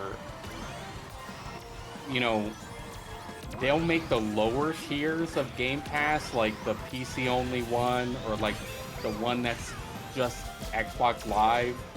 Yeah. They'll make those ones, they'll raise the price of those and keep the price of Ultimate like relatively, you know, it's only like a few bucks more. Right. Just to make it seem like a better deal than it maybe. I mean, not saying it's not a good deal, but that's just a common pricing strat. Like, they make the more expensive one look more attractive by raising the price of the middle. You know, it's kind of like if you go to like get a little soda from McDonald's and the small is, let's say, $1 and the medium is, I don't know, $1.50. I'm just making this up. I don't really get McDonald's. I want to know where you're living. And then the large will be like, the large will be like $1.55, and you'll be like, oh shit, why don't I just get the large? You know? Yeah. It's like that. Like, they're just making the lower ones less worth. Yeah. So, and it's also like I think it's a thing of like personally, why are people upset about PlayStation Plus raising its prices? It's like because the price is going up, and like yeah, it's still like less expensive than Game Pass, but the price is going up. Whereas with Game Pass, that price is staying. If you already bought into Game Pass, you accepted that high price. But for people who bought into PlayStation Plus and are enjoying the service, when the price goes up, they got to look at it and go like, well, is this still worth it to me at that price? Right. Yeah.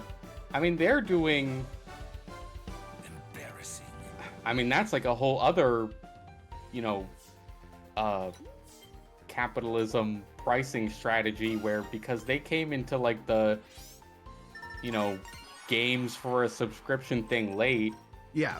It started out like dirt cheap.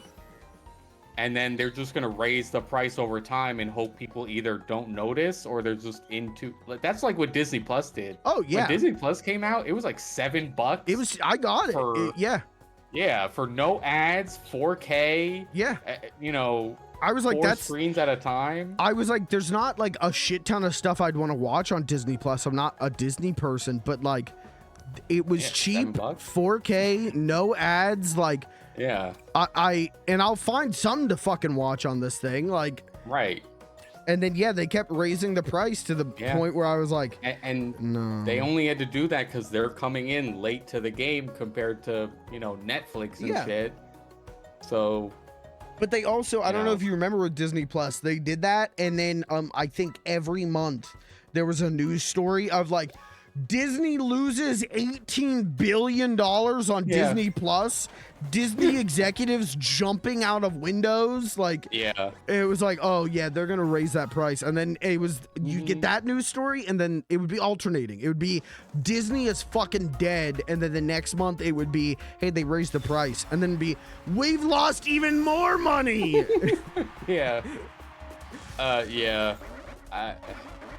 Like that's why Bob Iger came back as CEO. Is because they literally Bob Iger's like, yo, I'm out. Like next guy will handle this. And then the next, I don't even remember the next guy's name.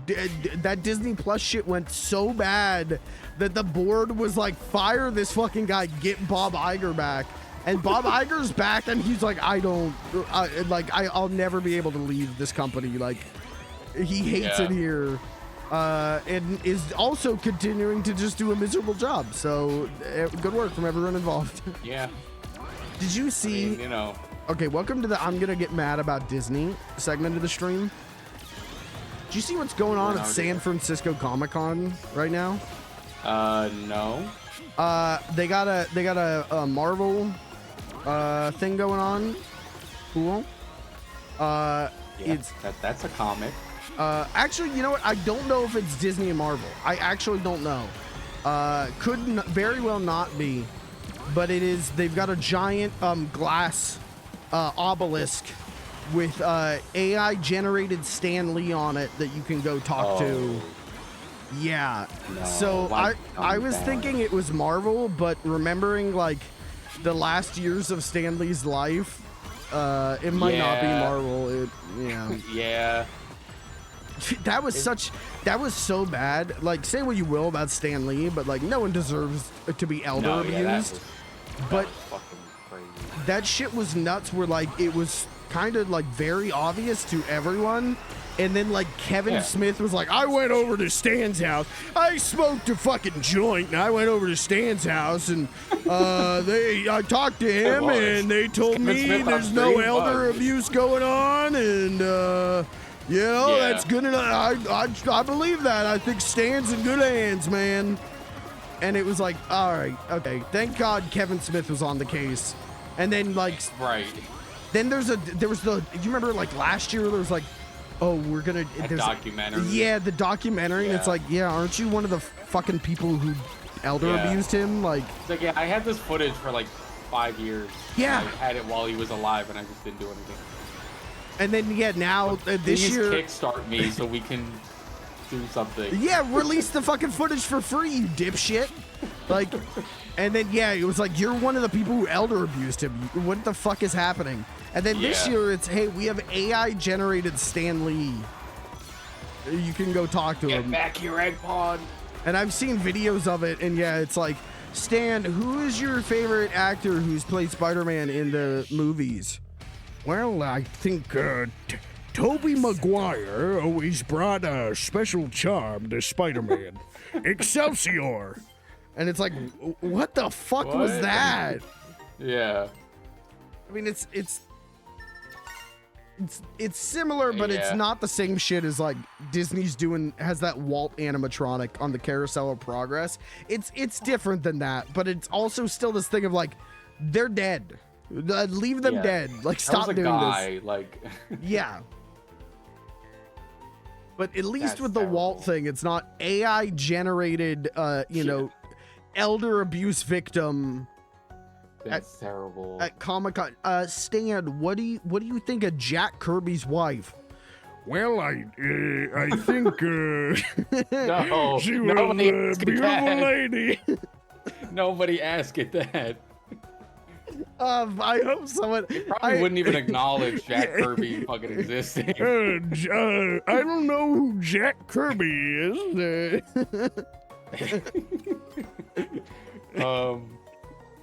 The creepiest thing for me with that, when it was like, you know, coming out that he's like being elder abused. Yeah. And to me, which was like the smoking gun of it all, was like, they would have him go on Twitter and make a video, and he'd be, what was the guy's name?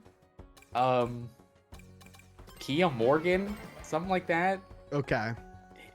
They would have Stan Lee making a video, and he would be like, I'm not being elder abused. Kia Morgan is my best friend and my good friend and my good buddy. Yikes. And he would never hurt me, and I trust him with everything. Yeah. Like, I'm like, bro, that. And then people in the replies are like, oh, good thing he cleared it up. I'm like, what are you talking? Yeah, it sounds dude. like he's got a gun to his head. The fuck are you talking about? I remember watching one of those videos where, yeah, it was like, I am not being elder abused. I can't believe people would say this about my good friend, Kia Morgan. He's an important person to me. I'm like, what? Yeah, that's fucking bad. It was creepy as fuck. But hey, but Kevin Smith said everything was all right. Oh, okay. Kevin Smith was like, fucking, man, I smoked a fucking joint. I pwned my wife's brown, and she pwned my taint. I went over to Stan Lee's house, man, and he's doing all right. All right, thanks, Kev. Gee, thanks, pal. I have a lot of thoughts on Kevin Smith, but I do think at one point he was very important to me as an artist, and also I do think he is the furthest fall in respect of an artist for me personally. Yeah. Like, without being a bigot, without being a piece of shit. Right. He seems like he's an alright dude. It's just he went from hey, I'm pioneering indie filmmaking to hey, I'm gonna smoke a lot of weed and cry on a podcast. Every movie that came out, I have to post a picture of me crying. I forgot about that. Yeah. Literally, man, my proudest moment as heavy quotations on comedian when I say this, but my biggest my proudest moment as a comedian is the time Mega 64 they were doing their 64X show, and they did a panel for the Goonies grandkids, and it was this fake movie that they made about the Goonies grandkids. And it was a 45-minute bit of just audio of oh, it's Chunk, and who's that? Chunk's daughter. Well, hey, you guys. And I posted on Twitter, I posted a picture of me red face, like crying and being like, wow, just saw the Goonies grandkids. Like, it was something like that. And the official account retweeted it, and then a bunch of their like personal accounts retweeted it. And I was like, okay, like I got them to laugh. Yeah. That's hilarious. Yeah, the Kevin Smith crying thing.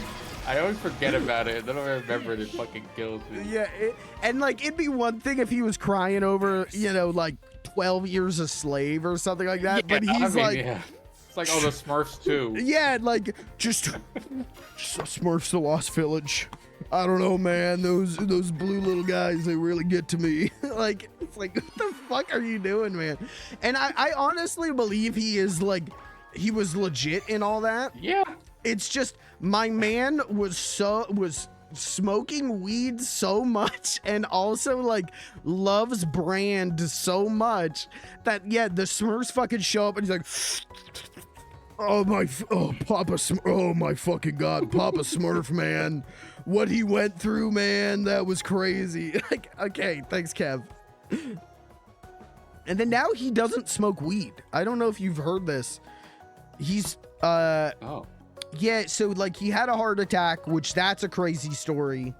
And then he became a vegan, and it's like, cool, man, like good for you. Okay, but yeah. he started going to therapy. Good for him. But he's like he like made a big post on social media about like going to therapy and like, man, I realized like I was abused as a child and all this stuff, and I'm like, okay, I don't know if you need to make a Facebook post about that. Yeah. And then he's like, and now I'm not gonna smoke weed. And so now I think he takes like gummies or something. Like, I don't even know if he does that, but it was like this thing of like, all right, again, like there's that era of like late 2000s, 2010s, like nerd influencer types who's just like asked to make a Facebook post about everything, and they're still like doing it. Like, yeah. Do you remember what was her name? Trisha Hebberger or something like that? Hirschberger? Hirschberger, yeah. No. Is it? Yeah. It's something like that. Okay. It's gonna seem like I know exactly what you're talking because I knew. Right. But I don't know what you're talking about. Okay. She was her whole thing was like, I'm a girl and a nerd, and I'm hot. Okay, like that was her whole thing in that era. I do cosplay. I get recommended Facebook posts from her, and it's like it's got like 12 likes, and it's her being like, just a comfy day I'm staying in, and I'm playing a little Baldur's Gate 3. Anyone else playing any games this Sunday? 12 likes, 1 comment. And it's like a picture of like her holding a controller. And I'm like, we're still just like gotta post about everything on social media. Yeah. Yeah, that ship has sailed. Yeah, and like Will Wheaton is always like, Will Wheaton is kind of just like constantly posting of like, my parents were monsters. My parents were horrible human beings and abused me. And it's like, I know, like that's my thing is like, I have nothing but empathy for you, and I feel bad, but also it's like every other day you're posting on your Facebook page like a picture of you on Star Trek and going like, I'll never forget the time my dad struck me. And I'm like, I don't know if you need you like sometimes the revelations you come to in therapy can stay in therapy. Like, yeah, I wouldn't share those kinds of things. Yeah, but it's just this thing. Like, it's from this era of social media where you gotta, if you want to be an influencer, you gotta post everything. Yeah. I get recommended posts from Eddie Deason. Do you know Eddie Deason? What the fuck is that? No. He was Mandark on Dexter's Lab. Oh, okay. Well, I know Mandark. Yeah. I get recommended Facebook posts from him, and he is just like a normal guy at this, like he's not. Right, he's not on anything. Yeah, he's not like starring in anything, but he's posting like went to the movies with my friend, my good friend Tony, saw weapons. It was crazy. What do you guys think? 2 likes. Yeah. And it's like, you don't need to post. I don't know. You could just you know not what this post. is reminding me of? The I forget his name. Ruben something. The guy who he's famous for playing Dante in like every Devil May Cry. Sure. Okay. And he played Ken for until 6. Yes. Hint, hint. But yeah, it was like he was using his Twitter like every day to just spout like conspiracy theory shit. Yeah. And at first it was like, oh, he's like an anti-vaxxer, which is bad. But Yeah. then but I was like, okay, that's pretty common still. But then it was like, it just kept going with like more and more wild things. Yeah. And it's like, he didn't get like publicly fired, but it's, you know, first we get Street Fighter 6 and it's someone else as Ken that sounds exactly like him, but it's not him. And then like Devil May Cry gets a show and they replace him with Johnny Young Bosch. Yeah. Who already plays a different Devil May Cry character. And he's on Twitter, he's like, what the fuck they fired me for? What the hell? And then people are posting recordings of him in like a Twitter, like, you know, those like Twitter, like Spaces? Spaces, yeah. And he's talking about like all this like global conspiracy shit. Yeah. I'm like, brother, I think you know what you got fired for. Well, that's this like is the one conspiracy you can't figure out why they fired you. That's like Greg Sipes. Like, yeah, the whole thing with him, where he's like, Warner Brothers, Sam Register and Warner Brothers fired me because I have cancer, and they fired me on Valentine's Day and all this shit, and it was like, no, it's Parkinson's. Parkinson's, that's right. I saw that, I was like, oh fuck Warner Brothers, like, you know. Yeah, but then there's like, no, they fired him because he's insane. Yeah, like, and like since Valentine's Day, he has posted so many times about like, happy to be back at the studio working, like all of this stuff. It's only like recently they fired him or something, but yeah, he like, I don't know what it is that he's not gonna be Beast Boy, but he's gonna be a different character. Yeah, like other roles on fucking Teen Titans Go. Yeah, but like it's like this whole thing where like they're saying he was fired. He's saying he's fired because of the Parkinson's. They're saying he's fired because like he's getting old and can't do the voice anymore, which to me is like, that sounds like they fired him because of the Parkinson's.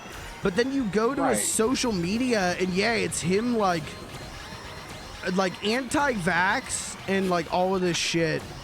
And I've known he's like that for a long time. I had no clue. Yeah, I've known he was like one of the first people I follow on social media, and then I was like, oh, unfollowing. But like I remember there was some like house tour, like, you know, the fucking TikTokers that are like, how much do you pay a month in rent? Can I see your house? Like they found Greg Sipes and they did that with him. And it's him being like, he just like wears sunglasses and carries around his little dog. And then he's like, and in the corner of the room, you can see my crystals. These give me healing properties. These allow me to not get sick. And like all the comments were like, didn't know Beast Boy was into crystals. That's weird. And I was just like, look at his social media, because his social media is like, the COVID-19 vaccine gives everyone autism. You will get autism and die from COVID-19. And it's like, what the fuck is going on? Yeah. Jesus. Did he not know it's Tylenol that's been doing it? Like, come read the studies. Right. It was in front of our faces all along. Yeah. Oh, they're all up there. Oh, no. Yeah, we're fucked on that. We might have to pick a different bonus, like not the tap boost. We can. I did get an achievement for winning 10 tap boost things, so we can move away from tap boost. Oh, okay. We just have, if we beat, so they're highest level right now, our rivals, so that would take care of the highest level thing. Are you sure? I feel like there's one more little flame thing. I thought they were highest level. I'll look. Don't turn them up if No, I'm doing it, cranking them. It might reset the wins though. I mean, I don't know for sure, but Let me see. I feel like that would be cheap if it lets you win on like Oh, there lower is one difficulty. more. Okay. But we're almost there. We're so close though. What do you Yeah, want to we do can- instead of double team tap? Do you want to do dash? You want to do shoot? Yeah, do dash. That sounds easy. Okay. I guess it's also easy for them, but whatever. I'm just at a point where like I'm not even trying. I'm just hanging out, playing this game and Yeah, talking I mean, to you. yeah. Like I'm not locked in trying to win. So I'll do it. You know what? This one I'll lock in. I also might have just accidentally muted my microphone on stream. So, oh no, I'm okay. All right. Where were we on? What did we just do? We just did Water Palace. I'm just going through, by the way, in order, all of the tracks. I wish there was a okay. random button. It's so weird because there is a random button offline race Yeah. park, but not online. Where you'd think you'd more so want a random button. You 'cause you're would probably think. going to be playing it for a while. God, their fucking car is ugly as shit. Yeah, I can't wait to unlock But it. it's like a Riders reference, isn't it? Didn't Riders have some to do with like Egypt type shit? Yeah, I mean they're the Babylon rogues, so Oh yeah. Right. Yeah. Right in front of my their whole face. thing is getting into Babylon. They Yeah, want to okay. win the race, I think, to get a map to Babylon or something. Like maybe is that their prize for winning? Eggman's like, If you win Yeah. this race, I'll let you ascend to heaven. Right. Yeah, I love the Babylon roads. I do They're too. I love that they're assholes. I love their designs. I love that Storm is like really like just dumb, but he doesn't know he's dumb. Yeah. Like, I like them because like yeah, like you can make the argument that Jet is another Sonic, and that's fine. right. But he's Like like another. I mean, he's similar to like Shadow, where he's like a counterpart, you know. yeah, But he's what he's just such a dick. he's what every like Sonic rival is of like we're gonna take this aspect and like do something with it, but Yeah. Jet I feel like is particular in that like they always go like, oh okay, this is Sonic's new rival Knuckles, he's a little bit of an asshole. This is Sonic's new rival Yeah. Shadow, he's a little bit of an asshole. Jet is the only one that's like, this is Sonic's new rival Jet. He's the biggest fucking asshole you've ever Yeah. seen. Like, he's got such good lines in this game though. Like, I know. The Yeah, one- they did a really good job. the one that I posted of like Big and Jet, where Big's just like, do you want to go fishing? And he's just like, what? Do you know who I am? What are you talking about? Like, it's so Yeah. funny to me. That line he had with Shadow was really. I was like, oh Yeah. man, it's getting fucking real. It's like when two villains fight each other. Like, damn. Yeah, I like Jet a lot. I think Storm's really funny in that he's like impossibly stupid, but not like Big is dopey. Storm is Yeah. dumb as fuck and Right, is just like wrong. Big is like, yeah, like Big, like kind of like knows what he is in a way. Yeah. You know, like he's like, I just want to be a chill, like easygoing guy. Yeah, he whatever. just hangs But out. Storm is like, no, I'm the best, and but I'm he doesn't know that he's so dumb. Like, Yeah. it kills me. And then Wave, I think, is like the like personality-wise, I think she's the most like whatever out of the three, and that like her whole thing is Yeah. she's smart and she wants to win. But she's also cocky. Like she also thinks she's Right, like- the smartest. Like She's kind of what? Damn. I'm sorry. We still. What yeah, the we're still fuck? getting cooked. She. I like her because one, I think she has a sick design. I mean, they all have sick designs, but I think she has like my favorite. She's got a one good out of the design, three. yeah, for sure. And then also, I like pairing like her color scheme with like what can I put on my cart. yeah, But then also, her personality is like kind of wish they would have done with like Rose or someone, where like Yes. she's kind of a dick, you know, like, and like kind of like what's the word for it? Like kind of pompous in a way, like a little like proud. Yeah. And like I'm above you, even if I'm not like directly insulting you. She has this like energy of like whatever, like I'm the best, you know. Like she has some good lines with like Eggman and stuff in this game, where it's like you can't build for shit, buddy. Like you, Yeah. you know, like I'm just like, damn, like okay. Well, that's her whole thing with like Tails in Riders is just like Yeah. Tails is like, oh, I built these extreme gear boards, and she's like, okay, fuck you, like mine are better. I build better. Suck, yeah. And then Or like Tails that is line she had with Shadow, where she's like, why do you have those 50-year-old skates on? yeah. But then, so she's like addicted to Tails, and Tails is like, oh, I can't make extreme gears that'll make Sonic win. And Sonic's like, buddy, you're good, man. Hey, calm down. Yeah.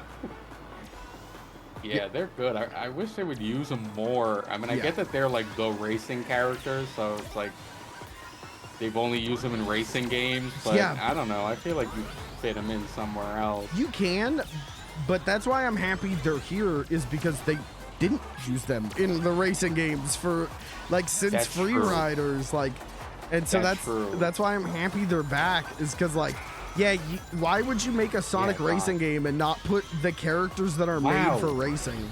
Wait, they weren't even in Team Sonic Racing, right? They're not in the game that's only Sonic characters and is built around teams of 3. Brother, look at the roster of that game. It is like I forgot how much that game is like, oh yeah, I remember the gameplay I just thought was boring or whatever. You look at that game and it is like it is like vanilla Mario Kart 8 kind of shit, of just like, yeah, we got like 6 characters and it's like no one that you feel expressly strong about. Right. Wow. That's crazy. Yeah, and that's why I was like nervous about this game, and then when it was good, I'm like, yo, Sumo Digital, we're back, we're on that shit. Like, and Sonic and Sega All-Stars Racing and Transformed Goats, we're back. And no, this is Sonic Team. It's like, oh. Which honestly makes me happier than if it were Sumo Digital. Yeah, I mean, I agree. Like, one way or the other, I'm like, okay, we're fucking cooking again. But it being Sonic Team is like, what do you mean Sonic Team made a really good racing game? Yeah. What do you fucking mean Sonic Team might have topped Sonic and Sega All-Stars Racing Transformed? Like, right. I don't think I mean, this game is overwhelmingly positive on Steam right now.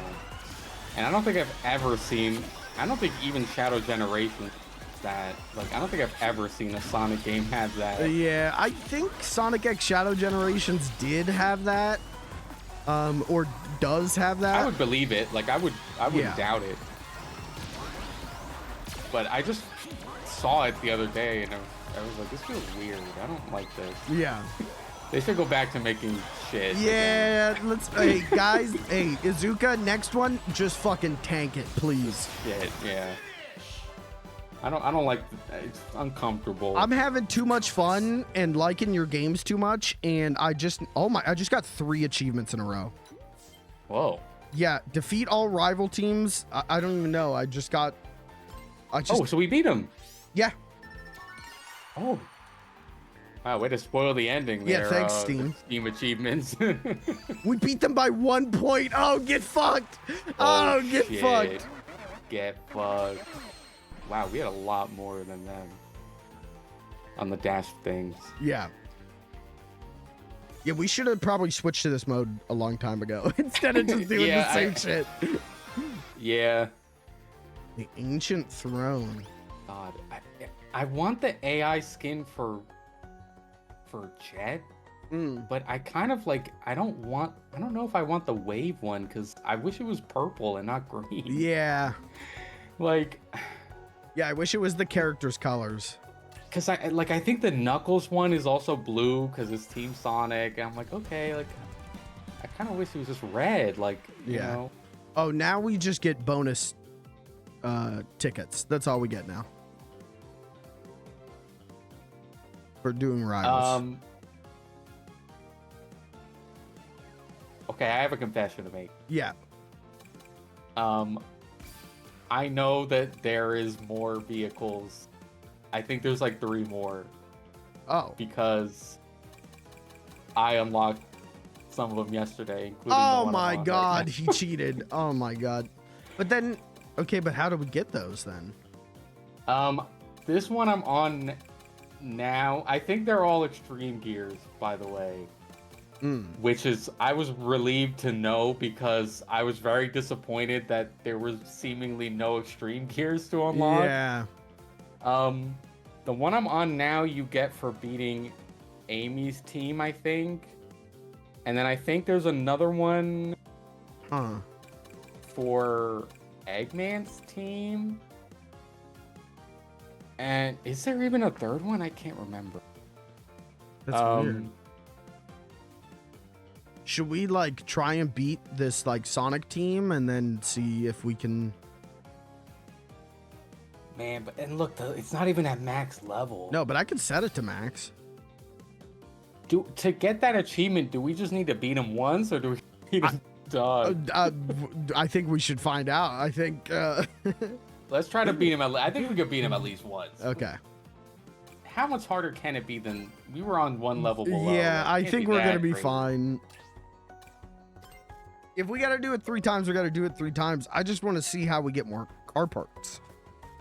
Yeah, I think this one, most of them are just tickets, but then when it's not tickets, it's extreme gears, and I was like so relieved because I was about to like knock a point off this game if you couldn't unlock extreme gears. Yeah, I didn't was even like, think about that. You know, the cars are cool, but like I like using the extreme gears, and why do I only have like 5, and I don't get any new ones? Yeah, Like, I hadn't even noticed that.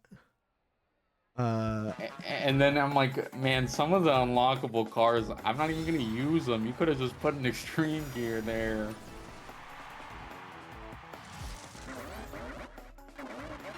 Good point, Sonic. Did Cream the Rabbit die in a 12-car accident pile up yet? Oh, did I spell? Oh, okay. All right. He comes in 5 hours into the stream to go, uh-oh, spelling mistake. Uh-oh. Oh, wait, what? What, on the title? Yeah, because I put Cream the Rabbit will die in a 12-car pileup, and I must have wrote pill instead. Because again, I woke up with a severe migraine and had brain fog. But well, this guy waited 5 hours to go. Ooh, got him. Ooh, got him. Pillow sounds a lot more funny to me because I'm imagining that they were just all like on hardcore drugs. Maybe I shouldn't laugh at that. Oh, I'm going to. No, you should. I think we should laugh at the less fortunate and the fucked. Thank you. Oh, why'd I go through here? Oh. This guy saw the stream title 5 hours ago, is at work, set a timer on his phone, was like, I'm gonna get his ass in 5 hours. He turned to the new girl at work, went, look at this, showed her his phone. She went, okay. And he went, I'm gonna get this guy's ass in 5 hours because he spelled a word wrong. And she went, okay. Thanks. Okay, thanks for letting me know. And then his alarm went off and he went, oh, this is gonna be so good. Turn to the stream, get the stream up. And she went, I'm not gonna do that.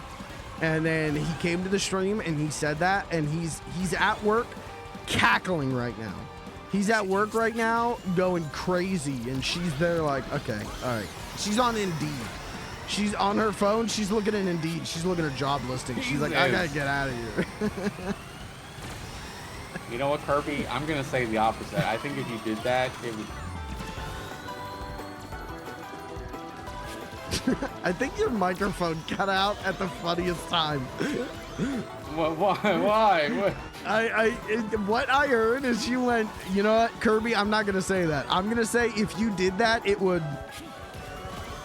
Oh, I said work. Oh. Work. No, not disappear. Yeah, it just cut off when you said right before you said work.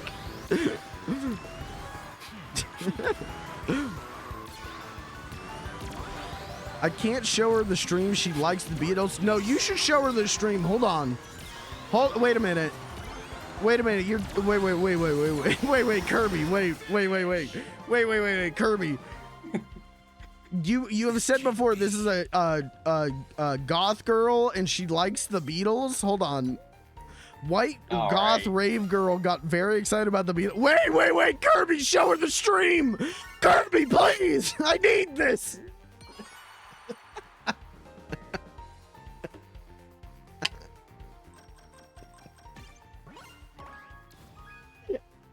I don't know why that killed me cannot so yell, hard. I need this. You don't understand. And she's from Boston, Kirby. No. Okay, I think he made that one up. I can't.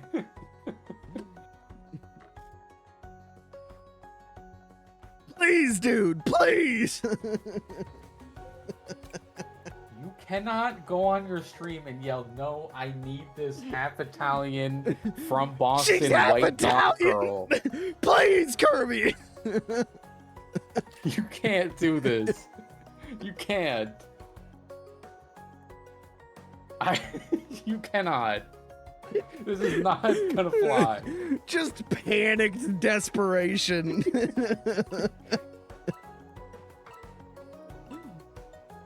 Oh, fuck. Oh my god, my migraine's back after laughing at that.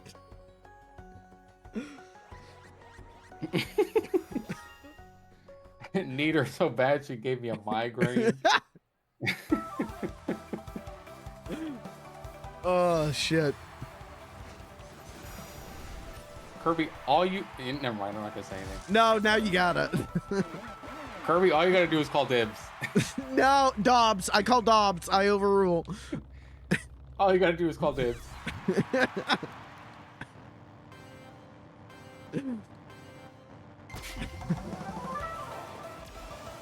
Okay, but she's gonna be like, he's not gonna know any Beatles stuff.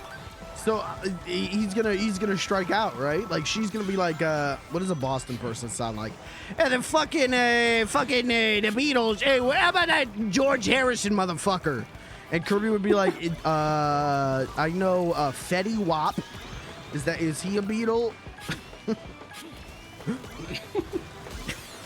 Some would argue he's as influential. Some would argue, just some though. Why can't I get away from 12th my place? God. I am like stuck in 12th place. Oh my god, I'm in 12th place. Where are you? Oh, I'm 13th? in 8th place now. Okay. I was in 12th when I said that, but then I used a laser wisp. Yeah, Jesus Christ. Yeah, we're getting smoked. It actually does feel a lot harder than the other. Yeah. I don't like that.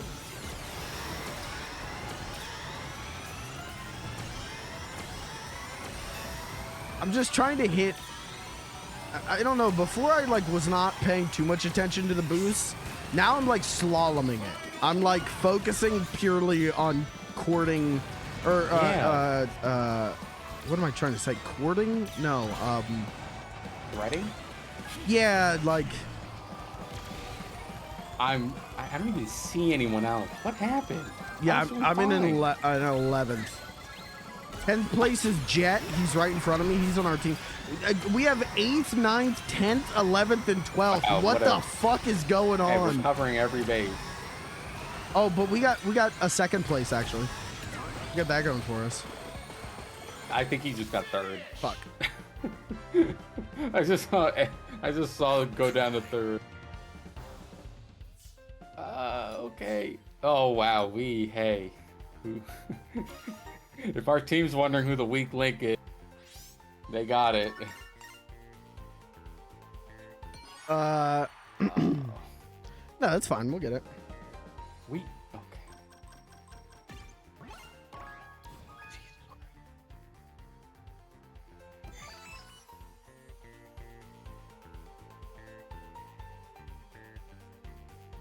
You know, I'm gonna say this about the Beatles thing. Yeah. Really, if you were a true friend, you would teach Kirby everything he needs to know about the Beatles. No. Oh, no. If Kirby was a true friend, okay, I'm not saying that. Hold on. I was gonna say, if Kirby's a true friend, he would human traffic for me. Okay. Wait. What? Okay, you still said it. You still said it. Yeah, but I didn't mean it. But we all know now that you thought it. At one point you thought it. You can't. It's so horrible. You cannot come on stream and say, I need you to human traffic that goth girl. You cannot say that. I never said that. As your mod, I have to tell you can't say that. Go into the fucking like Twitch mods anonymous meeting. Yeah, this week my streamer said that he wanted the other moderators to human traffic goth girls for him. Man.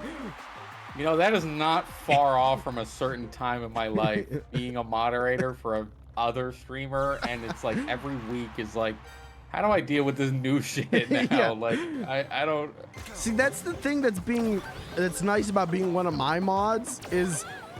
Sure. I'm not gonna get up to shit. Scout's honor, but like... Yeah, thank God. I'm too stupid to get up to shit. You're gonna be the biggest controversies you'll have to deal with in my moderator is like, yeah, we just lost another sponsorship. Yeah, we just lost another sponsorship. Yeah. Jesus Christ. I sometimes think about the type of shit that, like, I'm like, why was I dealing with that when I was a teenager? Oh, like, I don't... Dude, I know you agree, like, yeah. I know, agree. I'm just like, I mean, but to this day, what blows my mind about my situation, some of the stuff I was involved in was like high-level Twitch stuff, kind of, like... Watergate. Like about like employees at Twitch and like us like big streamers and like thousands. I'm like, I think back on that and I'm like, what the fuck was I doing? Like I Who the fuck invited this 13-year-old? I could have whistle blown so much shit. Well, now's your opportunity. Go ahead. Well, I mean, the irony of it is that most of it either came out or just doesn't matter anymore. So yeah, you know expressly what happened with Dr. Disrespect. You know exactly why he got banned. And I wouldn't have known it even if but I wish I that. No, I get that. I moderated for unnamed Facebook group for like a decade, and like at 16, I'm dealing with like heinous fucking shit where it's just like, right, why, and like it was like me and like people in their 30s, and they were like, all right, let the 16-year-old deal with this. And it's like, what, guys, why'd you do that to me? Right, you look back on it and you're just like, what? The irony of it is that like some people did treat me like I was 16, and I was always like pissed, like, man, I want to be treated like one of the adults. Right. And then, but those people that treated me my age are the ones that I'm still friends with. Right. Because I'm like, oh yeah, they were actually like cool and normal. And the other ones, I'm like, yeah, I don't want anything to do with you anymore. There are a lot of people. Fuck. There are a lot of people that. Jesus Christ. Like, I think I've got like 3 friends from online gaming Facebook group, and it's like you, Kirby, and then one other person. And you and Kirby, and I really didn't even know you there. I knew your guys' names, and that was it. Like, I did not know you before you guys started coming to my stream. Right. So I have one friend from that I made at that time that I'd still consider a friend. everyone else I think about and I go like, man, you were like 35 years old and I was 16 and you were saying shit to me that like you should not have been saying, or like you were putting me in charge of shit that you should not have been putting me in charge of. Like, right. I think about that all the time. Like, I think about like, you know, and we've all like grown and changed and like learned, you know, like I feel like 16-year-olds on the internet being moderators and like being in charge of shit was way more common like then than now. But yeah, I just think about that stuff and I go like, man, why was I put in charge of the amount of times that I was put in charge of like caretaking 35-year-old women who lived across the country, and it was like, why was I put in charge of this? And I don't want to get into the answer. I think no. No. Yeah. I mean, I wouldn't either, but I think what makes that kind of thing hit more for me now is because, oh shit, I got a bad start. Dude, restart. Oh no. Everyone. I can't even see anyone anymore. Uninstall the game. No. It's over. He's washed. So much worse than I thought it would be. Anyway, what makes it hit for me now is that like now I'm hitting like the ages that they were then. Yep. And I'm just like, okay, now I'm 25 or 26 or 27. So they were crazy. Like, you know, I'm like, oh yeah. Okay, so they were insane because I wouldn't do that. I don't think I'd even speak to a 15-year-old right now. Dude, I think about that all the time of like, I was in that group like at 13 being like, I'm 13 years old and blah, blah, blah, blah, blah, blah. And now it'd be like, if someone came into our Discord and was like, I'm 13 years old, you would get permanently fucking ejected. Yeah, I'd be like, you gotta leave. Yeah, you'd get banned for that. I even have now, one of the weird things for me, like as my, I've been trying really hard to grow my Instagram and TikTok for my art, and I have been pretty, you know, succeeding pretty well, I think. Like, I'm very proud of it.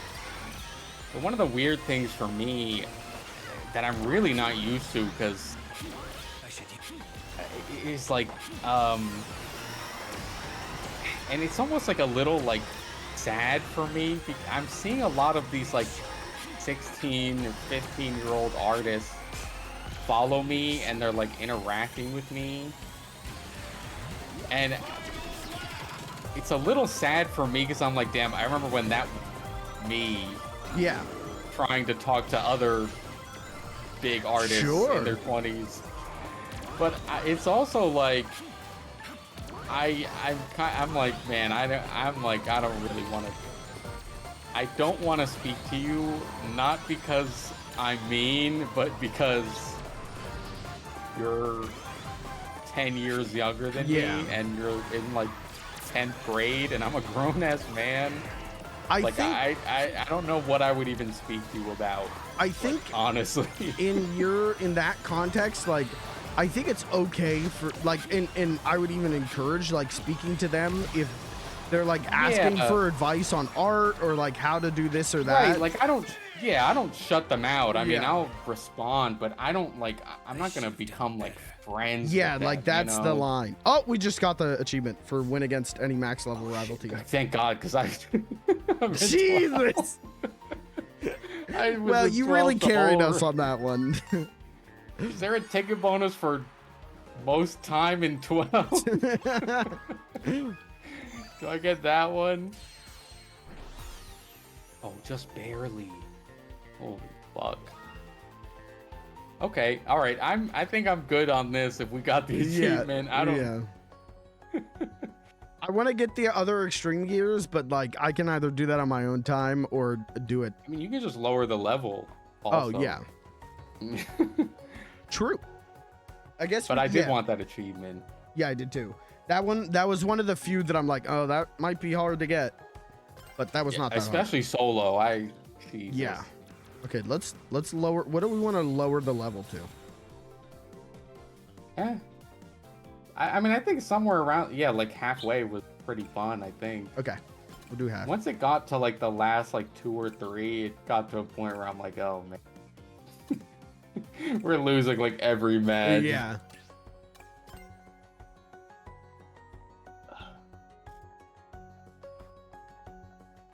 I do have to do something real quick, so hopefully the game doesn't start yet. Oh, okay. If it starts, tell it to stop. It's kind of down. Okay. Oh, No. Host is selecting course. No. Okay. Oh, it's all right. You got 30 seconds. All right.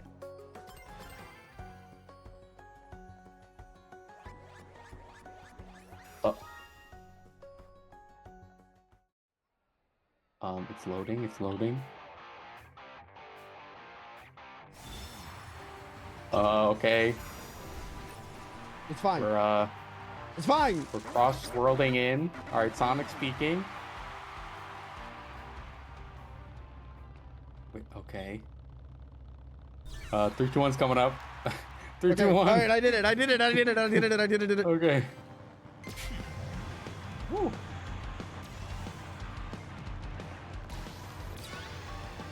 Sorry, I had to message the Huz. I had to say, so what? No head? Okay.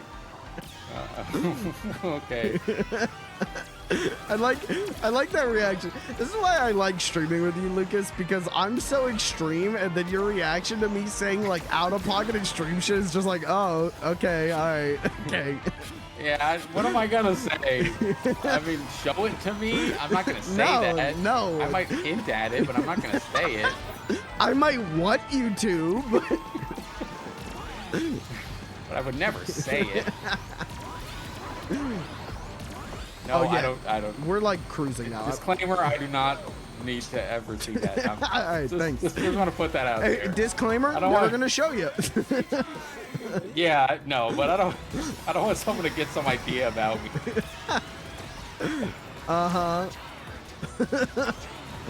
No. Okay. All right, so now we're like killing it. Woo. Yeah, wow. Well, Sonic is still ahead of me. Get out of here. I guess. I'm up here first and second with Omega. Whoa.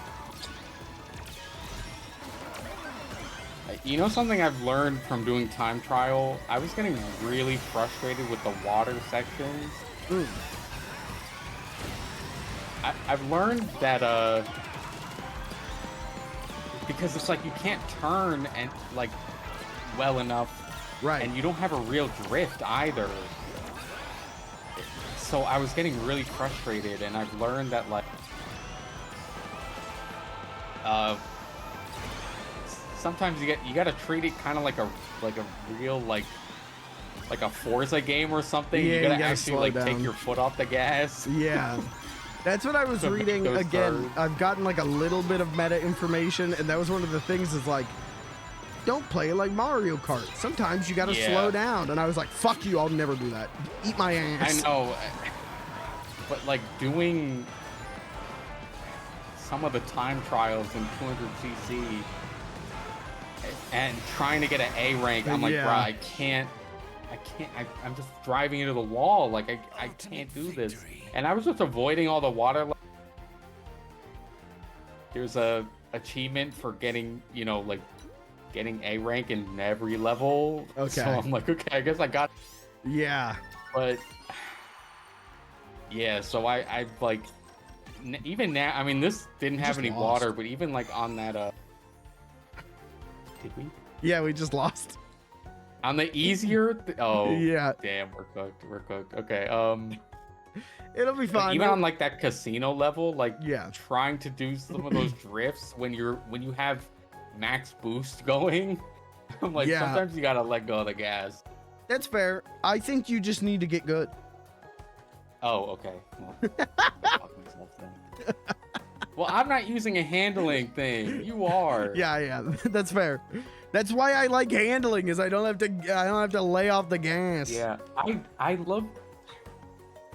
I like the handling like in online, but man, doing the time trial, it's like you need speed. Like you Yeah. can't. not so much for the A ranks, I don't think, but trying to get some of the S ranks, I'm like, I think playing this perfectly, my car is just straight up not fast enough to hit this time. Like, I'm hitting every shortcut. I'm not crashing at all. Right. I'm getting every boost. I literally, so in time trial, I'm always just playing like Sonic in one of the speed cars. Like I you know. Yeah. It got to that level. I couldn't even pick like Jet because he has a slightly less speed stat than Sonic and Shadow do. Right. I was like, I need every point I can get.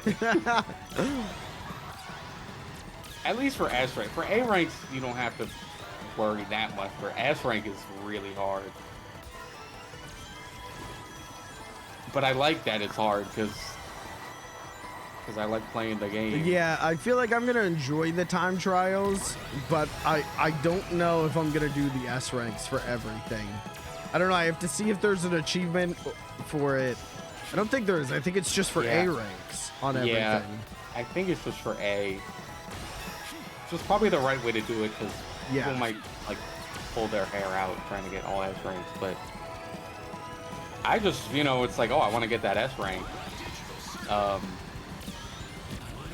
But yeah, they can get tough. Like, I do like that it's encouraging me to use some gadgets that I never thought of using. Yeah. And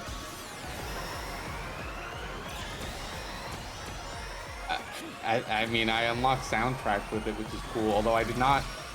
I kind of wish I could delete the Sonic Forces one. They just gave that to me. I didn't want it. You just got fucking YouTubed. Yeah, like I didn't. Okay, you know. Thanks. Just taking up space on this disc that could just be used for anything else. Yeah. I don't. But there's a lot of T-Lope songs, so I'm like, hey, cool. this is cool. Does that work online? Does like the setting what music you want to hear? Oh, okay. It's a little weird. You can. I don't know if you can make multiple favorites playlists. I don't think you can, from what I've seen, and I feel like I would get sick of that really quick. But you can like set a different album, including your favorites. Album for first, second, and third lap. Yeah, you can do each lap, which is cool. But again, like I feel like after about the third race of that, I'd be like, okay, like I'm tired of hearing this same song. Yeah, it works better if you put just like a ton of songs in it, you know. Okay. So you could make a favorites playlist and put everything in it and then let it go? Like, does it work like that? Yeah, like, and then you set it as like the background music for all 3 laps, and then See, I thought like, you put every song in the game in there, and so then you're always just gonna get random songs. Okay, that's what I do. I thought you had to choose a specific song for 1, 2, 3 lap, and that's it. Like, you get to pick 3 songs. No. Okay, then that's why, like, I don't know fine. if that's possible because it makes you pick a playlist. So, like, I don't know if I could just pick one song. Okay. Maybe I'm wrong. No, that's. I don't know. If you are, that's fine, because that's what I thought it was going to be, and that's why I'm like, I'd get sick of that so quick. If I could do every song and unlock all these albums, now I'm actually incentivized to do good on time trial. Yeah, like I put just a ton of shit in there. Yeah. Like especially once I got like the Sonic Mania music, I was like, oh yeah, that bit.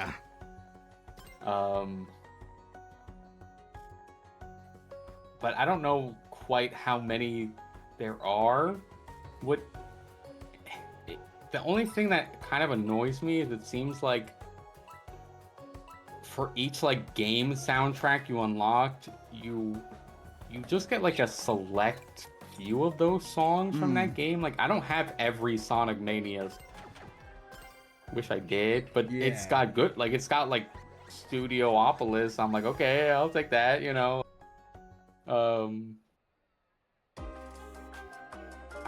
I haven't really looked. I know I got the Recolor soundtrack. I don't. Okay. All right. I mean, it's just Sonic Colors. But do they have Sonic music from games pre-Sonic Heroes? That I genuinely don't know. I mean, maybe I just haven't seen it yet. I bet they don't. What the fuck's going on? But I bet they don't. So far, I got Recolors, Mania, Forces. I think Superstars, which at first I was like, but then I think it's all just the T-Lope songs from Superstars. Okay. You know, dude, I saw someone today like talk about the Secret Cup being like, you know, it's like a Frontiers, a Superstars, and then a Shadow Generations level, and they're like, shouldn't be called the Secret Cup. This is the Sonic team going, yo, Peak Cup, and everyone was going, yeah, Superstars Peak, yeah, and I was like, I don't know. I've seen a lot of love for that game lately, and I mean, I don't hate it, but I'm just like, it was okay. I mean, it was no like, it's tough. It's tough competition in the two games. Like, you're talking about at least 4 like 10 out of 10 games, and then if you're gonna bring Superstars along, that's like a 7 out of 10. Yeah, that ain't gonna fly. Like, I'm sorry. 3D Sonic, you got a little leeway. You know, 7 out of 10 is up there in the 3D route. But I just think like it was such like a mediocre okay game, and then those boss fights were so fucking miserable that it's just like, it just brought the whole thing down for me. And especially like, you know, this game kind of, you know, this game comes out Mario Kart World a year. That game came out Mario Wonder a year. And it's like, I'd rather play Mario Wonder a million fucking times than play Sonic Superstars again. Yeah, like, yeah, it was just okay to me. I wouldn't really... The other 2D Sonic games, like 2, 3 and Knuckles, Mania, even CD. Oh yeah, I replay them pretty off, like all the time. Like, I'll pick it up and at least once a year. Superstars, I didn't hate it, but I don't think I'd really like replay it that you know, ever. I don't know. Yeah, I don't think I'm ever gonna touch that game again. It does make me glad that they wanted to make a new 2D Sonic that wasn't like... I don't know though, because like they wanted to make a new 2D Sonic, but like they clearly wanted to do that because of Mania, but then they didn't greenlight the Mania sequel that was pitched to them. I mean, yeah, that's also true. I forgot about that. Like, and then that game did not do well financially, and now it feels like classic Sonic is like being hidden away again. Yeah, that's true. Well, we won, but it got a level in this game.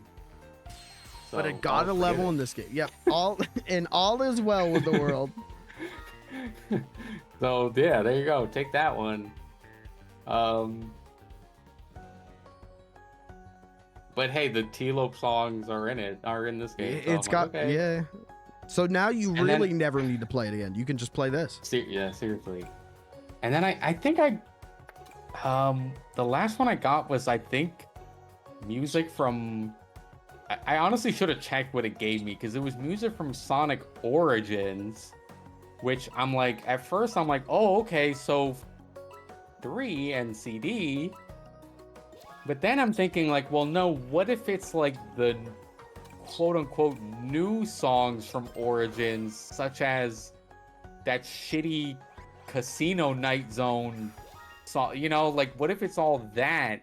Yeah. Because if it was just the regular 1, 2, and 3 and CD songs, then why wouldn't they just put it under 1, 2, 3 and CD? Like, Yeah. So I should go look what it is they gave me. Yeah. But I think it's that.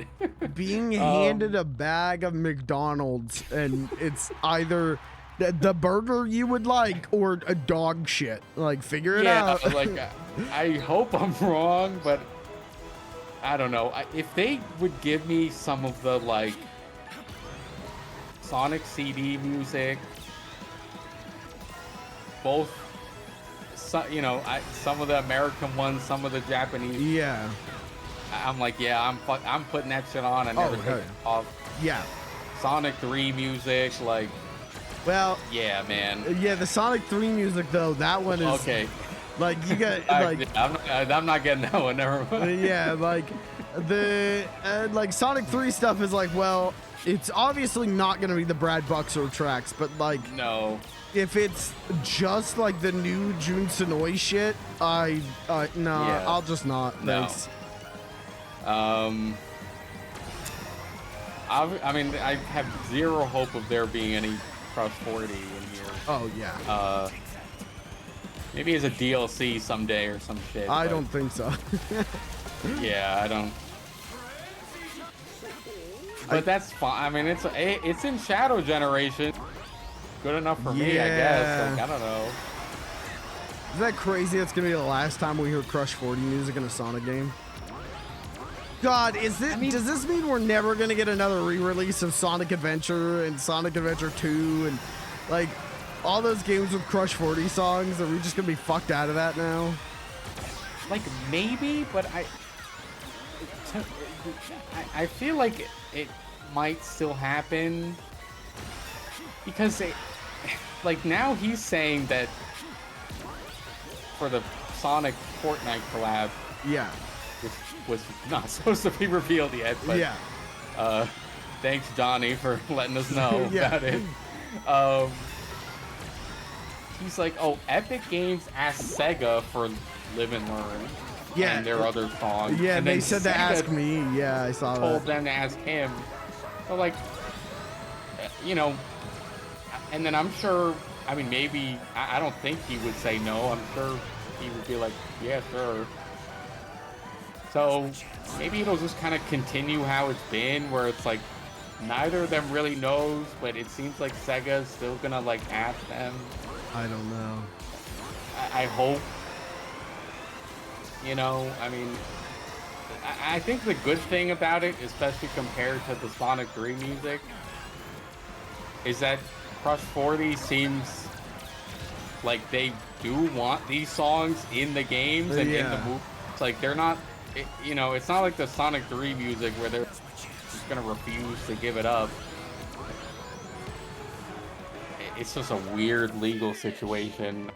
Yeah, I just hope. It kind of seems like Sega knows they don't own it, but they also won't like fully give it up either. Yeah. I just hope. I hope someday we can get a port of Sonic Adventure that is good. That's all I ask. Yeah, but you know, deep down, we're more likely to get like a remake that that changes. Yeah, they're gonna take out the Crush 40 music. Yeah, the Crush 40 songs are gonna be done by Creepy Nuts. Yeah, I mean, yeah, you're gonna get fucking like thunder and lightning. It's like, what the fuck was that? That just sounded like you dropped your speaker. What was that? Yeah. I don't know, but yeah, I mean, the only hope I have for it, like I said, is that it seems like at least he's cool about it, and he's like, Stream Gear. Oh yeah, see, that's the yeah. You know, I wish they'd bring back that I forget her name, the lady who did the Sonic R music. Yeah, that'd be cool. I mean, they've got Sonic R in here, but it's like, that's not that lady though. It's not her. Yeah. And she was I saw a video of her recently at some convention, and she did one of the songs. I was like, damn, I didn't even know she was still like out doing shit, you know? Yeah. I'm like, damn, come on, lady, get Get on this Crossroads soundtrack real quick. Where was she? Yeah, I know exactly what you're talking about because I saw that too. Can't remember. I don't. And it was like a Sonic thing. She was like, "Hey, everybody, I'm the lady from Sonic R." Like, yeah, like I wonder if they still do Summer of Sonic in the UK. And maybe that's where it was. But there's also in America. There's like a Sonic. It's like Sonic and Sega. Like, what the fuck is it called? Like it's something where it sounds like a video game. Like it's like Sonic and Sega like cross up. And that's a convention for Sonic fans. Yeah. Which I would love to go to. Dude, I'd be so at home there. Like walking into a building and going, "Where are the Bonanza Brothers?" and not everyone thinks I'm insane. Like that would be nice. Yeah. Yeah, Sega's got some cool shit under their belt that they don't use. Yeah. But hey. I mean, I can't even hate on the cool shit that they do use. Like, I think it's pretty cool that they're putting, like, Yakuza. Yeah, I don't think there's a single, cool like, Sega franchise right now that I'm like, yo, kill this shit. Like, I'm sick of this. Like, I don't play Persona, but I don't... It's cool. Like, it has cool visuals and music. Like, I'm fine with it. When Persona 6 drops, like, I'll play it. I loved Persona 5. It's just they haven't made a new one, and I keep going like, I don't know, I can't justify, like, I want to play Royale.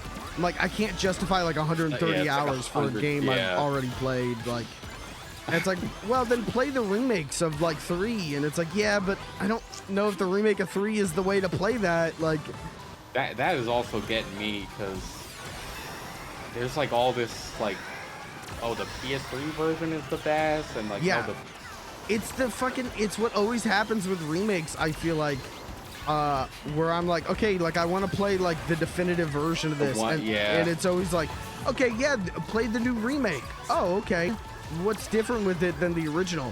Oh, the entire story is rewritten, so all the lines that you know from memes like aren't in here, and it's like, oh. I think RPGs especially get hit with it very hard because like they'll re-release them.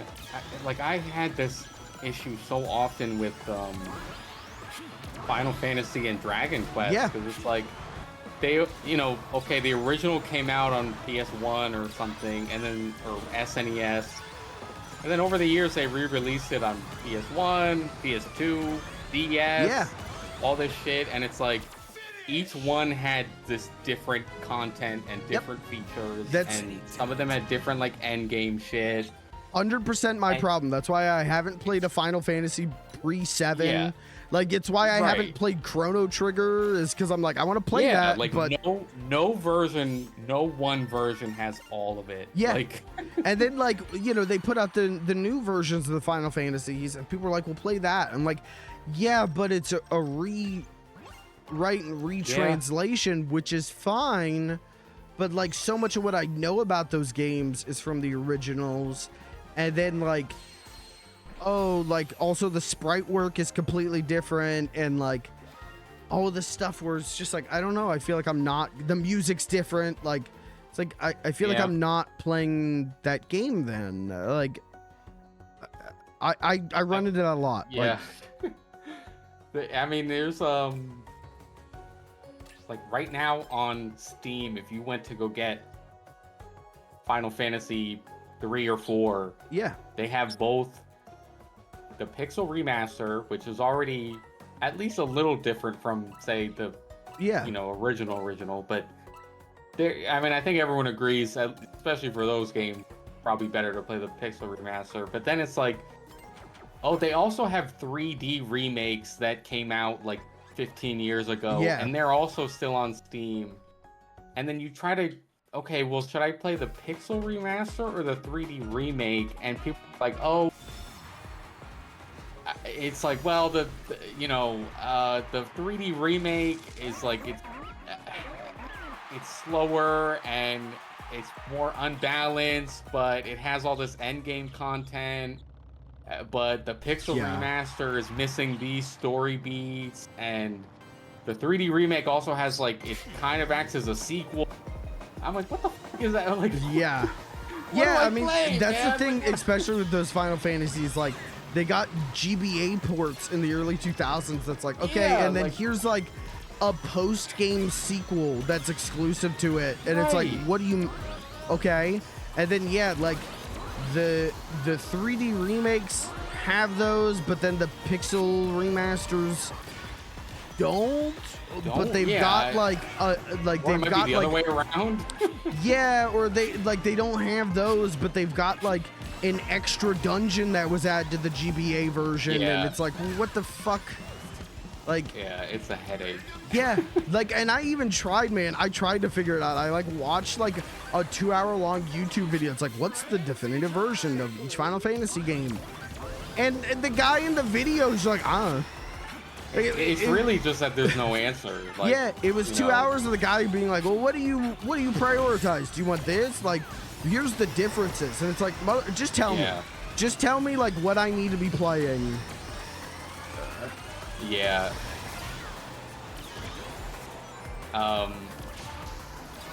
There's a road up there? Yeah, there's a road. Okay. I only found that out because I got bullied into flying up, but whatever. Yeah, Dragon Quest is kind of, it's not as bad. Yeah. Mostly because it's kind of funny now. I mean, it's probably my favorite RPG series, but I haven't played every game. And it's kind of funny now that they're doing all the, because they sort of like, they honestly kind of have a good track record with the remakes, I think, because they don't like, there will be like, oh yeah, Dragon Quest 8 was like on PS2 and then also on like 3DS, and it's also on mobile. Yeah. But it's like pretty much the same game across, which is both impressive and convenient. Yeah, I've heard that before. But then now it's kind of weird that now it seems like they're like, okay, let's start remaking them like ground up. Yeah. And now I'm getting worried because, I mean, at least for 1, 2, and 3, I've played the original. So I can play the remakes, no issue. Right. But then they're like, oh, we're going to remake 7. And I'm like, okay, I've never played 7. I think most people have never played 7. Yeah. It's not really that popular. And the thing with that version of 7 is it's literally called like Reimagine, because they're like changing the story beats and they're like Yes. cutting stuff. So now I'm like pulling my hair out, like, okay, do I just wait to play that one, or Yeah. do I would just play?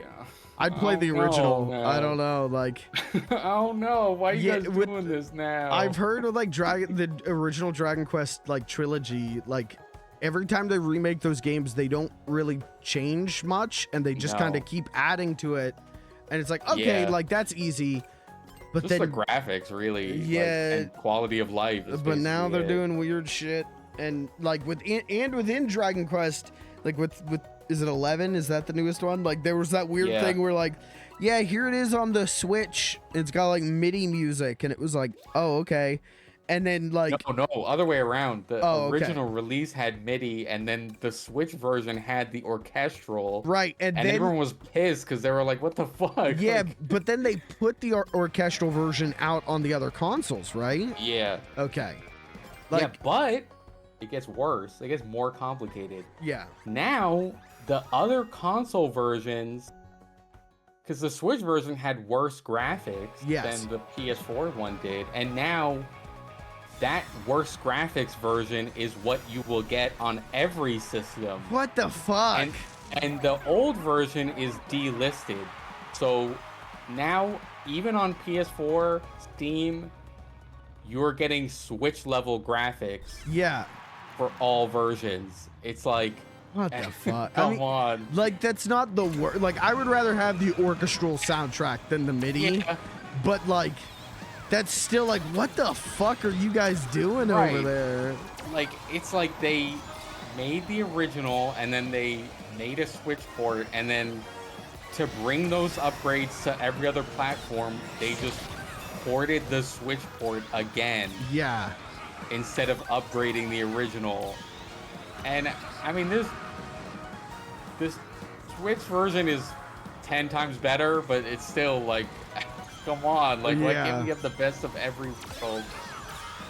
And then there's also a 3DS port of 11 that is not, you just can't play it anymore. Like, you think they'd at least like bring it to mobile thing, but they just didn't. I mean, but that, like, the mobile ports of like Square Enix JRPGs are like, what the fuck is happening here?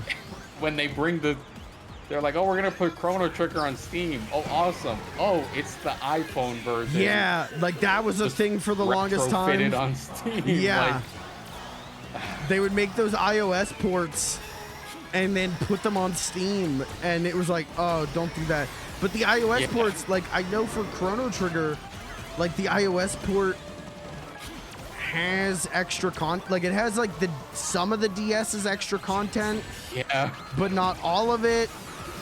Yeah. And then like it doesn't have like the animated cutscene from the PlayStation version. So like, as far as I understand, the definitive way to play Chrono Trigger right now is buy the Steam version, and then there's enough mods to mod in like most of the cut content so that you can have it. I shouldn't have to do. No, you shouldn't. I mean, it's the same thing of like with the Final Fantasy Pixel remasters. I think maybe now they finally fixed the font, but for the longest time it was like, yeah, if you want the font to look half decent, like you have to buy it on PC and mod the game. Yeah, it wasn't even a mod. All you had to do was, and I know this because my dumbass bought them. All you had to do was go into the game files and replace the English language font with the Japanese language font. What the fuck? And then it would use like the English characters that were from that Japanese like font pack, and they were just like bigger so that you could actually see them. But like, you shouldn't have to do that in the first place. Like, you could have fixed this in an update. Like, yeah, and you can't do that on consoles. Like, I guess they did fix it in an update, but still, I mean, so stupid. I mean, yeah, like look at Sonic Origins. Like, arguably, like it's like, oh, like we ported the definitive versions of Sonic 1 and 2 in CD. It's like, great. Anyways, 3 and Knuckles is a fucking shit show now. And it's like, what? Like, the music is one thing, but like the version of 3 and Knuckles on that thing, like, yeah, it's in widescreen, but like there's way more glitches and issues than used to be. Yeah, and then with all of those, you can't, like, if you want them in widescreen, great, but no lives, no continues. Right. It's like, why? Like, and then I know 1 and 2 still had the roll lock on. Yeah. I think they might have patched it out. I think so. But that made, like, I was like, oh man, I'm so excited to play 2 with drop dash. And then it's like, no, it fucking sucks because you have roll lock on still. Yeah. I'm like, okay. Guess I'll just play CD and 3 for a while. I forgot about that. Yeah. Yeah. What the fuck? I think, I'm pretty sure they patched that when Plus came out. Okay. But I was like, man, I mean, replaying those games is still, and you know, you may say I'm a little piss baby for this, but still, like, if I just want to fire up some classic Sonic, I'll just fire up Origins on my Switch because I'm like, A, it's convenient, and B, I just want to play it with drop dash. Like, I just want to play it with drop dash, or play as Amy, who basically just has drop dash. Yeah. I think like it is the definitive way to play all of those games except for 3 and Knuckles, but I hate that they took away the lives. Yeah. And but the thing is, like, for Sonic 1 and 2 and 3, like I can boot that up on the Mister. Like, Like I'm good on that. Yeah. CD, if I'm playing CD, like I'm either booting it up on Origins on my PS5 or like I think I own the 2011 Sonic CD port on like me too. 800 different things. So Yeah. like there's no reason to play the original version of CD. Right. Yeah, no, I mean it's either the 2012 or 2011 one or it's better. I mean, Yeah. it's basically the same thing, but But it's except one has drop dash and you can play as Knuckles, and I'm like, oh, okay, I'll do that, I guess. Yeah, I don't want to play Sonic CD. Now I'm just thinking about Sonic CD. But like, yeah, Origins. Origins disappointed me so much because I'm like, oh shit, like we're finally getting those iOS ports of Sonic 1 and 2, and it was like, yeah, you do, but they don't have lives. Yeah. And yet it's like if it had released how Origins Plus is, I would have been fine with it, you know? Yeah. Like, okay, you have Amy and you have no Rollock, and all right, you know, they patched out a couple glitches, like that's fine. Yeah. But I don't get how it released in the state that it did. Yeah, I mean, it's because they were rushed and basically told by Sega, like, hey, you've got no more budget. Bye-bye. Release the shit. Yeah. Yeah, actually, I shouldn't say I don't know how it came out that way because it's been very well documented. Yeah. But, I just think... I don't know. Oh my fucking god, I just launched into space. Yeah, I don't know. I was so... Like, I knew the music was going to be fucked for Sonic 3. And yeah, that was a given. There were people that were really like, we might get the Michael Jackson song. I was like, brother, that ain't happening. Yeah, like, I knew that was going to happen. But even now, like I know there's mods that, like, put the music back in on Steam. Oh, yeah. I still haven't bought it on Steam because I'm just like... Yeah, but like the live situation is fucked, and like Sonic 3 is still really glitchy, and maybe there's mods to fix that. There probably is, knowing the Sonic community, but I don't know. I'm like, thanks. I have Sonic 3 and Knuckles complete on my Mister. I'll just boot that up. Or even on PC, you just play like, what is it, Sonic 3 Air or whatever. Yeah. It's like the same thing. As Origins, just with the original music. Yeah, that was a bummer. And I've never bought Plus. I still have not paid for Plus because I'm like, yeah, I don't really give a shit about playing as Amy. And then I have it on Yeah. Switch, I think. I It's just- cool, you know, I mean, I've never heard like a great reason to play as Amy through those games. And then like, I'm like, yeah, I'm not gonna pay like extra money for fucking Game Gear games. Like, I'm good on that. no, yeah, the Game Gear is not. Yeah, that's it was not worth it. Yeah. I mean, even if they were like good ports, I still probably wouldn't play them. But they are just emulated. Like, Yeah. you know, I don't think anybody gives a shit. And I think like the audio on those emulators are like on the Game Gear It's emulators. fucked up, Yeah, like, yeah, thanks. I'll just not even like. I was thinking this before I even had the Mister. I'm like, yeah, you know, like I've got like Sonic Mega Collection, like those are on there. I'll just boot that shit up. Like, if I really need to play like Sonic Triple Trouble on the Game Gear, like I do have avenues to do that. Yeah.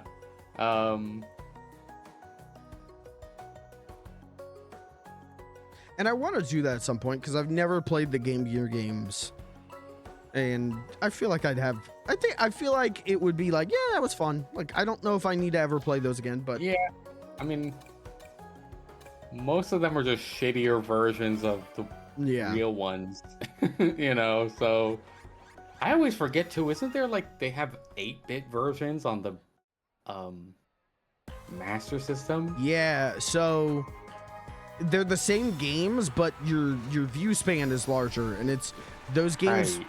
Like, it's because the Master System was like huge. I mean, Master System was still doing well in Europe when the Genesis was Yeah. going. But then like Brazil, And South America, I think. Yeah. Brazil. so like there's a lot of, if you ever want to play a Game Gear game, look up to see if there was a Master System version, because 9 times out of 10 there was. It was probably released exclusively in Brazil, but it does Right. exist and is in English and is like, oh, this is the game, but I can actually like see what's going on. Yeah. But Yeah, some of those it's so Sonic funny. titles, like Sonic 1 and 2, I think have Master System versions, but I think like Triple Trouble doesn't. And Chaos. Yeah, so, man, what a different time. Yeah. Oh, I guess we kind of experienced that time a little bit, because, you know, there was points where, like, we're still backporting shit to the PS2 and Oh, the yeah. Wii. Well, not even, I guess Wii was technically modern, but PS2 at that point was, like, ancient, and they're like, yeah, let's make Sonic Unleashed for Yeah. this, too. 'cause- And that's the shit I was buying, because I Yeah. I was a Brazilian child, you know? Like, I was like, wow, they're still making things for me. Cool. Yeah.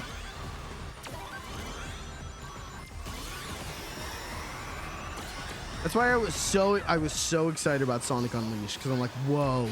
Like, a Sonic game, there's a new Sonic game on the PlayStation 2.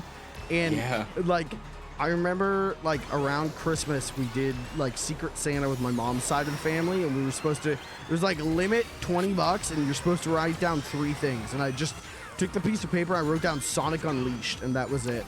And then... That was not 25. No, it was not.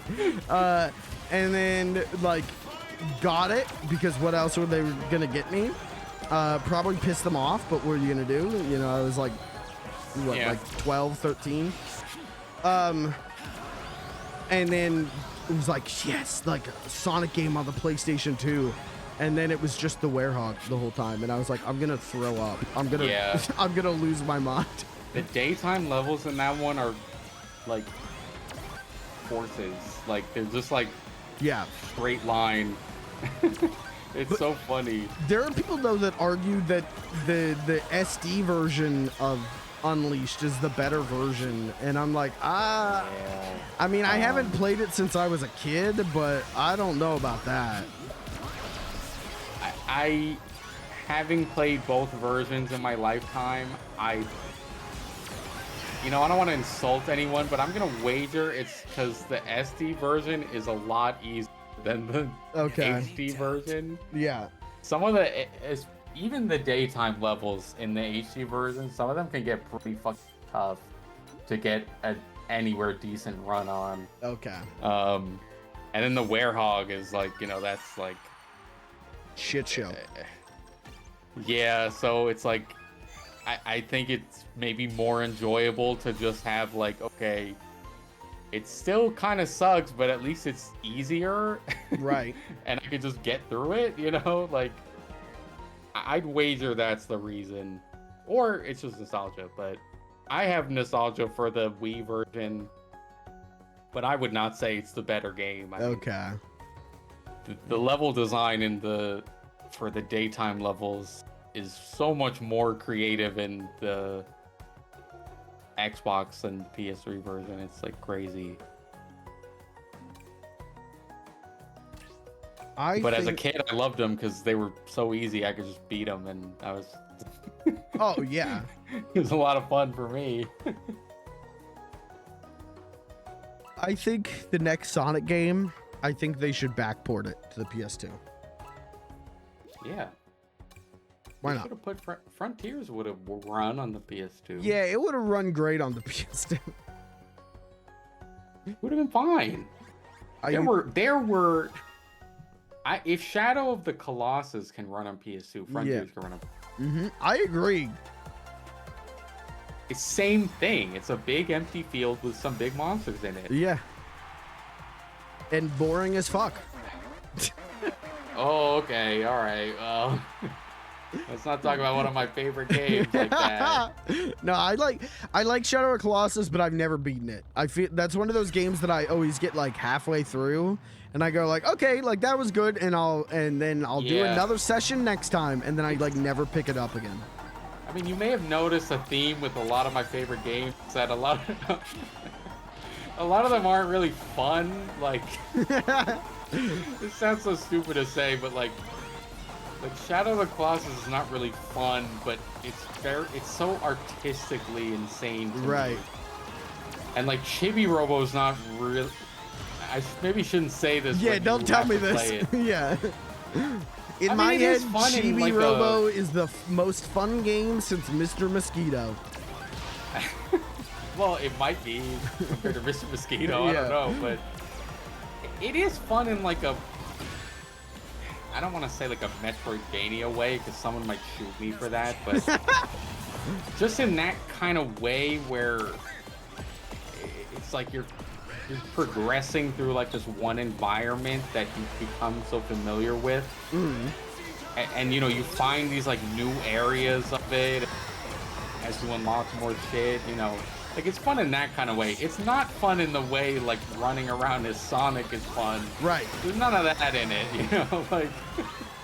But I have a lot of favorite games like that I'm just kind of like. They're not like dopamine high level fun, but they just fascinate me. Yeah. And that's understandable. So like I really love Shadow of the Colossus, even though like I don't play it to have a good time. I play it to feel kind of sad a little bit. Right. And I play it almost every day. Alright, that's not true, but I think I've realized that like my favorite games are my favorites because of their movement. Like movement tech, I think is the I think movement is my favorite thing in games. That's like the most important thing. I have games like that too. I can't lie. But like even like my favorite game of all time is Red Dead 2. And like no one's gonna say like, damn, that's a great game for its movement tech. Yeah, the platforming. But I legitimately think it's a great game for its movement tech because it's so like heavy and like slow and like deliberate to me that it's like it uses movement to help convey its tone. Like I mean, even spoilers for anyone who hasn't played Red Dead, but I guess like even when you get to like chapter 6, it's like you physically feel it trying to play the game, you know. It's like that's a really neat trick. Like I think games my favorite thing in games is how movement is used, like the thought process is going into movement, because Red Dead 2 is so thick and slow and deliberate and makes you like slow down and look at the details and feel grounded and real. And then my second favorite game is Donkey Kong Country 2, where you're a little chimp rolling around at insane speeds. Like some would say the story is almost as good and almost as realistic and grounded, almost as immersive. Yeah. It's up there. I truly feel like I am the Diddy Kong. Correct. Yeah. But yeah, movement is the thing for me in games. So when a game, that's valid. When I don't vibe with the movement, or the movement feels like an afterthought, like a Bethesda game, right? Like no one gives a shit about how movement works in those games, and maybe they shouldn't. Maybe that shouldn't be their goal. But for me, I'm just never like checked in on them, because it's like no matter what, like this moves like every other Bethesda game. No matter what kind of class I build, I move the same. Like Oblivion's the only one where, and maybe Morrowind, I don't know, I haven't played it, but you know, Oblivion's got the speed and the jumping. But I don't know. I mean, that was what. First of all, I want to say that maybe you will like Chibi Robo, because a lot of a lot of that game is like you're this little guy and you see that thing up there and gotta figure out how the fuck do I get up there with like my tiny little legs. Yeah, I love that. You know, like, so, but on the topic of like a Bethesda style game, I know you want to play Cyberpunk. Yeah. So I'm not like trying to convince you, but for me, I think that was one thing that like, because it is like, at least broad strokes, it's kind of like a Bethesda style, like action RPG thing. But with the kind of, especially now, with the kind of builds you can do, like you can do some crazy shit. I mean, even and I'm like, man, maybe this is what like Skyrim is missing. Like the one time that I played it, because I own it, and the one time I played it, like I was, it reminded me a lot of Deus Ex. That's why I love Deus Ex. Yeah. Is I could do all kinds of crazy fucking shit with my build in that, and like Deus Ex Human Revolution, I could do crazy fucking shit with my build. So Cyberpunk feels very much like that, where Bethesda games I always feel like, it's like, yeah, you can shoot fireballs stronger. Yeah, you can, you'll have a bigger resistance to poison. Oh, you could swing the axe harder, and it's like, okay, but I want to be able to do shit where it's like, I want to kit it up. I want to go fucking crazy with like a if it's move gonna style. go to the length of being an action RPG, then let me do weird shit with the action. It's why, like, when I play first-person shooters, a lot of times, like, I'll gravitate to, like, a melee character or something, because melee is inherently, like, way more about movement. You know, gun movement too, but gun also about aiming. And I'm not very good at aiming. I'm not good at precise aiming, but I'm good at running around and like jumping around shit. You know, it's why like Mirror's Edge is one of my favorite games. That game is mine too. All about that shit. Great game. Even when they give you the gun, like I do agree the game kind of loses a little bit when it's like just use gun and shoot. But yeah, like the last like 2 levels is like get one of the miniguns off the guy, or not minigun, machine guys. And then hide and shoot them. It's like, oh, okay. But it's still like I still think it's good. Like, and I still I still want to play Mirror's Edge Catalyst. I know it's not as good. I know it's way more focused on shooting. I know I'm probably gonna be disappointed, but actually, what? There's no shooting in that one. It's all melee combat. Really? Yes. The melee combats. I like that game. Not as much as the original. Yeah. I like it. I still like... I keep it installed on, like, everything I own it on, because still just, like, fire it up and run around. Yeah. You know? But, yeah, the melee combat is, like, it's kind of funny, but it's just not... It's not, like, horrendous, but it's not that good. Okay. But it kind of is funny, so it makes up for it.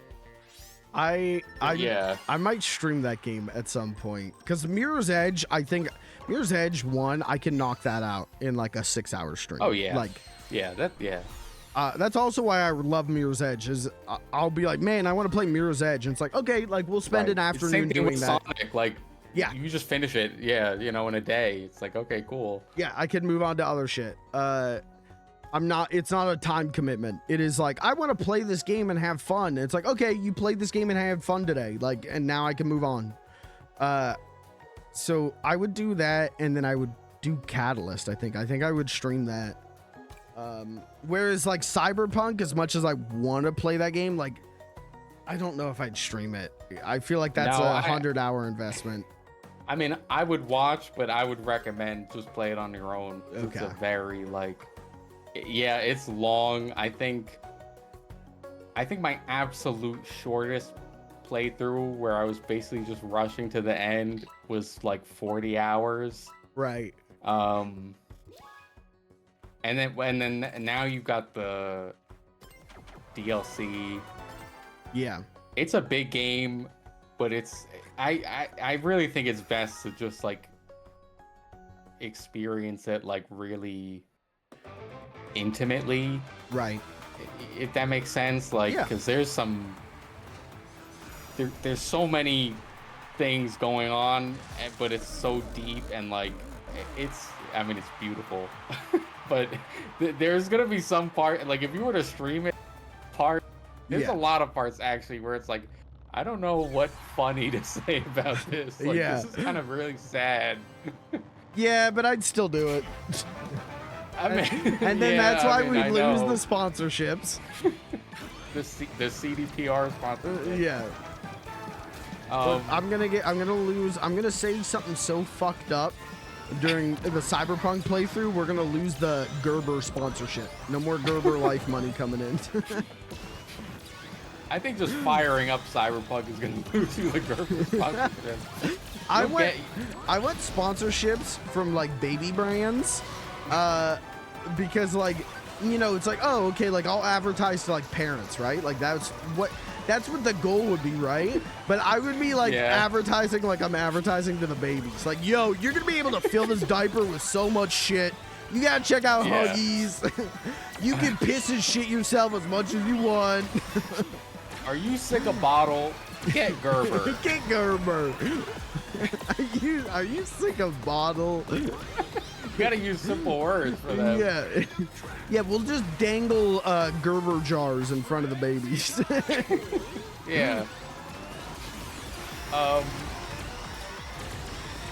Man, I was gonna say something else before I mentioned something. Oh, here's that catalyst. Yeah.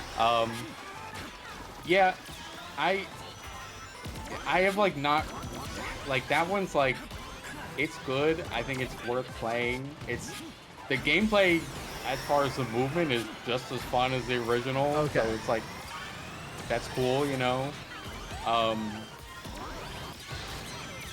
It's just kind of like it's fun to play, but it's just kind of lacking in like longer, and the story isn't really good enough to justify that. Yeah, I feel like there's kind of like open world stuff, and it's like, okay, you know. I feel like I would like it if I could get past the first like 5 hours where I know it's going to be too many fucking tutorials. Yeah. And like boxes in my face being like, go here. These markings on the city map mean this. Pick this up. And if you get enough of these, you unlock this. And it's like, just shut the fuck up. Right. Just shut the fuck up. That's precisely why I never replay it, but I play it all the time. Like, I just like, okay, I have everything. I have all the fucking moves unlocked and shit. I just want to run around now. Yeah. Like, I don't need to re-experience the story. I'm okay. Well, not that Here's as one of a masterpiece story, but I mean, it's a very simple, entertaining enough. Yeah, like it's a simple, easy story. You know, it's got like a run Lola run kind of story where it's like very simple. The story isn't the focus, but it gets you. It's a means to an end. Gives me an excuse to do some cool shit. Yeah. Along the way. What I don't know why when I was saying that about like the fucking map and all that, I just started thinking about Watch Dogs. Oh yeah. Like well, I like Watch Dogs 2 a lot. I had a good time with that game. Didn't play the first one, didn't play the third one. For some reason played the second one. I'm the exact opposite. For some reason I played the first because of the hype, and I was when that game came out I was like 14, so you know, obviously played it. Didn't play the second, and then I played the third because I thought the concept looked really good, and it fucking sucked. Yeah. So I haven't played and everyone says 2 is the good one. Yeah. And I just keep putting it off. I haven't played the one good one. 2 is dope if you play it like a stealth game. If you go into that game with like AKs and gunning everyone down, it is like, it's fine. Like, it's okay. But if you do specifically like melee stealth, that game's really cool.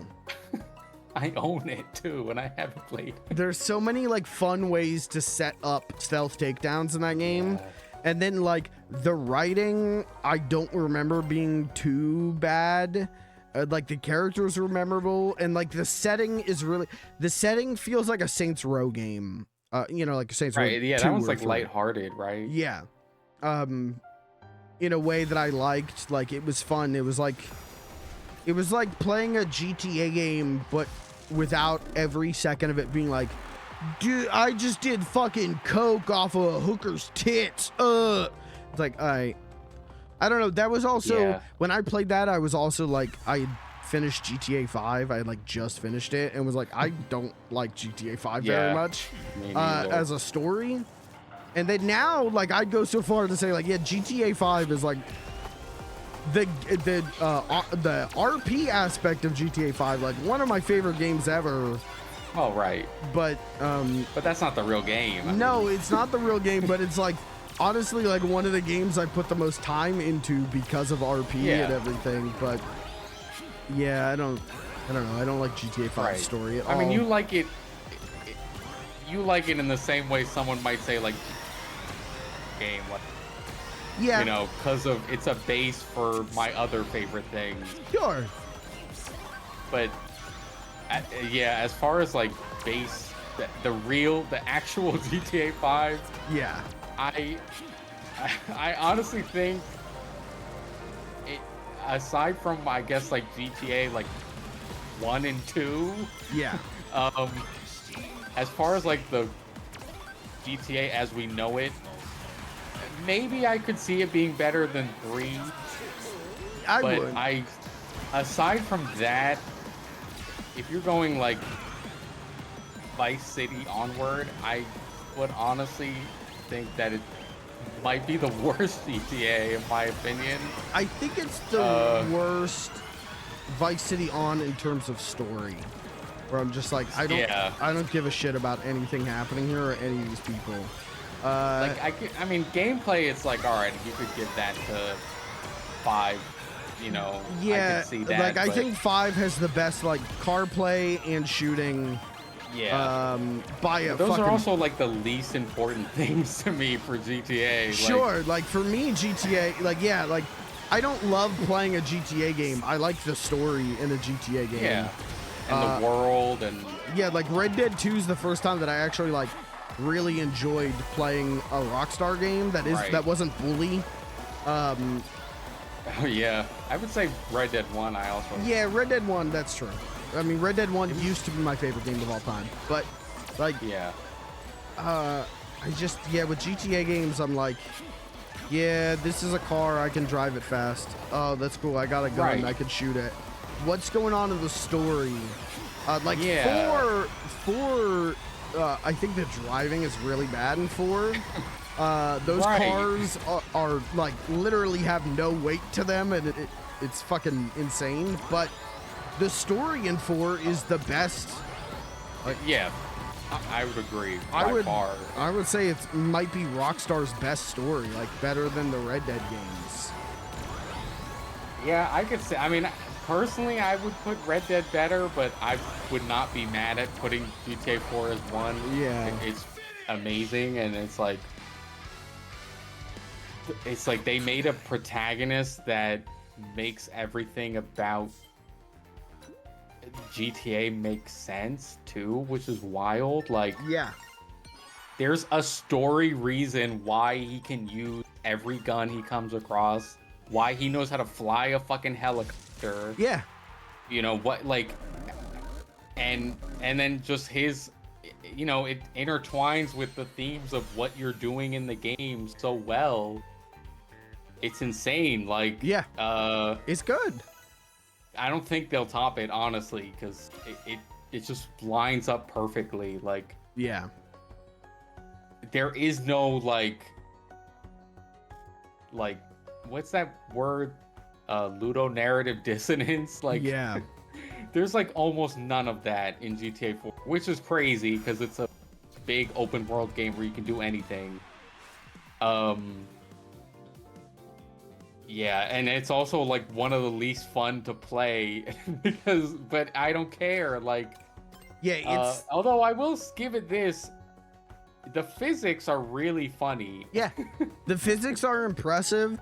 The shooting is way better than the PS2 games. Like, yeah, but and people forget the physics are actually better than GTA 5. Oh yeah. Because GTA 5 was released on the same system and they had to tone the physics down. Yeah. But I think the driving's not good in 4. Like, I'd rather drive in the PS2 games or 5. Yeah. I'd even rather shoot in 5, but I just... Yeah.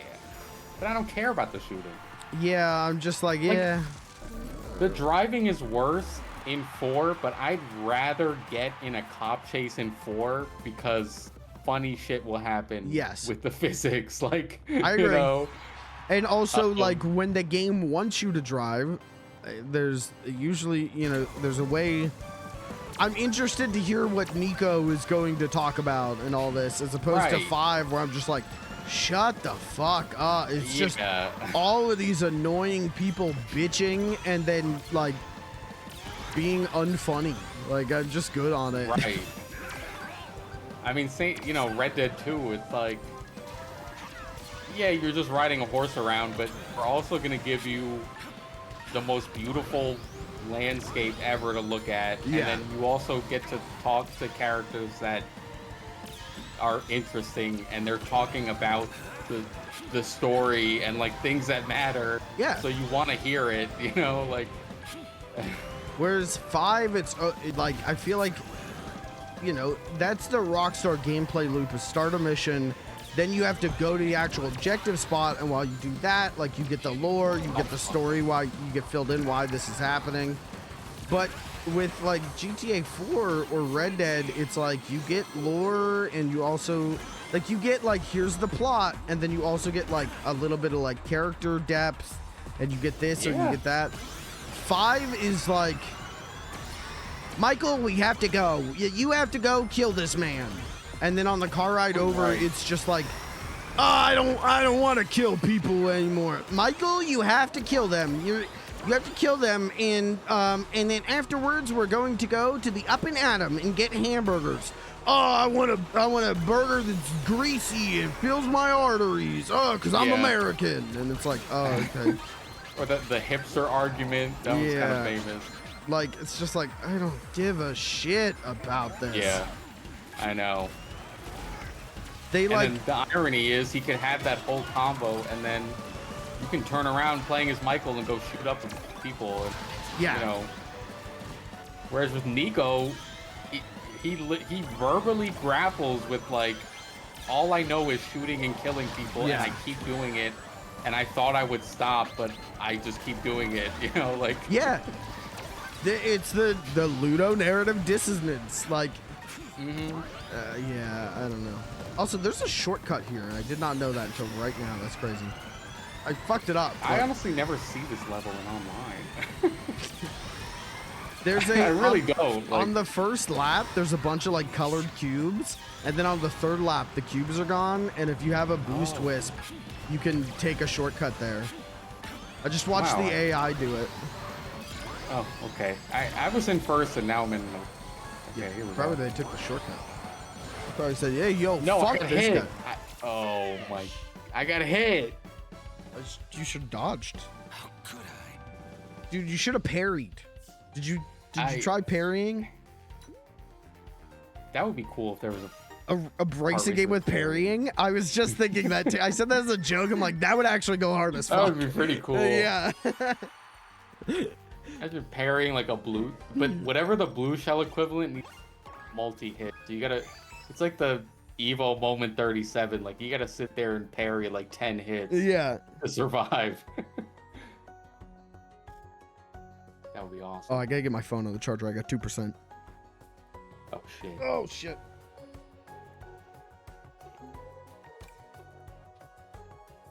Yeah, I'm you know, I think I had to like, there's a lot of hype with GTA 6. Yeah. Oh, you had your headphones off. Yeah, there's a lot of hype with GTA 6. And I think I realized that I don't really love GTA that much when I was like, I feel nothing this announcement. Like, yeah. I just realized I just did not care at all. And that doesn't mean I dislike it, but I don't know. I just kind of like, like, I don't really care for them that much, even though I played them so much. Yeah, like I'm more excited for like, I don't know, to see what the engine's gonna be like, and I'm excited to like. I mean, that's always cool.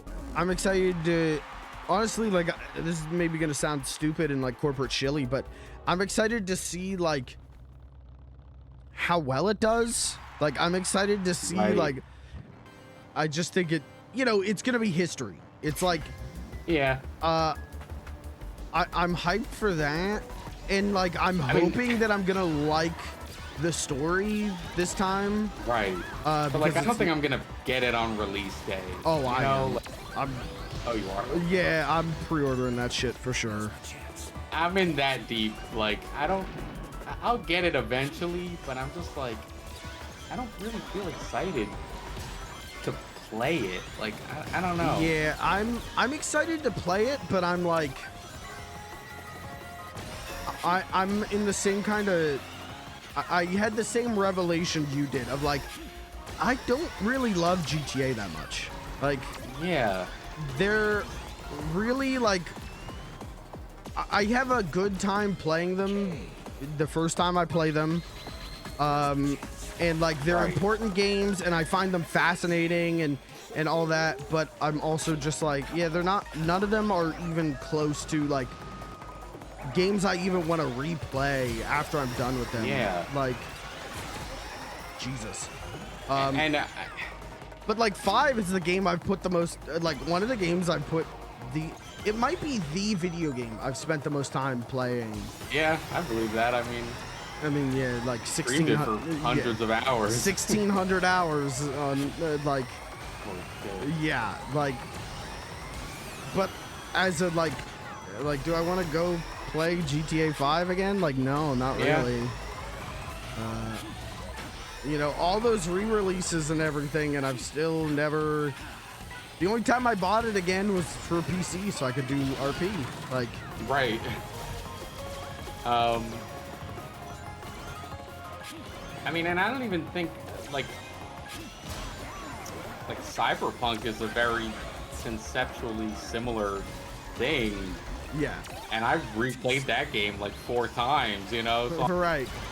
I don't think just like the open world, like go and do missions for people and make a name for yourself thing. Like, I don't think I dislike that. It's just, it's something that GTA is not hitting on. I think it's because you don't grow. There's no sense of progress as those games go on. Like, there's no RPG element. You don't get better at anything. You don't get better gear or items or anything. It is just you watch the story unfold. That's your sense of progress. That's your reward. Is story. That's a good choice. And when the story's not good, like it isn't in 5, it is like, all right, yeah, I don't give a shit. Right. Man, I remember bringing up that exact same point in some other context, and I can't remember what it was. Oh yeah, because GTA 5 had that.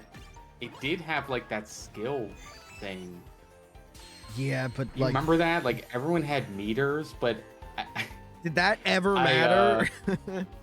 No, and like to me, it's like the absolute worst way to put progression. Like I think that GTA, how they did in GTA 5 is like the worst of both worlds, because with any game, you either like your character doesn't have any kind of stat progression, so it's all about you getting better at, you know, controlling them. Yeah. Which is very gratifying because it's just, you know, it's all just down to you progressing. Or you might have like an RPG or something where it's more about your character getting stronger, then that's satisfying because now you can do more shit. GTA 5 is like, okay, you can do everything you want. You can shoot, you can fly, you can drive. We're not going to gate any of that. But also, you can't get better at it yourself because we're going to force your character to be shittier at it. Yeah, that sucks. Like, so you're basically playing the whole game just to get to a point where the game is no longer forcing you to be worse. Yeah. And you could just play normally. That is so bad on every level. Yeah, that's crazy. Like, there's nothing good about it.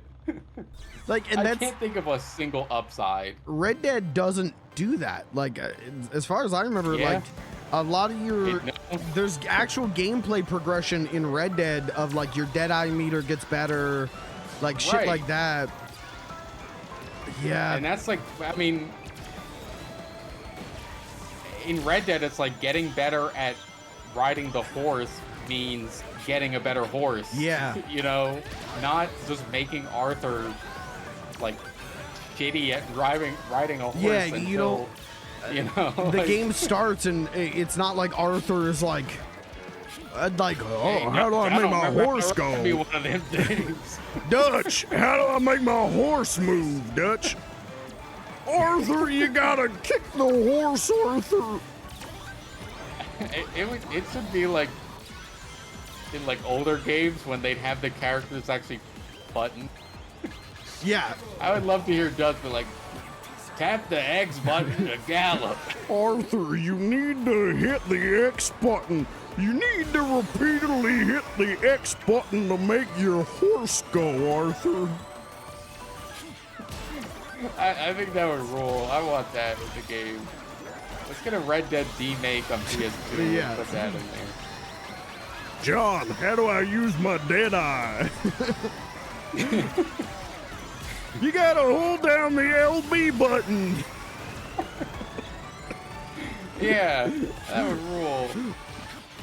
But yeah, like in Red Dead, it's like you want to shoot better, you gotta get a better gun, and Yeah. you need money for that. Like, you know. Yeah, Red Dead's way better about that shit. I've never even Yeah. thought about that. Again, like, Well, I've it's never that you don't think about it is a testament to Yeah. the game, you know. But I've never like really like I've always just been like, yeah, I just prefer the story in the Red Dead games because it's more grounded. Yeah, But I've never like thought about the gameplay reasons why I prefer Red Dead. yeah. I mean, the other GTAs don't do that, but it's like, I remember playing GTA 5, and it's like, you gotta grind the flight school, because if you don't, then every time you fly a plane, it's just gonna randomly jerk around. Yeah. And you have no control over. I'm like, oh, okay, fuck me, I guess. God forbid I try to play the game. Man, that just reminded me of like maybe they had patched it at some point, but I remember the early days of like Purple RP. I was like, yeah, sometimes the planes will just fall out of the sky. Like they're just gonna spawn up there, but we've removed like all the pilot NPCs. And so you would just be like hanging out and a fucking plane would fall out of the sky and everyone Don't bring character, don't bring character. yeah, everyone would be like, oh my god, it's happening again. Oh, the tragedy. Like I remember distinctly on like September 11th, a plane falling out of the sky and people going fucking nuts on that server. Oh no. I remember people just be like, because there were so many people that day where they were trying to hijack planes and fly them into buildings. And then like Okay, that's pretty bad already. yeah, like that was like okay, like that's funny, guys. But whenever it was naturally like a plane fell out of the sky and exploded in the south side, and people were posting on Life Invader like, oh my god, they're targeting the south side now. When will this tragedy end? Like that shit was so funny to me. Holy shit. Oh. Oh my. Where's the Sonic Racing Crossworlds RP community? We gotta- Oh god. Please no.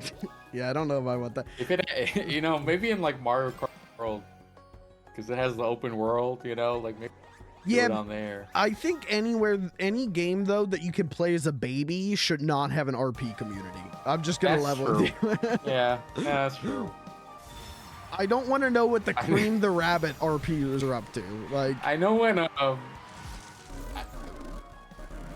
there was years ago when Overwatch added like custom games. yeah, I would go around like browsing what's on there, and like there was some fun stuff, and then some of them were like hangout and RP server. yeah, And I just love to join and pick like Winston or something. yeah. So everyone else is like Mercy and like Genji, and they're like doing this like serious like Romance roleplay, RP, yeah. you know, yeah, romance roleplay, and then I just jump in as Winston, and I'm like, hey guys. Yeah, I mean, that was whenever I played VR chat, like that was always when I like before I had VR. Like I'd be in VR chat and people would be doing like romance or like ERP shit, Yeah. and then I'd be running around as like who did I used to use? Because whenever I had actual VR, I did Cool Spot, but I want to say I was using like Eddie from Ed, Edd and Eddie or something like that, and I would just be running around like, hey, what are you guys doing in here? And I'd be like, I'm having a very serious conversation with my girlfriend. Oh, that's cool. Can I watch? Like, please leave. Please leave. Leave immediately. That's the context for that clip. That's literally what happened. I wish I was half as funny as Charlie Winsmore and could claim credit for that. Oh shit. That is the greatest. You know, I get TikToks all the time of like trolling in VR chat, and it's always just like finding like a private community of people who are taking themselves too seriously, which is, you know, that's the basis of great trolling. But it's always just like a guy being like, you know this is VR, right? You know none of this is real.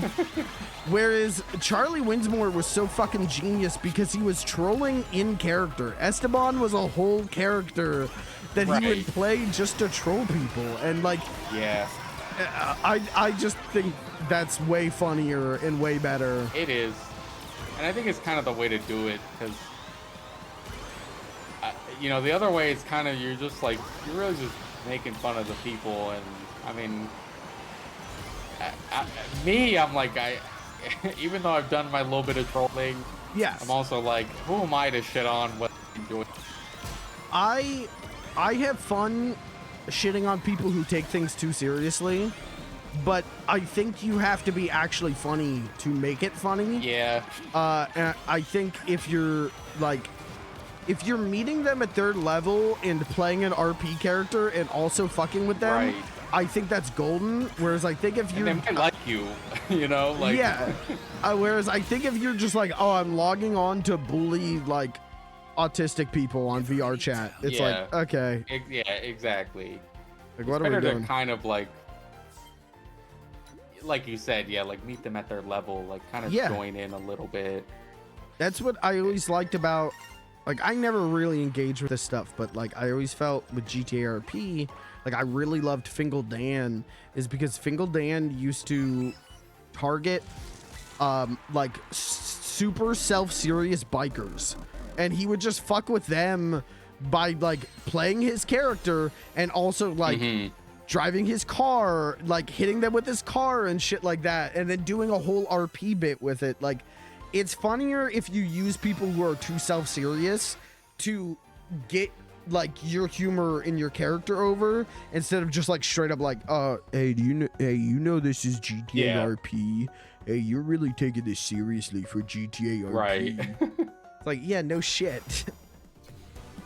Yeah, because at that rate, you could do that with any game. You could just hop in COD lobby and be like, hey, you're all losers for playing this. Like, okay. Yeah, like, you know, like, great. Cool. What have you done? Or you could hop in a COD lobby and troll with a soundboard and go viral. Wow. Yeah. Yeah, I remember those kinds of videos too, where it's just, and I never found those funny because it's just like, Peter Griffin soundboard in Call of Duty, and it's like, the funnier ones if it was someone actually doing a true blue impression. Yeah, those are fine. You know, like, and then they can kind of banter with the people. But the other ones, it's like, here's a voice clip of like Obama saying "shut up," and I'm gonna just play that whenever someone talks. No, but that one's funny though. Well, okay, it's a little bit funny. I'm not gonna lie, but still. I don't know, but my problem with the impression ones though is I hate listening to people doing impressions. I go like batshit fucking insane listening to white guys be like, oh, I've got a Shaggy impression. Oh, I'm gonna do Rolf from Ed, Edd and Eddie. It's like, shut the fuck up. I don't want to say what I'm gonna say. Don't. All right, go ahead. It might be because you see yourself in them. No, no. First of all, I'm funnier. You do impressions. Yeah, but I don't. You are funnier. I'm not doing them all the time. I'm doing them. The bit happens, and then I'm like, I come up with a bit, and then I do the voice. Whereas their whole thing is like, oh, I do the voice, and maybe I'll say something funny, but the joke is that I can do the voice. Whereas for me, like, I even acknowledge a lot of the time, like, I don't have a good impression of this, but I'll still do the thing to get the bit. Oh, I guess you mean like the kind of people who will make like what's that guy? He made like, he would do like song covers. Yeah, with, like, it's like you're that's not doing the worst anything shit. but doing the song. The worst shit I get is that. people doing rap covers of like, oh, I'm gonna do Rolf from Ed, Ed and Eddie, and he does a Drake song. It's rap, that shit, and there's a lot of white dudes who will do like, I'm gonna sing this Disney song, but with 100 Disney impressions in the drive-thru. Okay. I'm gonna go to the Dunkin' Donuts drive-thru and sing "Friend Like Me" with 100 Disney voices, and it's like, what the fuck is wrong with you? Yeah, I agree then. It's like they're doing an impression is their personality. They don't have They don't have actual jokes or a sense of humor. It's just I can do an impression. And especially when it's like, oh, I'm going to do this in public. It's like, if you can do voices of cartoon characters, you should be embarrassed by that. I need you to know you should be ashamed. You should only be whipping that out when you've got a really good bit to do. And they don't. They're like, dude, the worst thing I've ever watched on YouTube was some guy doing like, I'm gonna do Disney impressions at the McDonald's drive-thru, and it's just him like pulling up and being like, oh brother, can I order one McDouble? And I'm like, turn this shit off, like delete your channel, please. And that happens all the time with Disney. I feel like Disney park influencers, I feel like so many of those videos are like doing the characters' voices in front of them. Like, if I worked at Disney and I'm in the fucking, it's 200 degrees and I'm inside Tigger and some guy shows up and starts doing the voice at me, it's gonna, what, do you know about the Tigger incident? Wait, no. Someone in a Tigger, I think they either assaulted or they murdered someone, and then like, there's all of this evidence of like the Tigger costume and shit. So if someone did that to me, we'd have another Tigger incident on our hands. I would fucking snap. This reminds me. I think I told you about it before. But one point. Oh shit. Nice. The last time I went to the Nintendo store in Rockefeller Center, there's this guy just walking around, just doing a Mario voice constantly. And it was like not that good. Like, it was good enough to tell it was Mario. But other than that, it wasn't that good. And I was like, I got the impression that he's like waiting for someone to stop him and be like, whoa, that's are you the voice of Mario? You signed this contract. So you'll be the next Mario. Or like a little kid to be like, Mom, that's Mario, and like it never happened because it was not that good. But he wouldn't stop. I was like, dude, give it up. No, that rules. That guy was cool. No, he's not. All right, well, that's fucked up because that was me. Okay. Okay. That's what I do. Is I go to New York City once a month, and I go to the Nintendo store and I go, "Hello, it's me." And then I stand there, arms crossed, smiling at the cashier at the Nintendo store. hey, guess who this is? Woohoo! Let me say something about the cashiers at the Nintendo store. Yeah, go ahead. I can't speak for all of them, but some of them do not have the level of joy you'd expect out of a Nintendo employee. I would fully expect them. Like, I feel like, okay, being a Disney World cashier is like, but you know, you get to like interact with like, you know, there's like parents with their kids there, and it's like, oh, like, so, you know, you get to see magic little moments sometimes. Nintendo store is grown-ass men. Yeah, grown-ass men walking around doing Mario impressions and going, where is the Fire Emblem merch? I need Fire Emblem. Yeah, and now, like, I haven't had I had one bad experience where, like, you know, because they kind of do the thing where, like, you wait online and they call you to the register. Yeah. But I just, like, I don't know. That day I was running a mile and got that. so as soon as the person in front of me was done, I just went up to the register, and the lady was like, "Oh, I'll be with you in a second," and then she kind of said, like, under her breath, like, "I didn't call you up yet," and I just was like, "Oh no!" Like, Yeah. I just felt so bad. I was like, "Oh no, I'm the bad guy." Yeah.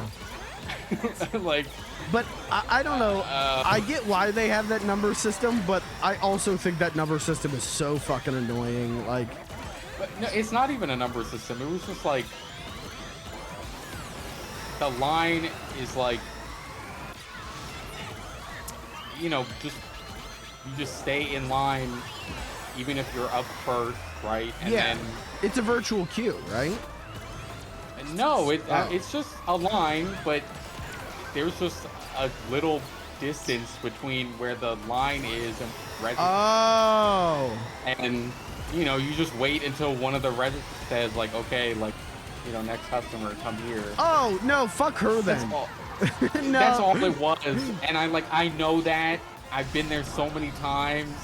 No, But I was just like, oh man, I feel bad. No, I'm with you on that. Fuck her on that one, because like, yeah, I saw the last customer leave. Like, it's my turn now. Like, I know, yeah. It's not like you were walking up and being like, okay, I need you to scan this, this, and this, and I need you to do this. Like, you just walked up. Like, no, yeah. I mean, maybe it is a little ridiculous, but it's one of those things where, like, I'm sure they deal with that because tourists. But I'm like, oh, I'm in the know. Like, I know how to. Sure. So I'm never gonna make that mistake. And then I did it, and I was like, oh, I'm no better than that German guy that was. Yeah, but again, like, I don't think anything. Like, I think that's on her for being upset about it. Like, I don't think you did anything wrong. To me, that is like, yes, the person in front of you completed their transaction and left, and now you have approached the desk. Like, that is, we've been doing that in society for about 800,000 years, you know? Like, waiting in lines works like that, where the person in front of you on line has left, and now it is your turn to approach. Like, yeah, I don't know. I know. If she said that to me, I would, you know what I would do? I'd go, hey. I'd go, hey. And she'd look at me, and I'd go,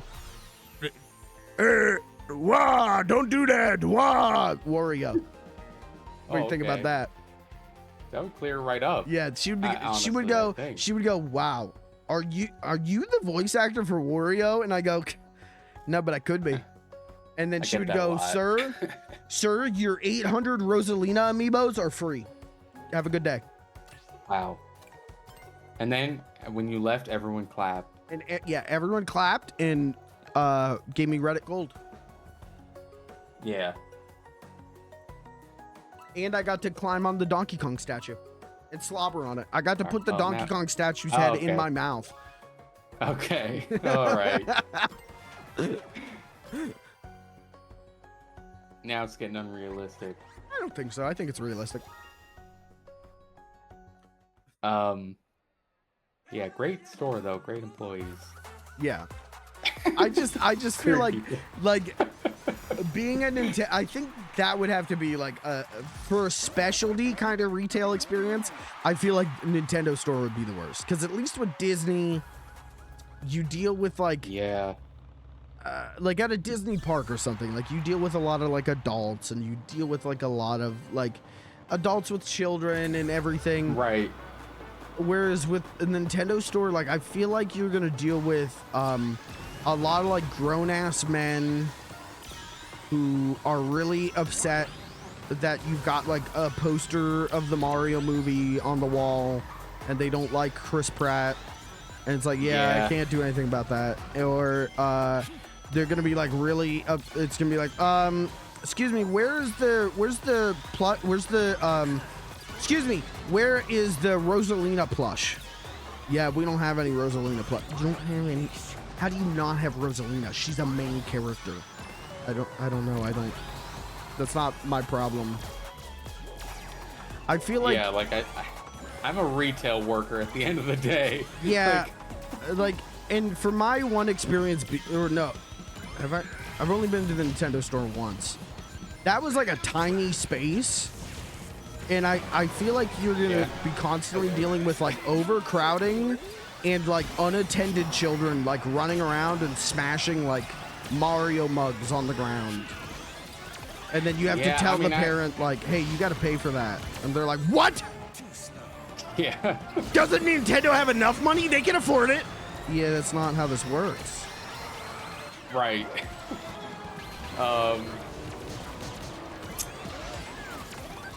Yeah. But, you know, I gotta go there to get my, Actually, I normally don't buy anything from there. I don't know. I want to go, like, maybe... I'd love to go to New York City again and, like, maybe go again, but also I'd be like, I don't know, like, do I need to go? Like, what is there for me? Like, it's not a museum or something, like... It's like, yeah, if I really need merch of, like, Tom Nook, like, I think I can get that online. It has a little, like, museum. Yeah, there's a little, like, there's, like, a case or two. Yeah. I'd just rather go to an actual museum. Yeah, but to do that, you gotta go to Kyoto. Well, okay, fair. Yeah, it is. It is, and it's like $700 to get a ticket.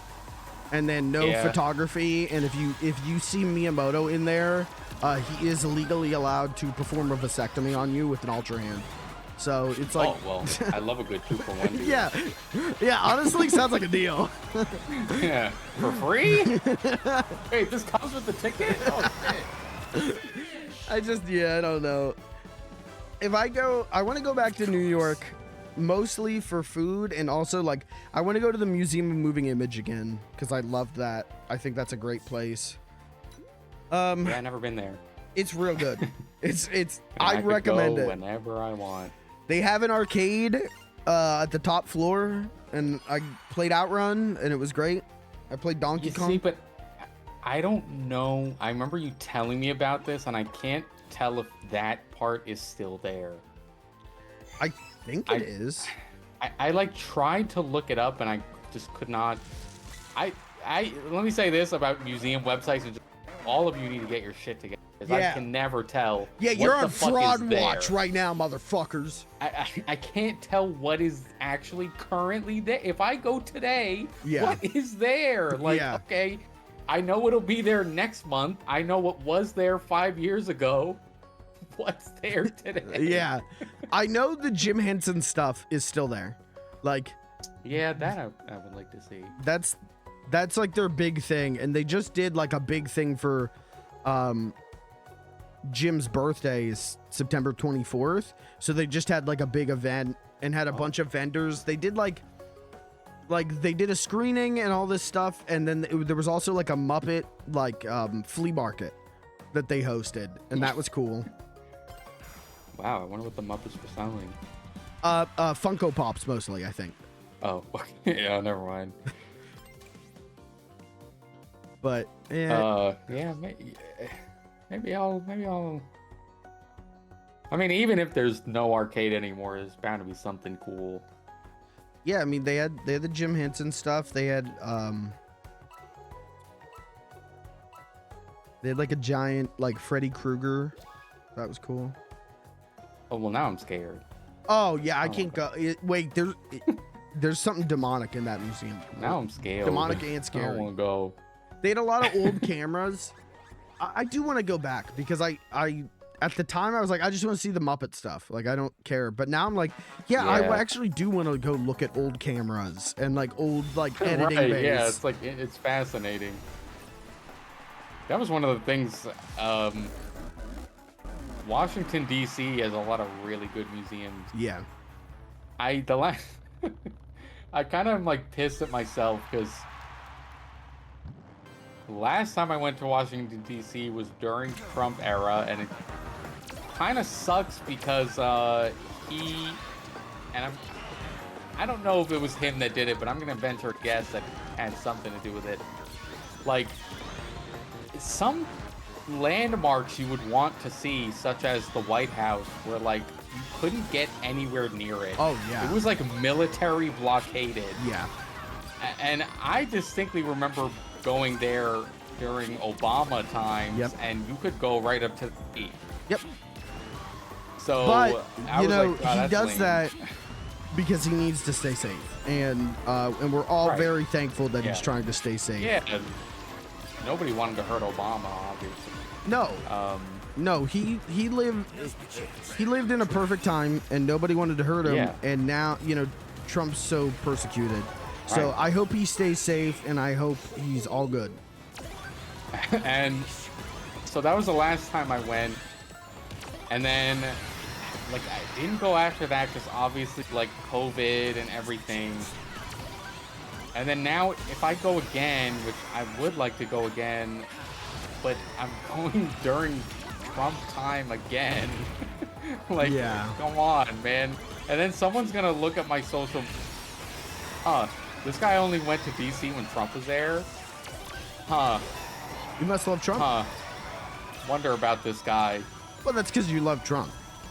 It's not. That's that's what they're No, gonna he think. didn't mean that. He didn't mean that. He didn't mean that.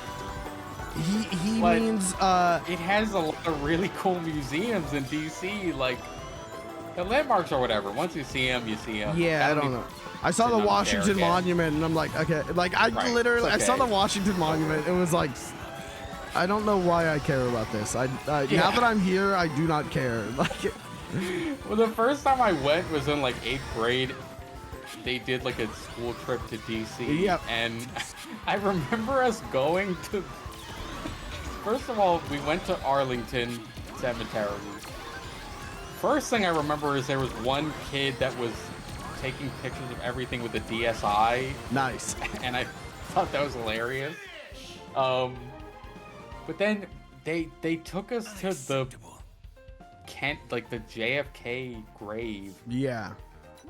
and I was like, there were kids like starting to cry and shit. I was like, Well,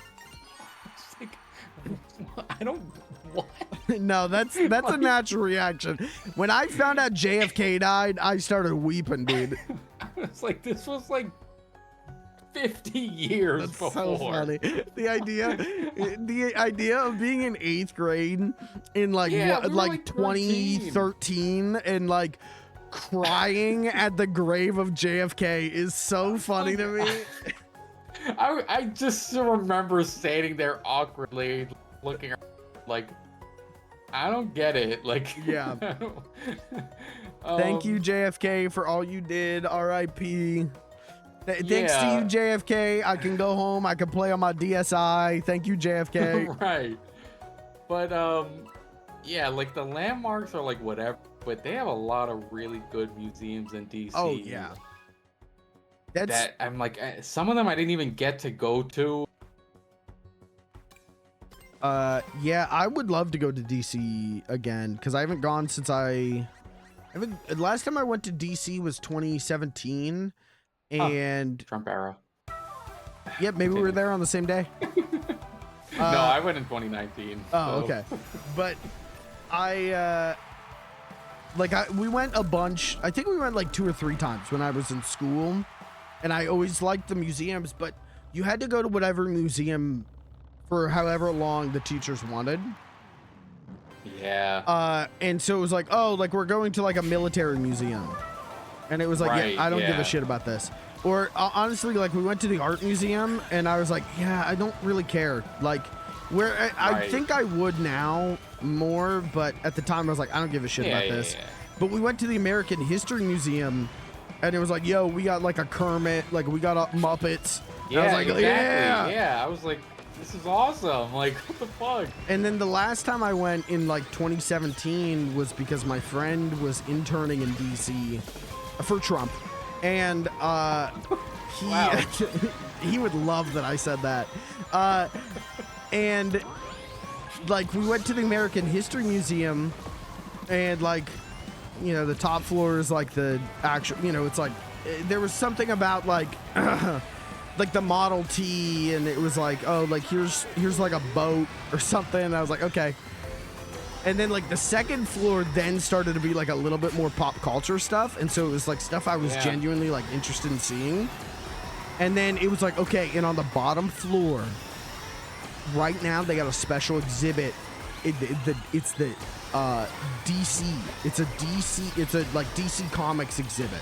Like we got Batman suits. We got all this stuff, and I'm like, oh shit!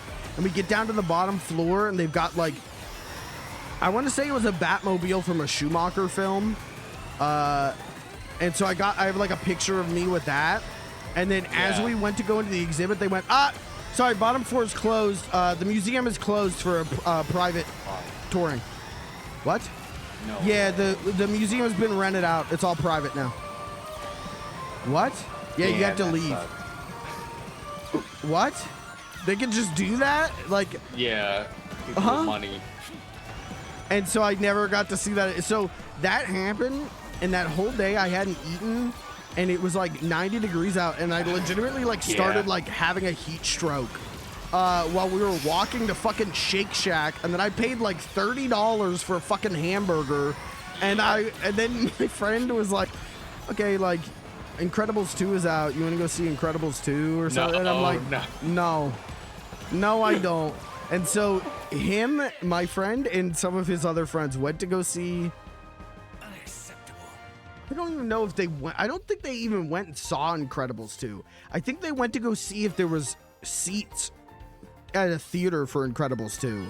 They were like, do you want to go with me? And I'm like, no. And so I laid on the floor of his apartment, like hardwood floor, and on my phone watched Nathan For You for like 3 hours, and then That's pretty good.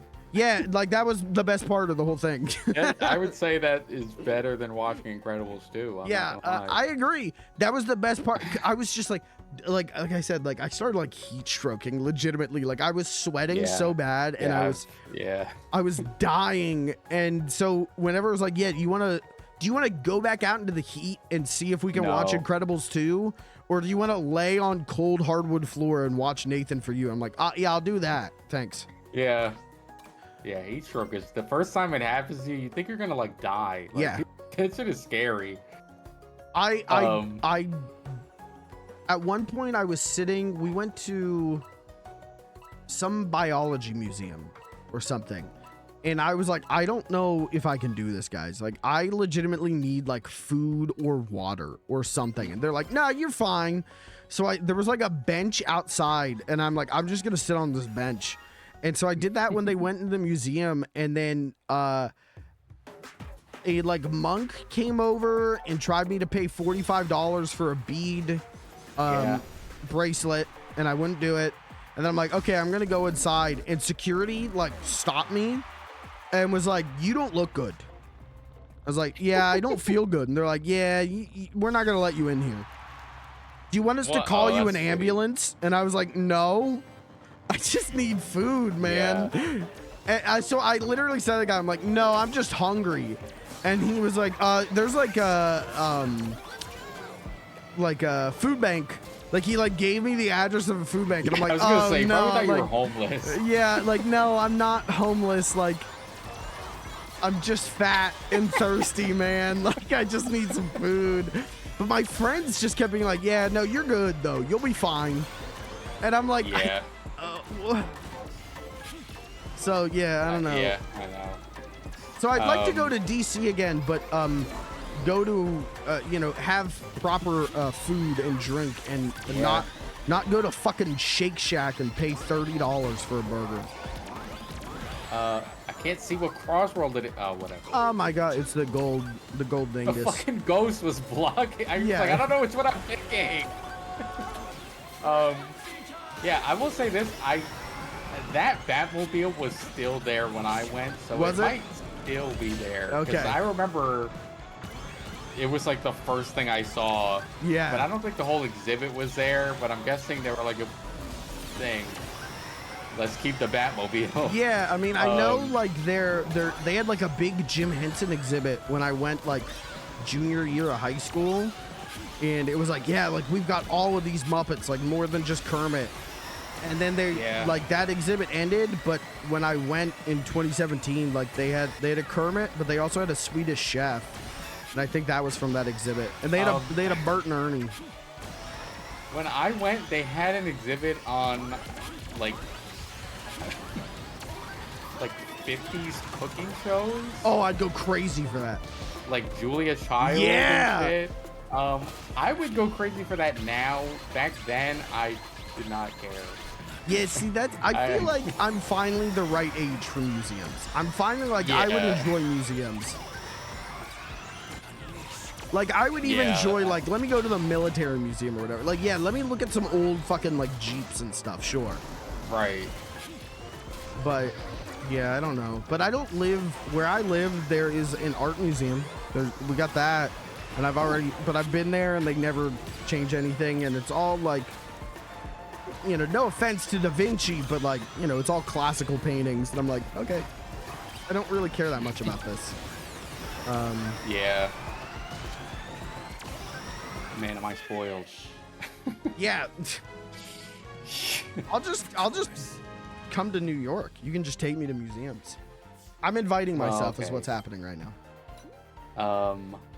You're gonna hate to know that you don't get into any of them for free, but I. What does that mean?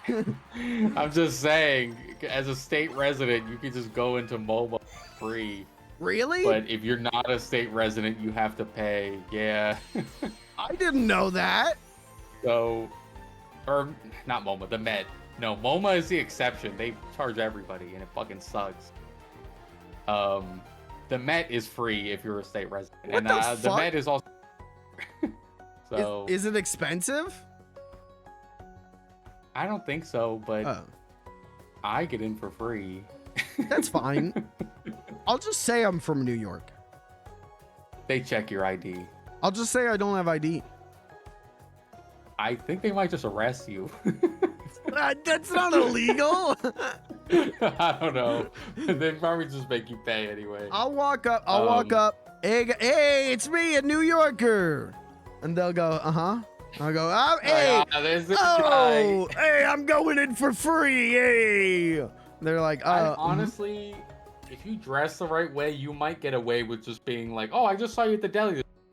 And they're like, oh, yeah, I remember you. Yeah. Hey, I just saw you at the deli the other day. I saw you were picking up some pasta fazool. You see, no, they're kicking you out. I don't have my ID. I filled my wallet with gabagool. Oh. Oh, he's back in. Unarrest him. He's back in. Hey, how about the fucking Mets, right? Buddy, you were halfway to Rikers until you mentioned the gabagool. See, okay, but I have a T-shirt with the WPIX logo. It's a New York TV station.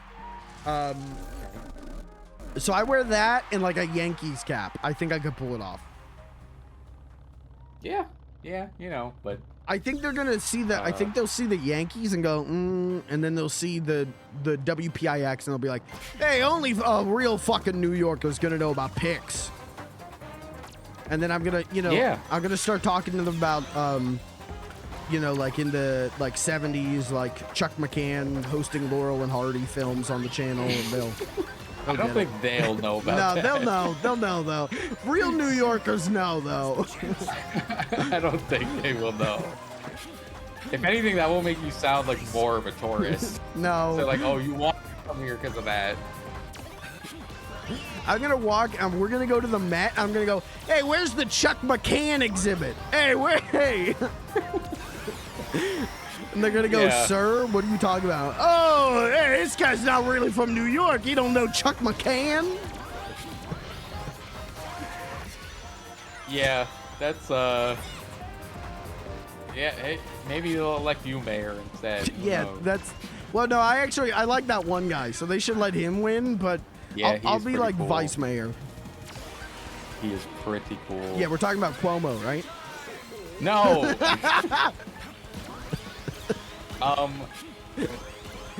Okay, no, actually, I was gonna say something, but I realized I did not mention something. But yeah, I hate Cuomo. But he doesn't mean that. Wait, what party is Cuomo? He was a Democrat, right? He was running Democrat, and now he's running independent. Oh, he okay. thinks either he still has a chance, or whoever's paying for it thinks. Yeah. I didn't say that out loud. But okay, so we can say fuck Cuomo. If he was the other party, yes. I don't. What I was gonna mention, if I ever tell it to you, you'll be like, yeah, you should not say it. Yeah, probably. Yeah, I don't like Cuomo. If it has to do with Cuomo's sordid life, probably don't mention it. It would have doxed me pretty hard. Oh, okay. So I can't say it. Oh, your dad's Andrew Cuomo? Oh, all right, you got me. Shit. Lucas yeah, Cuomo. He fucking sucks. Full name. No. It's just... You know what? I don't know why this is reminding me of it. I've been rewatching all the Rocky movies because I don't know, it's that time of year. You know? Yeah, it's The Rocky fall, season. Yeah, like it's a Thanksgiving movie, so it's Yeah. kind of like but yeah, I've been rewatching them, and for some reason I was like, I wonder what like Talia Shire's up to. Like, is she dead? Or is she like, you know, what else is she in? Yeah, she's not dead, I don't think. She's not. No, she's not dead. She's fine. I did not know that she is Francis Ford Coppola's sister. Unacceptable. Oh, okay. I did know that, but I haven't. And then I was like, okay, whoa. And then I didn't. And then through this, I find out that Nicolas Cage is also. I didn't know that either. His real name is Nicolas Cage Coppola, I think. Yeah, I was like, what the fuck? Yeah, I knew that one. Obviously I knew Sofia Coppola, but I thought that was it. Like, I thought it was just father and daughter, and then I'm like, no, their entire family tree is in like every industry. There's something with Francis Ford Coppola's like dad too, where like. And there's another guy. He's not like super well known, but Jason Schwartzman. Oh yeah, is Talia Shire's son. Well, you know who Jason Schwartzman is. He was in Gideon Graves from Scott Pilgrim. For the gamers, just a little gamer reference. He was in the second Spider-Verse movie. All right, well, that's not what I would go with. Gideon, I think he was wasn't he the main character in Rushmore? Yeah, there was a bunch I was looking at his thing, and there's like a ton of shit. Yeah, he's a Coppola. Man. Yeah, who does he play in Spider-Man? He, in the second Spider-Verse movie, he plays the Spot. Oh, okay, yeah. All right, that's right. So I was like, oh, okay. But they got a lot of people doing a lot of things. Well, I mean, cool, I guess. If you look at Hollywood, like Nepo babies in Hollywood is not a new thing. Like, show business families tend to stay in show business. Yeah. I mean, it doesn't surprise. It doesn't surprise me that it's true. I just didn't realize these people were in it. Like, I thought Nicolas Cage was just some random guy. Like, nope. I honestly think I preferred when I thought he was a random guy. No, he's a Nepo baby. That made him cooler to me in my head. Not that I hate him now, but I do. I liked him too. But although there is kind of like, it is kind of hard for that he's from this like illustrious lineage that have made or been in some of the greatest films of all time, and then he's like, yeah, I want to Dead by Daylight as myself. Well, that's because he's funny. done another famous Coppola move of, I've run out of money, please help, I need any acting job I can get. Yes, but I just think it's funny that he's like, I'm gonna add some trash to our family name. Oh, I mean, like, but he's also not the only Coppola doing that either. Yeah, like, Megalopolis. I know, but he's. Well, that's true, but he's doing it big, and he's been doing it for years. Oh, sure, he's but doing yeah, it consistent. That's because he ran out of money. That's why he's doing fucking Willy's Wonderland or whatever that was called. Yeah. Like, I just think it's like, I could say like, yeah, I'm watching a Coppola film, and it's Willy's Wonderland. Yeah. But I yeah, just love like, that. That's the thing is he ran out of money, and so he's easy Doing to it, get. yeah. And like sometimes Yeah. a production is like shit. Like Cage can do a great performance if directed right, and then in like a good movie, Right. like let's get him. And then like people are gonna be like, "Yo, did you check out the new? Did you hear about the new Nicolas Cage movie?" But Yeah. you know, there was also a lot of those during that time where it was like, "Yeah, we're gonna pay him a bunch of money, and he's gonna be in just fucking shit." But Yeah. yeah, I don't know. They should. That kind of thing should exist more for directors. Like someone should hit up Coppola, hit up Francis Ford for that shit. He'll clearly do it. I think he's probably.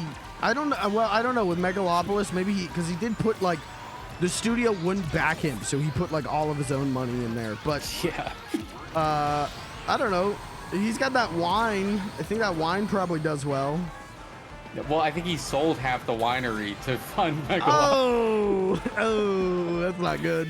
Shouldn't have done that one. You know, Should not have bet on Megalopolis. Sorry. I was, and that's how I found this out that they were related, because I saw that. I'm like looking through Talia Shire's filmography. I'm like, is it fucking Megalopolis? Like, why did she do that? At her age, what does she need to do that for? I'm like, oh, they're related directly. Yeah. So he probably just asked her to be in it. Well, he probably started to pay her in wine. Yeah. He got half of the winery. I mean, you know. But hey, Rocky 1 and 2 are really good. Yeah, I'd like. Those are the ones I watch. I mean, they're all good, but well, not all, but you know. I think I like that. Like each is consecutive one. I think I like less of like the original 5. Like Rocky 1, Yeah, I agree with that. I love, even though like I do.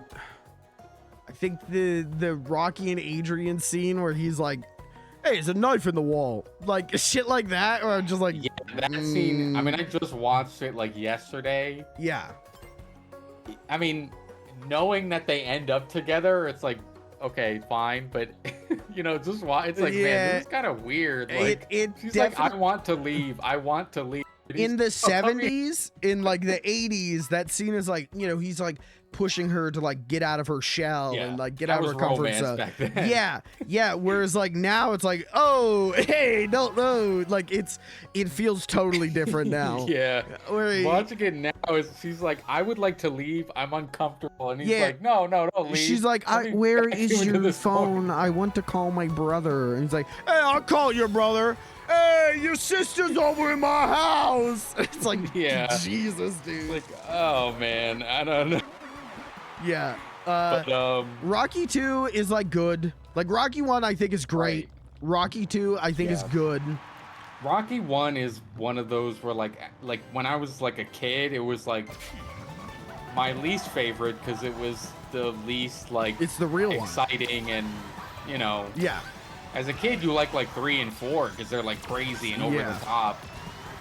And then as an adult, I'm like, oh, Rocky 1 is like a masterpiece. Yeah, Rocky 1's like a real ass movie. Like, yeah, and then the other ones are like pretty.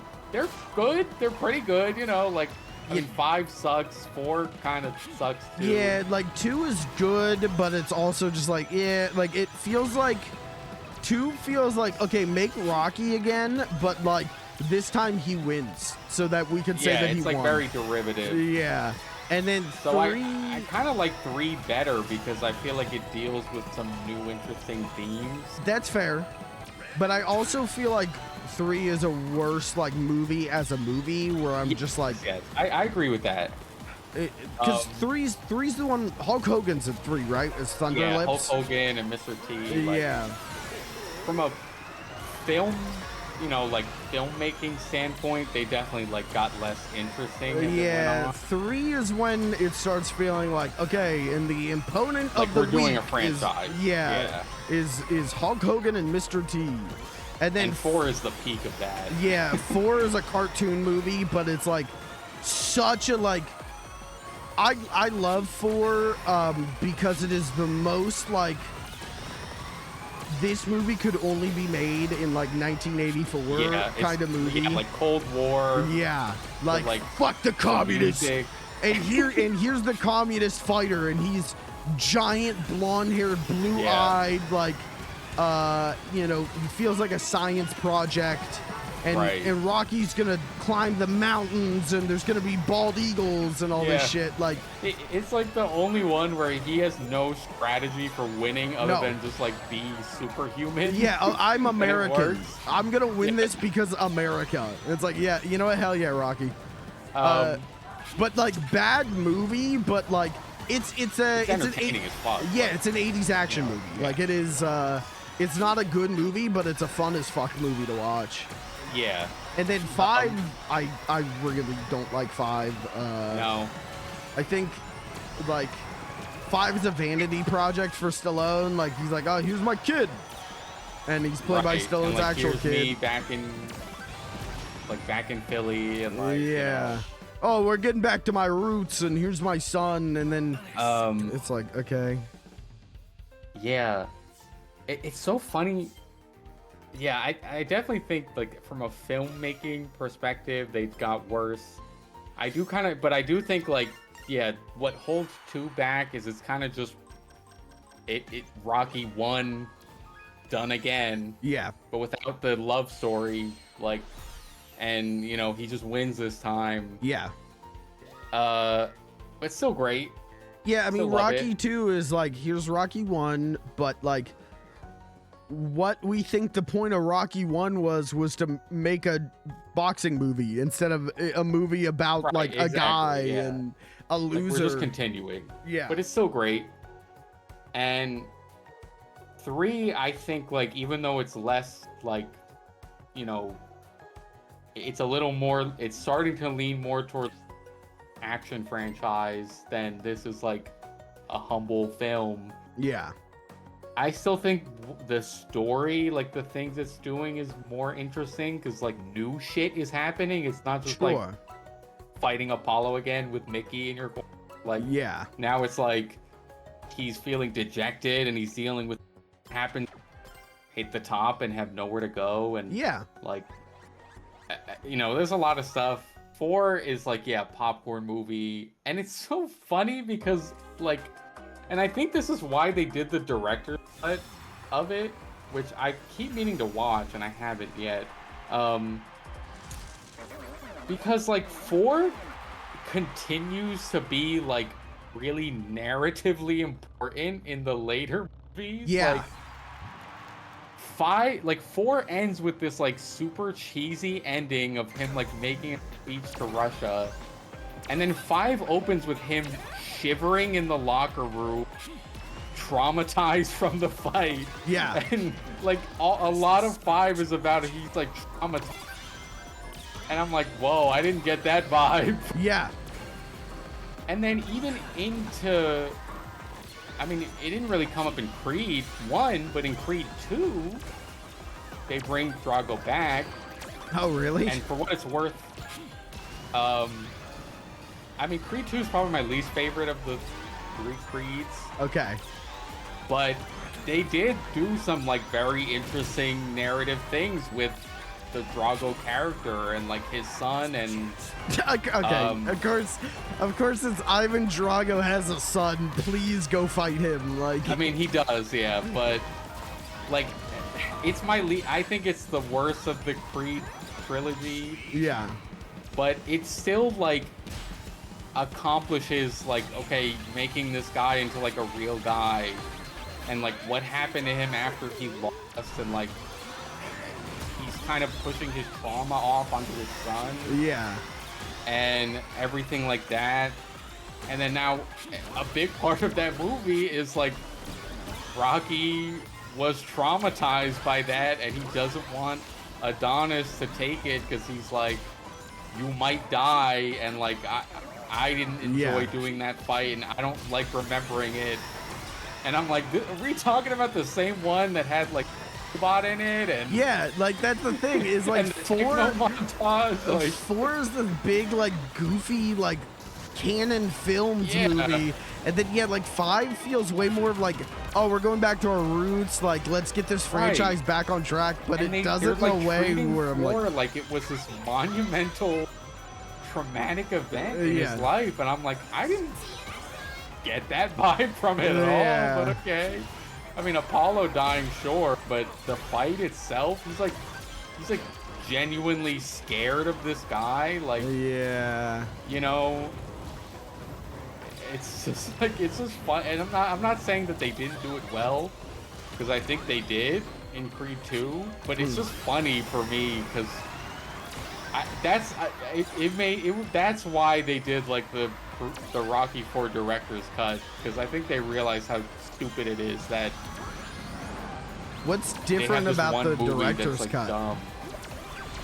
It tries. I haven't watched it fully, but it tries to make it like a lot more serious. Like they cut out the birthday robot. Oh, that's the best part. There's a lot of like cut stuff that's put back in, which I mean, it's not like deleted scenes so much as it is like these like alternate angles and takes that are like more like quiet and low key, like during the fight and stuff.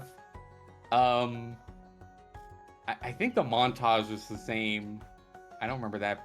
I don't remember hearing that was changed, but like, yeah, the fight is like a lot like longer, and it's less like it just feels like more serious. Yeah. Obviously, they did what they could short of reshooting it, which obviously they can't do.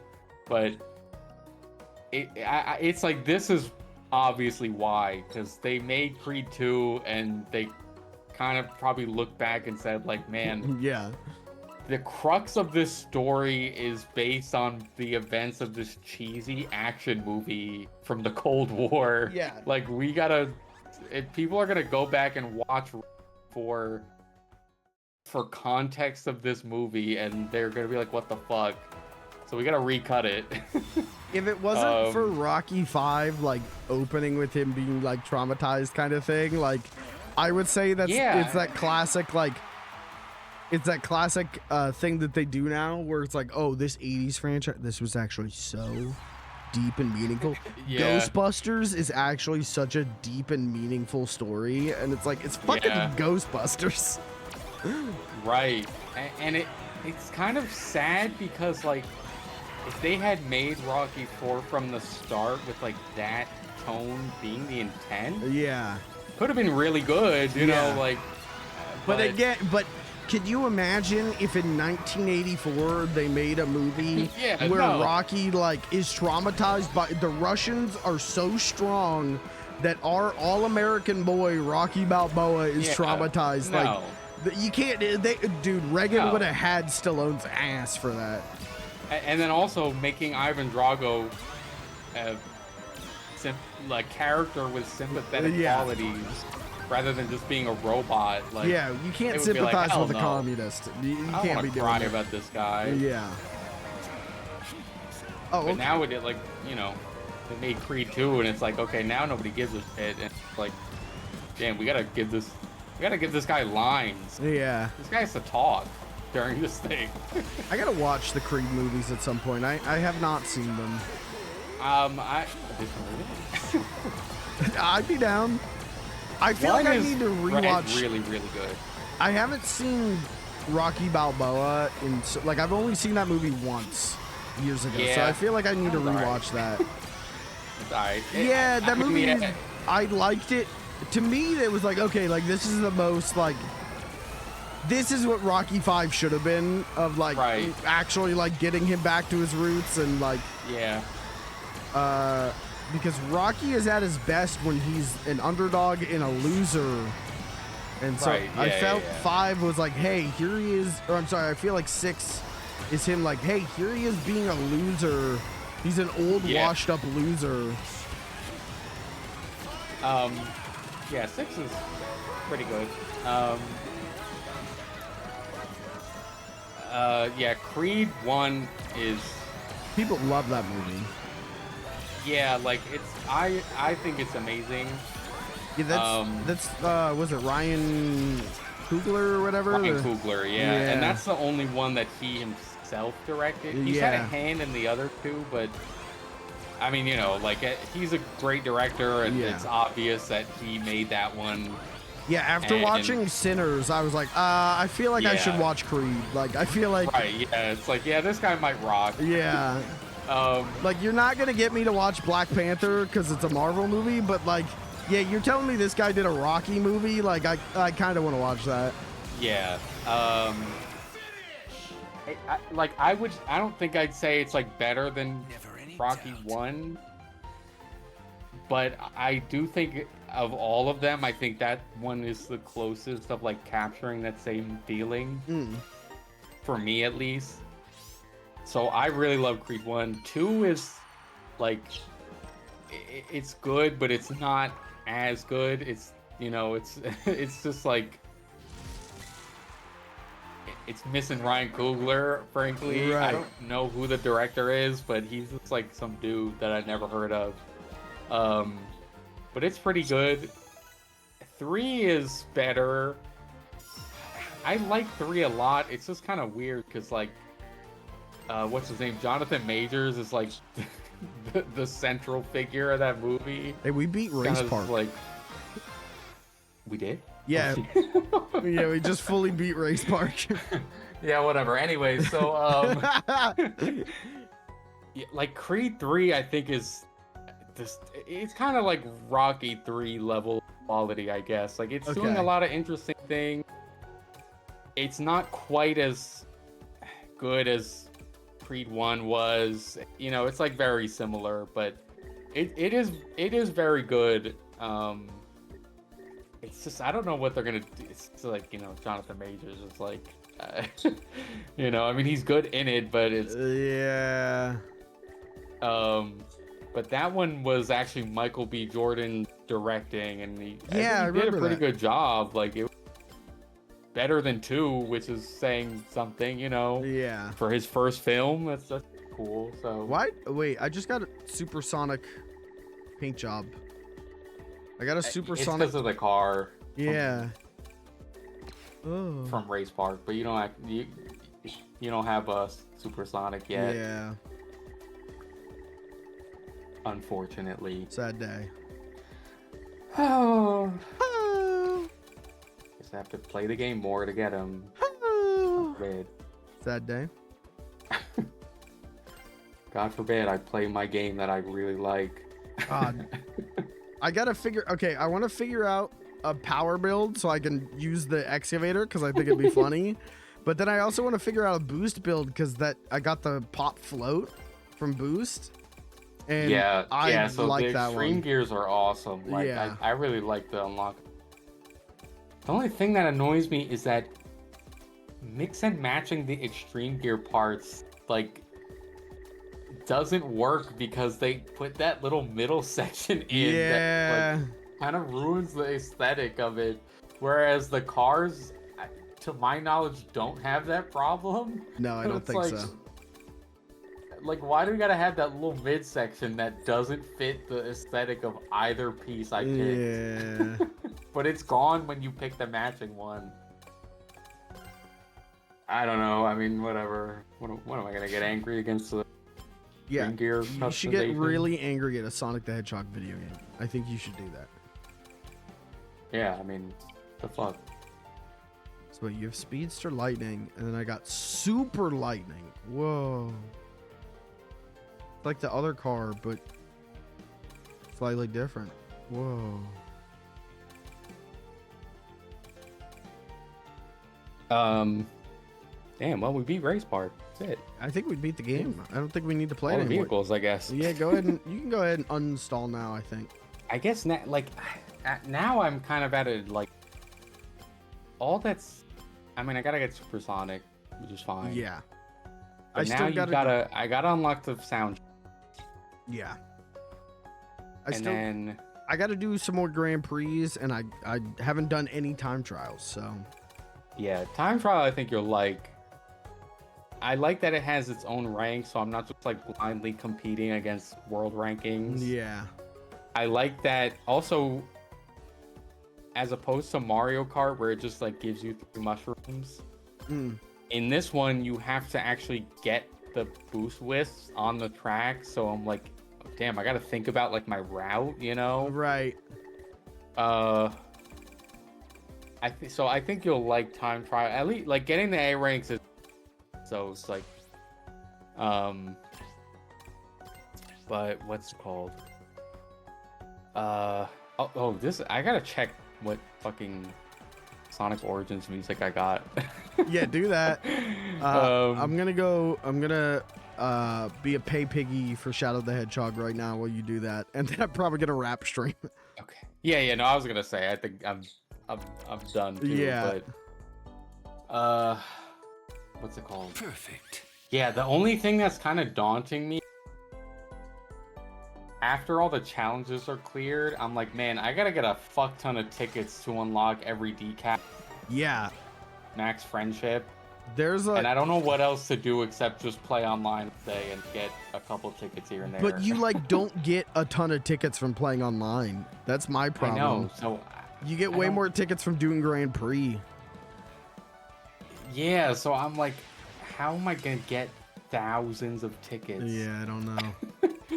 I don't know, but I'm gonna be playing the game anyway. I mean, we still got to do challenges for Race Park. Like, we got to do win 10 times with double team shootout, get first place in quick match 10 times, win 10 times with triple team ring grab rules, and first place with extreme match rules 10 times. Okay, the Sonic Origins music is just the 2 versions of the title and main menu. Jesus Christ. I'm hoping that somewhere, because it doesn't really show you what like album is next. It just shows you it shows you which one is next, but not what ones are further down. Right. So I'm hoping further down, it's like, oh yeah, here's Sonic 2 music. You know, like that's it. Yeah. Oh wait. Oh, okay. There might be, because the next one I have to unlock is Sonic Adventure. Why did I just got a title that's Data Breach. Oh, maybe that's for beating all the AI teams. The next album I unlock is Sonic Adventure 1 music. Oh man. Oh, okay. I gotta be doing this time trial shit, man. Yeah. I guess they started with the shitty stuff like horses, and then they're like shouldn't they start? You should start with the good stuff and end with the good stuff, but in the middle is where you put Sonic Forces. I guess. Well, they had Mania was pretty early on. Yeah. But yeah, even if it, obviously it won't be Crush 40, but even if it's just like, oh yeah, here's like some of the character themes from SA1. Yeah. Honestly, I take almost any music from SA1, so I don't. I know Sonic and Tails themes. Or I guess it's SA2, but like Sonic, Tails, and Knuckles, their like little jingles are all like their themes from SA2. So yeah. Okay, I gotta. Man, I was gonna get off this game, but I gotta see what this. Yeah, I gotta get off the game. The last time I've played a game for 7.5 hours, like off stream or on, is so fucking like I don't even know. Like whenever Donkey Kong Bonanza came out, like I don't know. Yeah, no, I'm not gonna play this today. This will give me incentive to play another. Yeah. I need to be a human for a little bit. Yeah, I gotta go make spaghetti. Yeah. All right, but hey, this was fun. It was a good time. Yeah. Yeah, this is great. We'll play more. Chat members, thanks for listening to the two white nerds discuss Rocky movies podcast. Yeah. If no one was saying anything, so what else we're gonna do? Well, that's because half of my audience is in this Discord call. Well, one of them's working. Yeah. One of them's doing schoolwork. I'm here. Yeah. Everyone's busy. But yeah. All right. Tomorrow I'm gonna play Metal Gear, so no Sonic tomorrow, but we'll see. Maybe Tuesday or something. Yay. All right. Thank you for hanging out, Lucas. This was very fun.